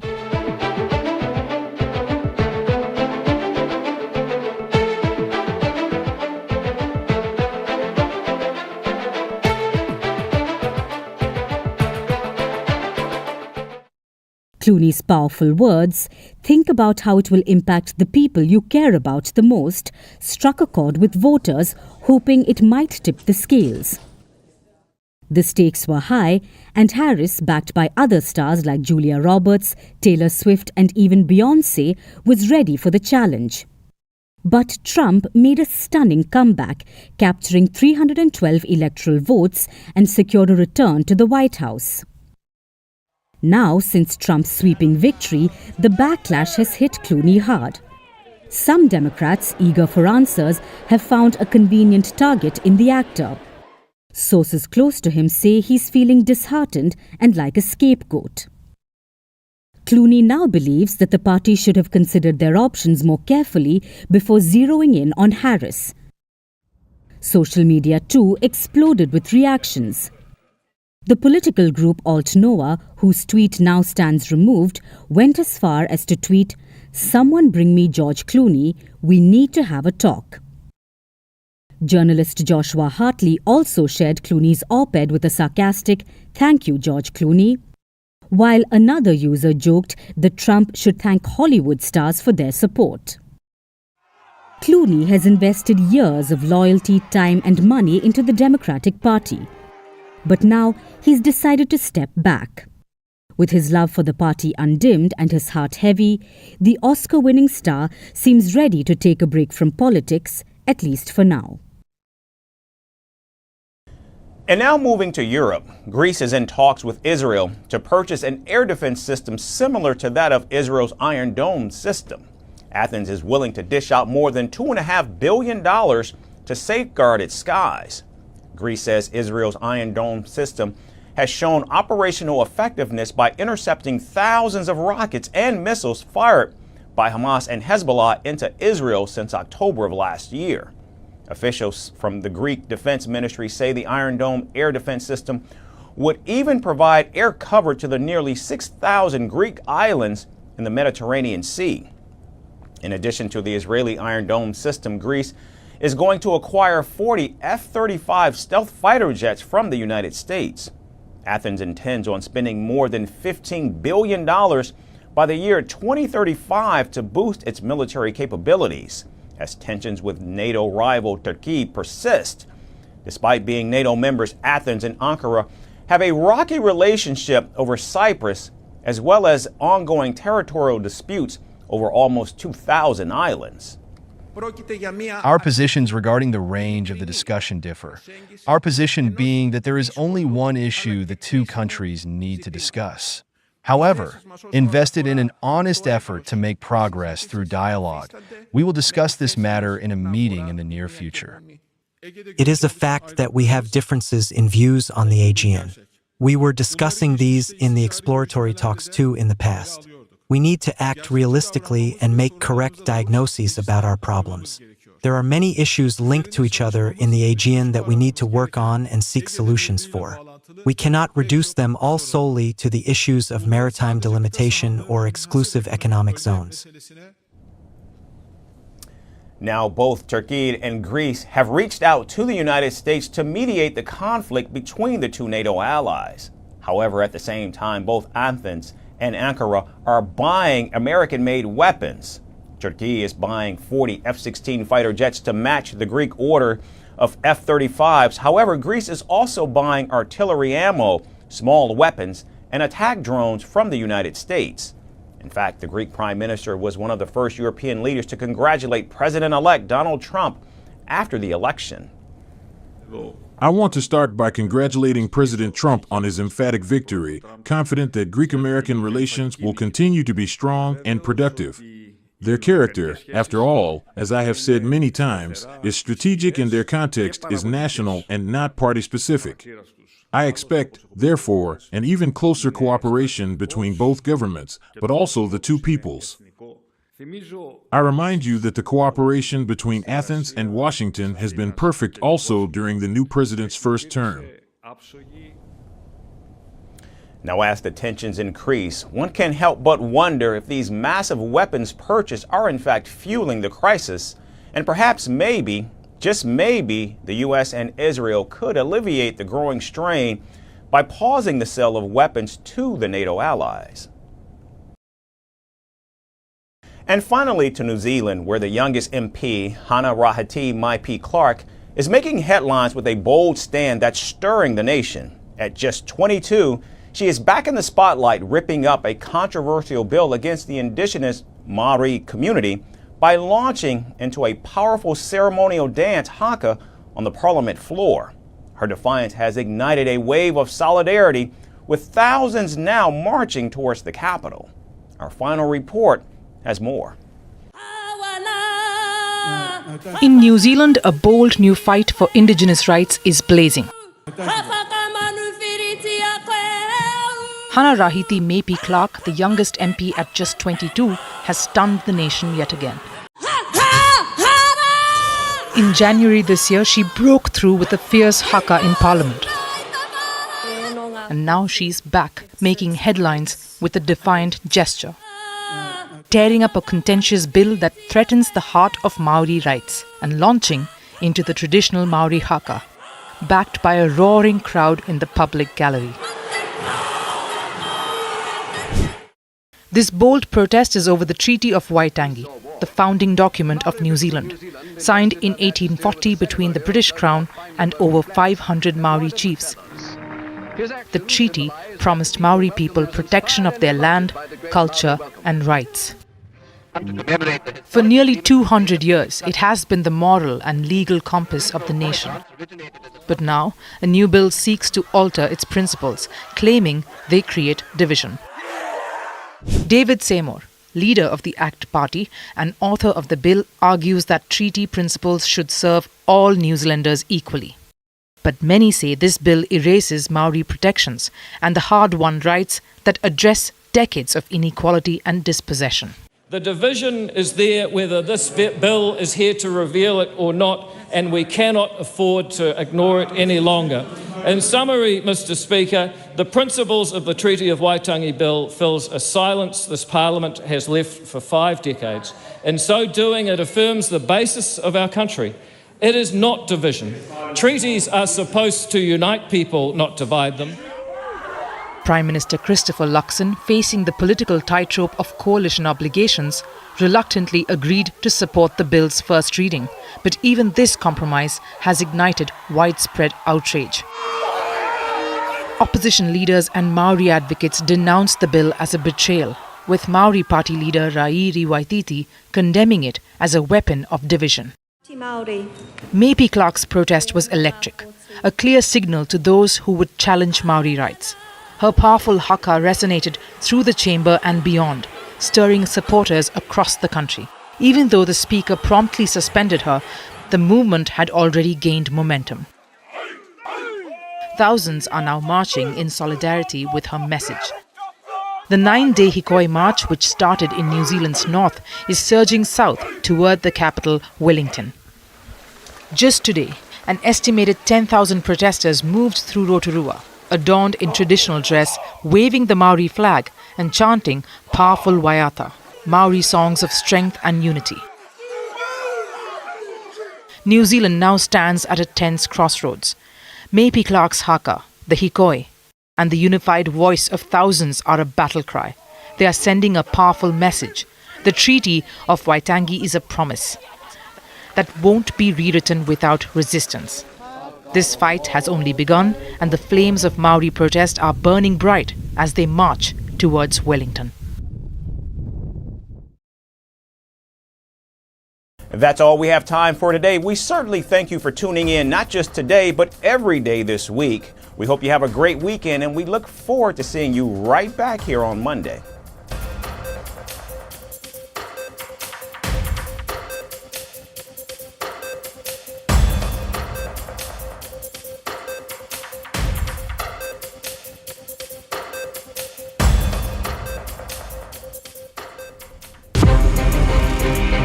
From impeachments to inaugurations, if it's a political story, we are on the scene. If it's breaking news, we're live with the latest coverage. From the White House, the State Department, and Capitol Hill, we know the issues, but above all, we know the players to bring you the latest in-depth analysis on all the key stories that we're covering.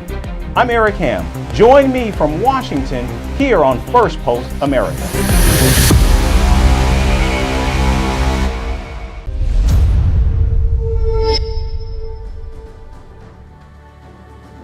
Hello and welcome to Firstpost Africa, where we get you the top stories from the continent and from across the world. I'm Alison Lagrange, coming to you live from Durban, South Africa.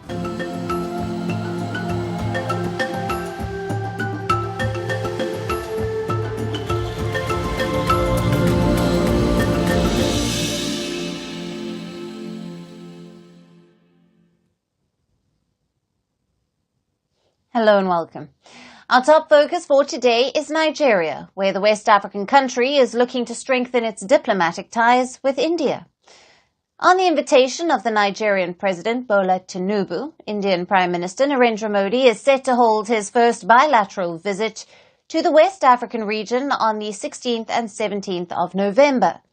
Prime Minister Modi's visit to Nigeria is coming after a gap of 17 years. The last time an Indian Prime Minister visited Nigeria was in 2007. The then Prime Minister, Dr. Manmohan Singh, had visited Abuja and elevated the relations between the two countries to the status of strategic partnership. Speaking about the upcoming visit of Prime Minister Modi, India's Foreign Ministry highlighted about how the diplomatic ties between India and Nigeria have been very cordial. Both India and Nigeria enjoy strong, cordial relationship for a very long time, since 1960, ever since it won independence. Relationship underpinned by shared values of democracy, respect for pluralism, rule of law and diversity. Both the countries are multi-religious, multi-ethnic and multi-linguistic countries. Now, India's Foreign Ministry said that the visit would include a ceremonial welcome for Prime Minister Modi by President Tinubu, followed by a one-on-one and a delegation-level meeting between the two leaders. The two leaders will also be exchanging 5 memorandums of understanding, or MOUs, in areas including culture, geological survey, the digital public infrastructure, customs, traditional medicine, among others. Now, during his visit to Abuja, Prime Minister Modi will also be interacting with the Indian diaspora in the West African country. India has a strong diasporic presence in Nigeria.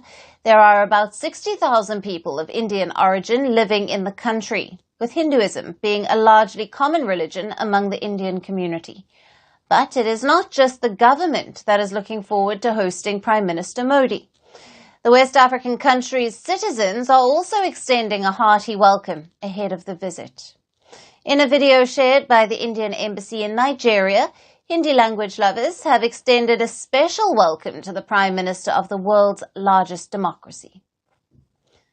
नगमे खुशियां बिखर रही है, दबे पाँव से कुछ कह रही है, आज के दिन कुछ खास है, पधारे हमारे यहाँ एक खास मेहमान है, खुशियों के साथ उनका स्वागत करते हैं और ये हमारा सौभाग्य है। भारत के माननीय प्रधानमंत्री श्री नरेंद्र मोदी जी के नाइजीरिया के आने पर हम आपका हार्दिक स्वागत करते हैं एवं अभिनंदन करते हैं। Now, among African nations, Nigeria is the second largest trading partner of India. The bilateral trade between the two countries has reached close to $15 billion.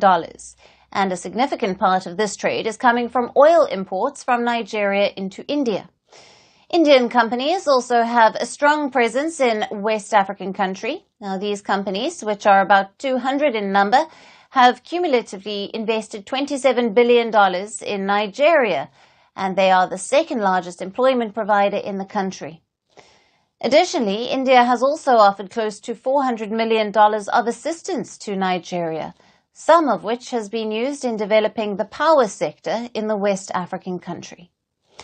But the relationship is not just economic. In terms of defense, India has helped Nigeria to establish several of its military institutions, particularly the National Defense Academy and the National War College in Nigeria.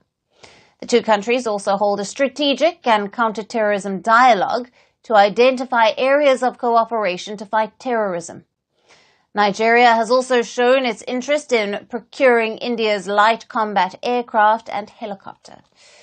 Beyond the economic and military partnerships, India and Nigeria's cooperation has spanned across different sectors, such as education, renewable energy, pharmaceutical, power, and infrastructure development.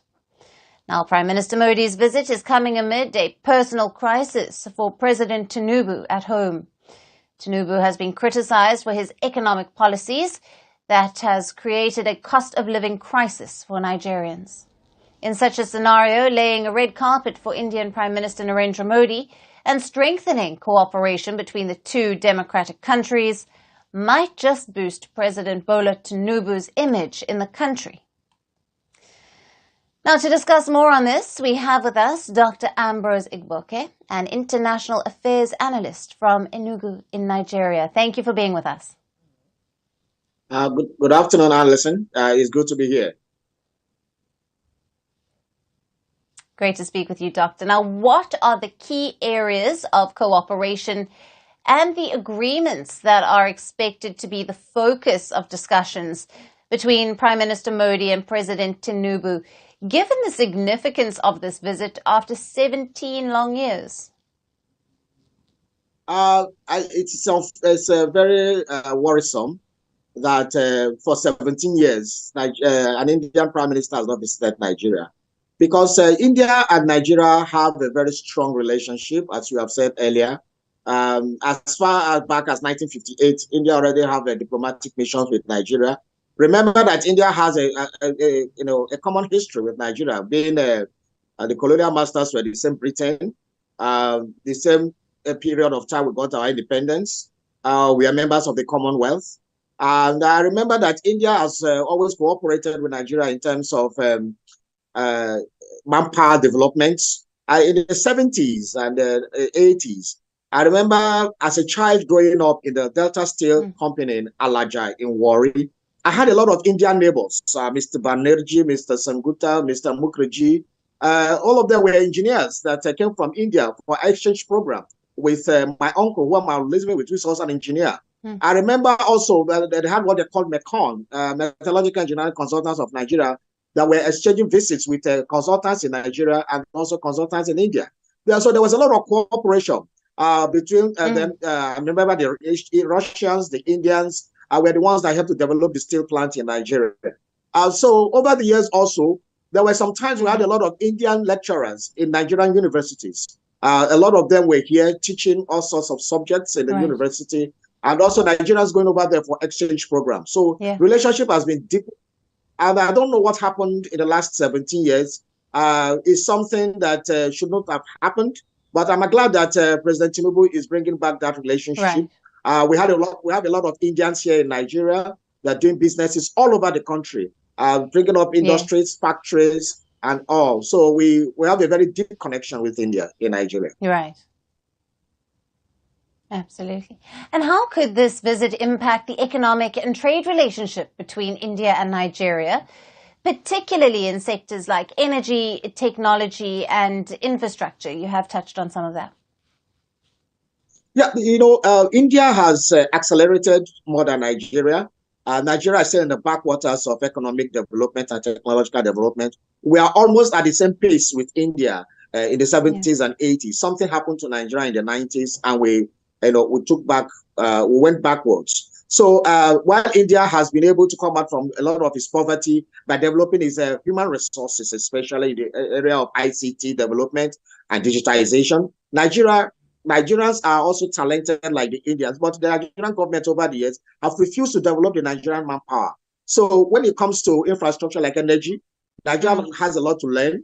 When it comes to ICT, Nigeria has a lot to learn from India. When we come to pharmaceuticals, while India has developed their own traditional medicine, Nigeria rather condemns its own. So we have a lot to also learn from India.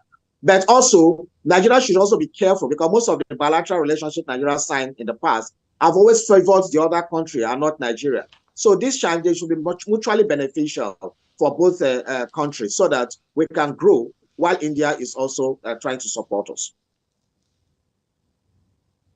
And what does Prime Minister Modi's visit signal about India's broader foreign policy strategy in Africa? And how might this affect Nigeria's geopolitical partnerships and regional influence? Well, it's for the good of Nigeria to partner with India. India has been respectfully, partnering with Nigeria. Unlike some of the partnerships we get from the West, which behaves as if it is helping the country, meanwhile it's exploiting it. I think India comes with a mutually respected standpoint with Nigeria. And I think Nigeria should dig deep to see how they can benefit more from trading with India, apart from oil. Outside the crude oil, we have a lot to also trade with India. Human resources need to be developed further. Let me even tell you, a lot of Nigerians, when we cannot solve our medical problems here, what of the time, where do we go to? We go to India for medical assistance. So apart from these areas, I think also the President Tinubu should be looking at how to develop our health sector using the India expertise, so that we also can have we can reduce medical tourism and deepen our own health care system also. Yeah. Great to speak with you. Thank you very much for your time and for being with us on First Post Africa. Thank you very much, Alison, for having me.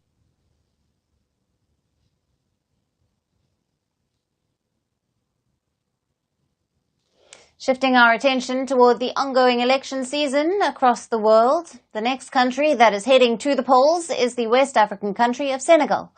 Senegal, which is the westernmost African country located on the coast of the Atlantic Ocean, is holding legislative elections to its National Assembly on Sunday. The elections, which are coming just 8 months after the presidential elections, would determine whether the country's newly elected president, Bassirou Faye, and his Prime Minister, Ousmane Sonko, are able to gain control over the National Assembly and to push through their agenda for reforms. The legislative elections are being held for Senegal's unicameral National Assembly, where 165 seats are up for grabs for a period of 5 years.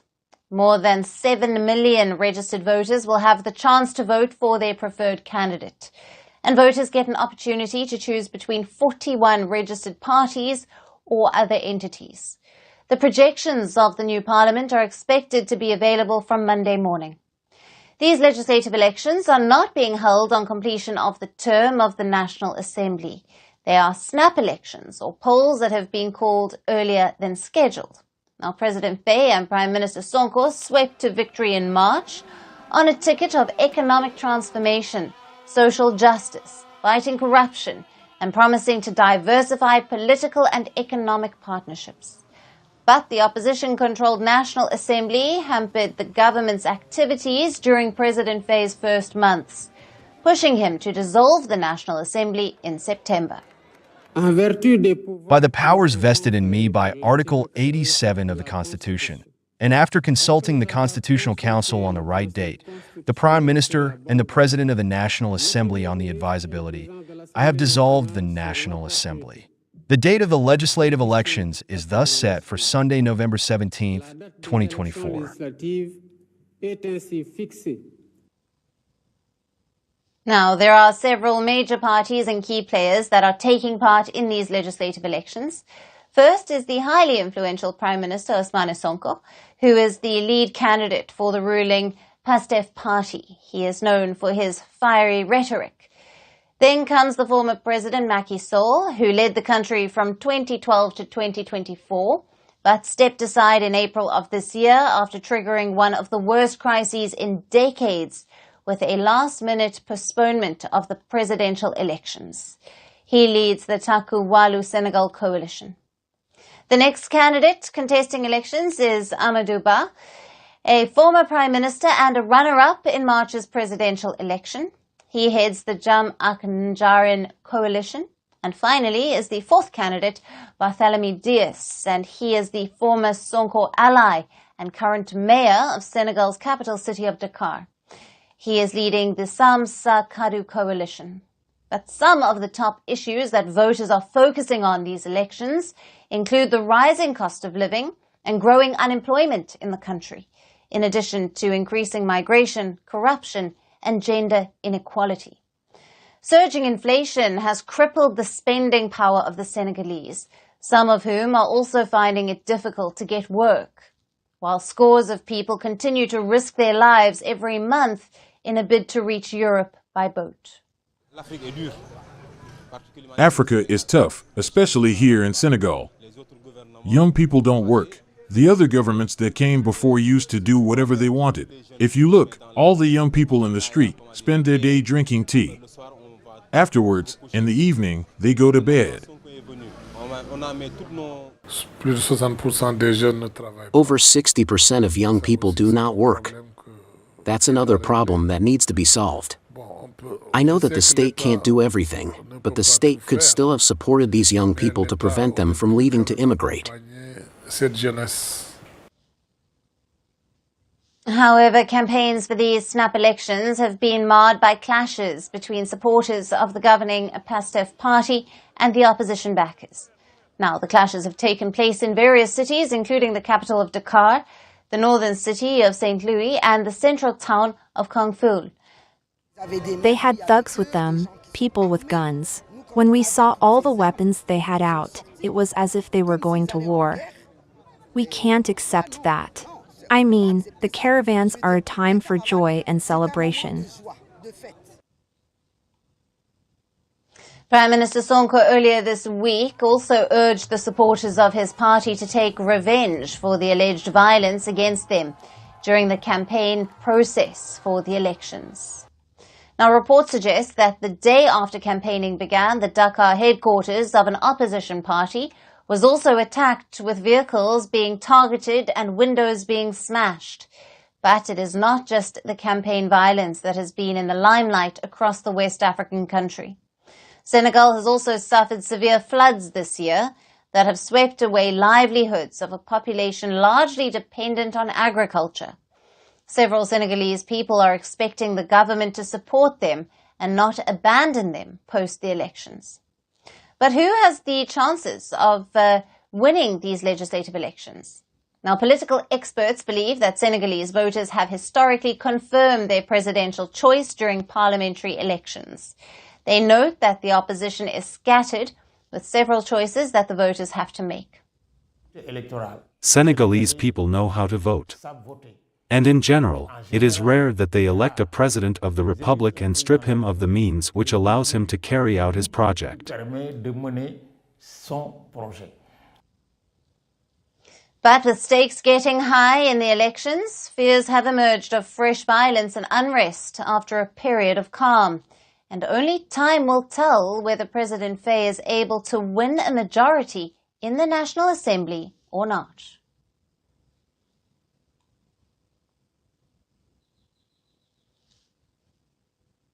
And now we take you to Morocco.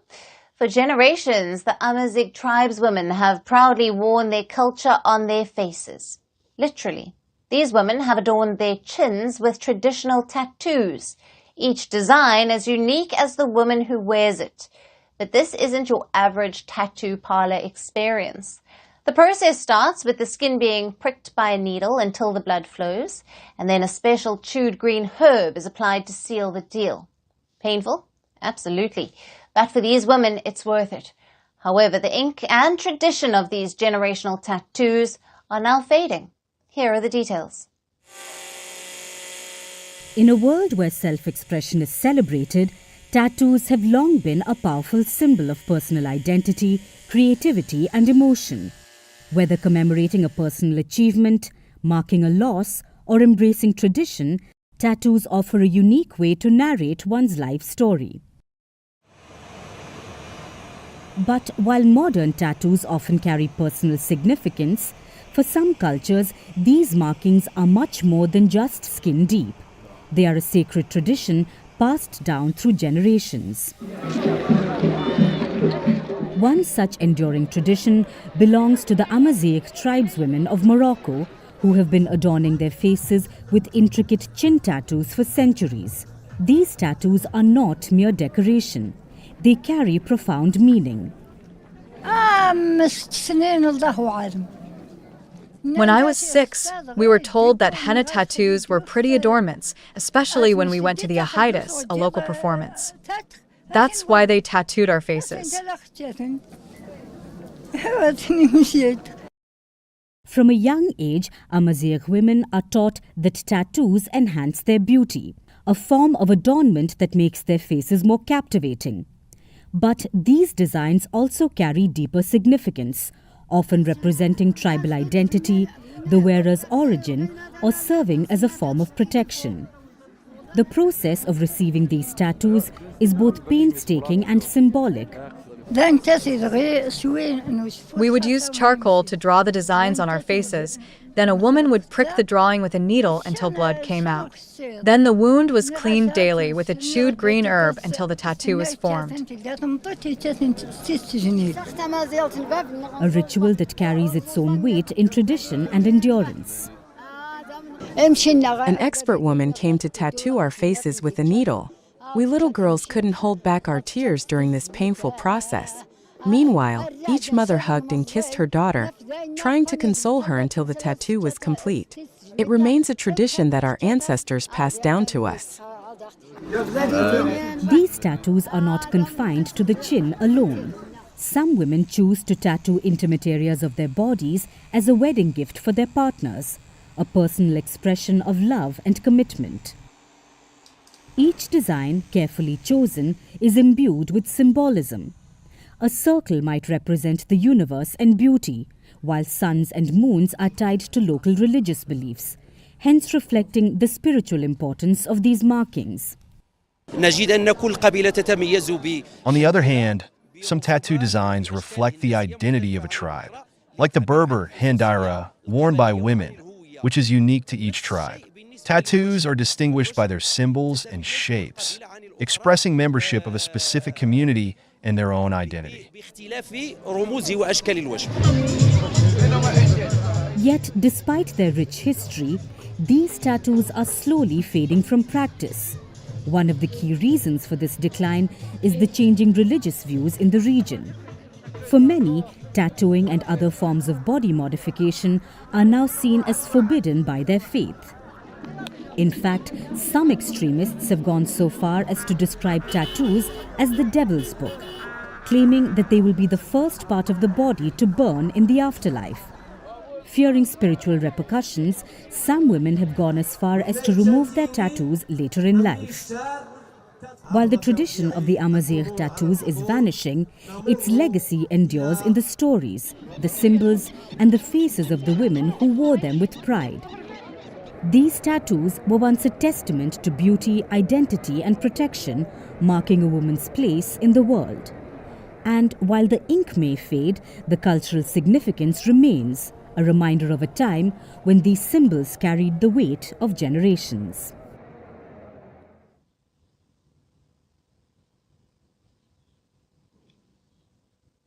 Now, if you are someone who is an admirer of love stories, our next report is for you.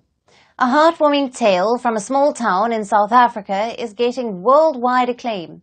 The movie Greytown Girl is based on true events and set in the apartheid era. It centers around an impaired Indian woman who falls in love with an American man after being pen pals for years. It touches upon several sensitive issues like oppression and social stigma. I got the chance to talk to the writer and producer of the movie, as well as the lead actor. Here's our special report.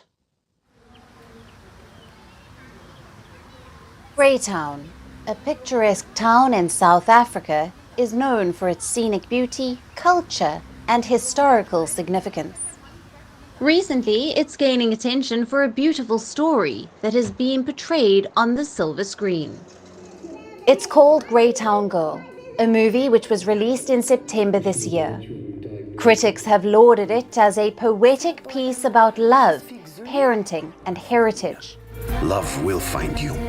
Co-produced by Rani Sitaraman of East Coast Media and directed by Oscar-nominated Daryl Ruitt, the movie is a blend of love, culture, and history, touching several key themes and breaking stereotypes.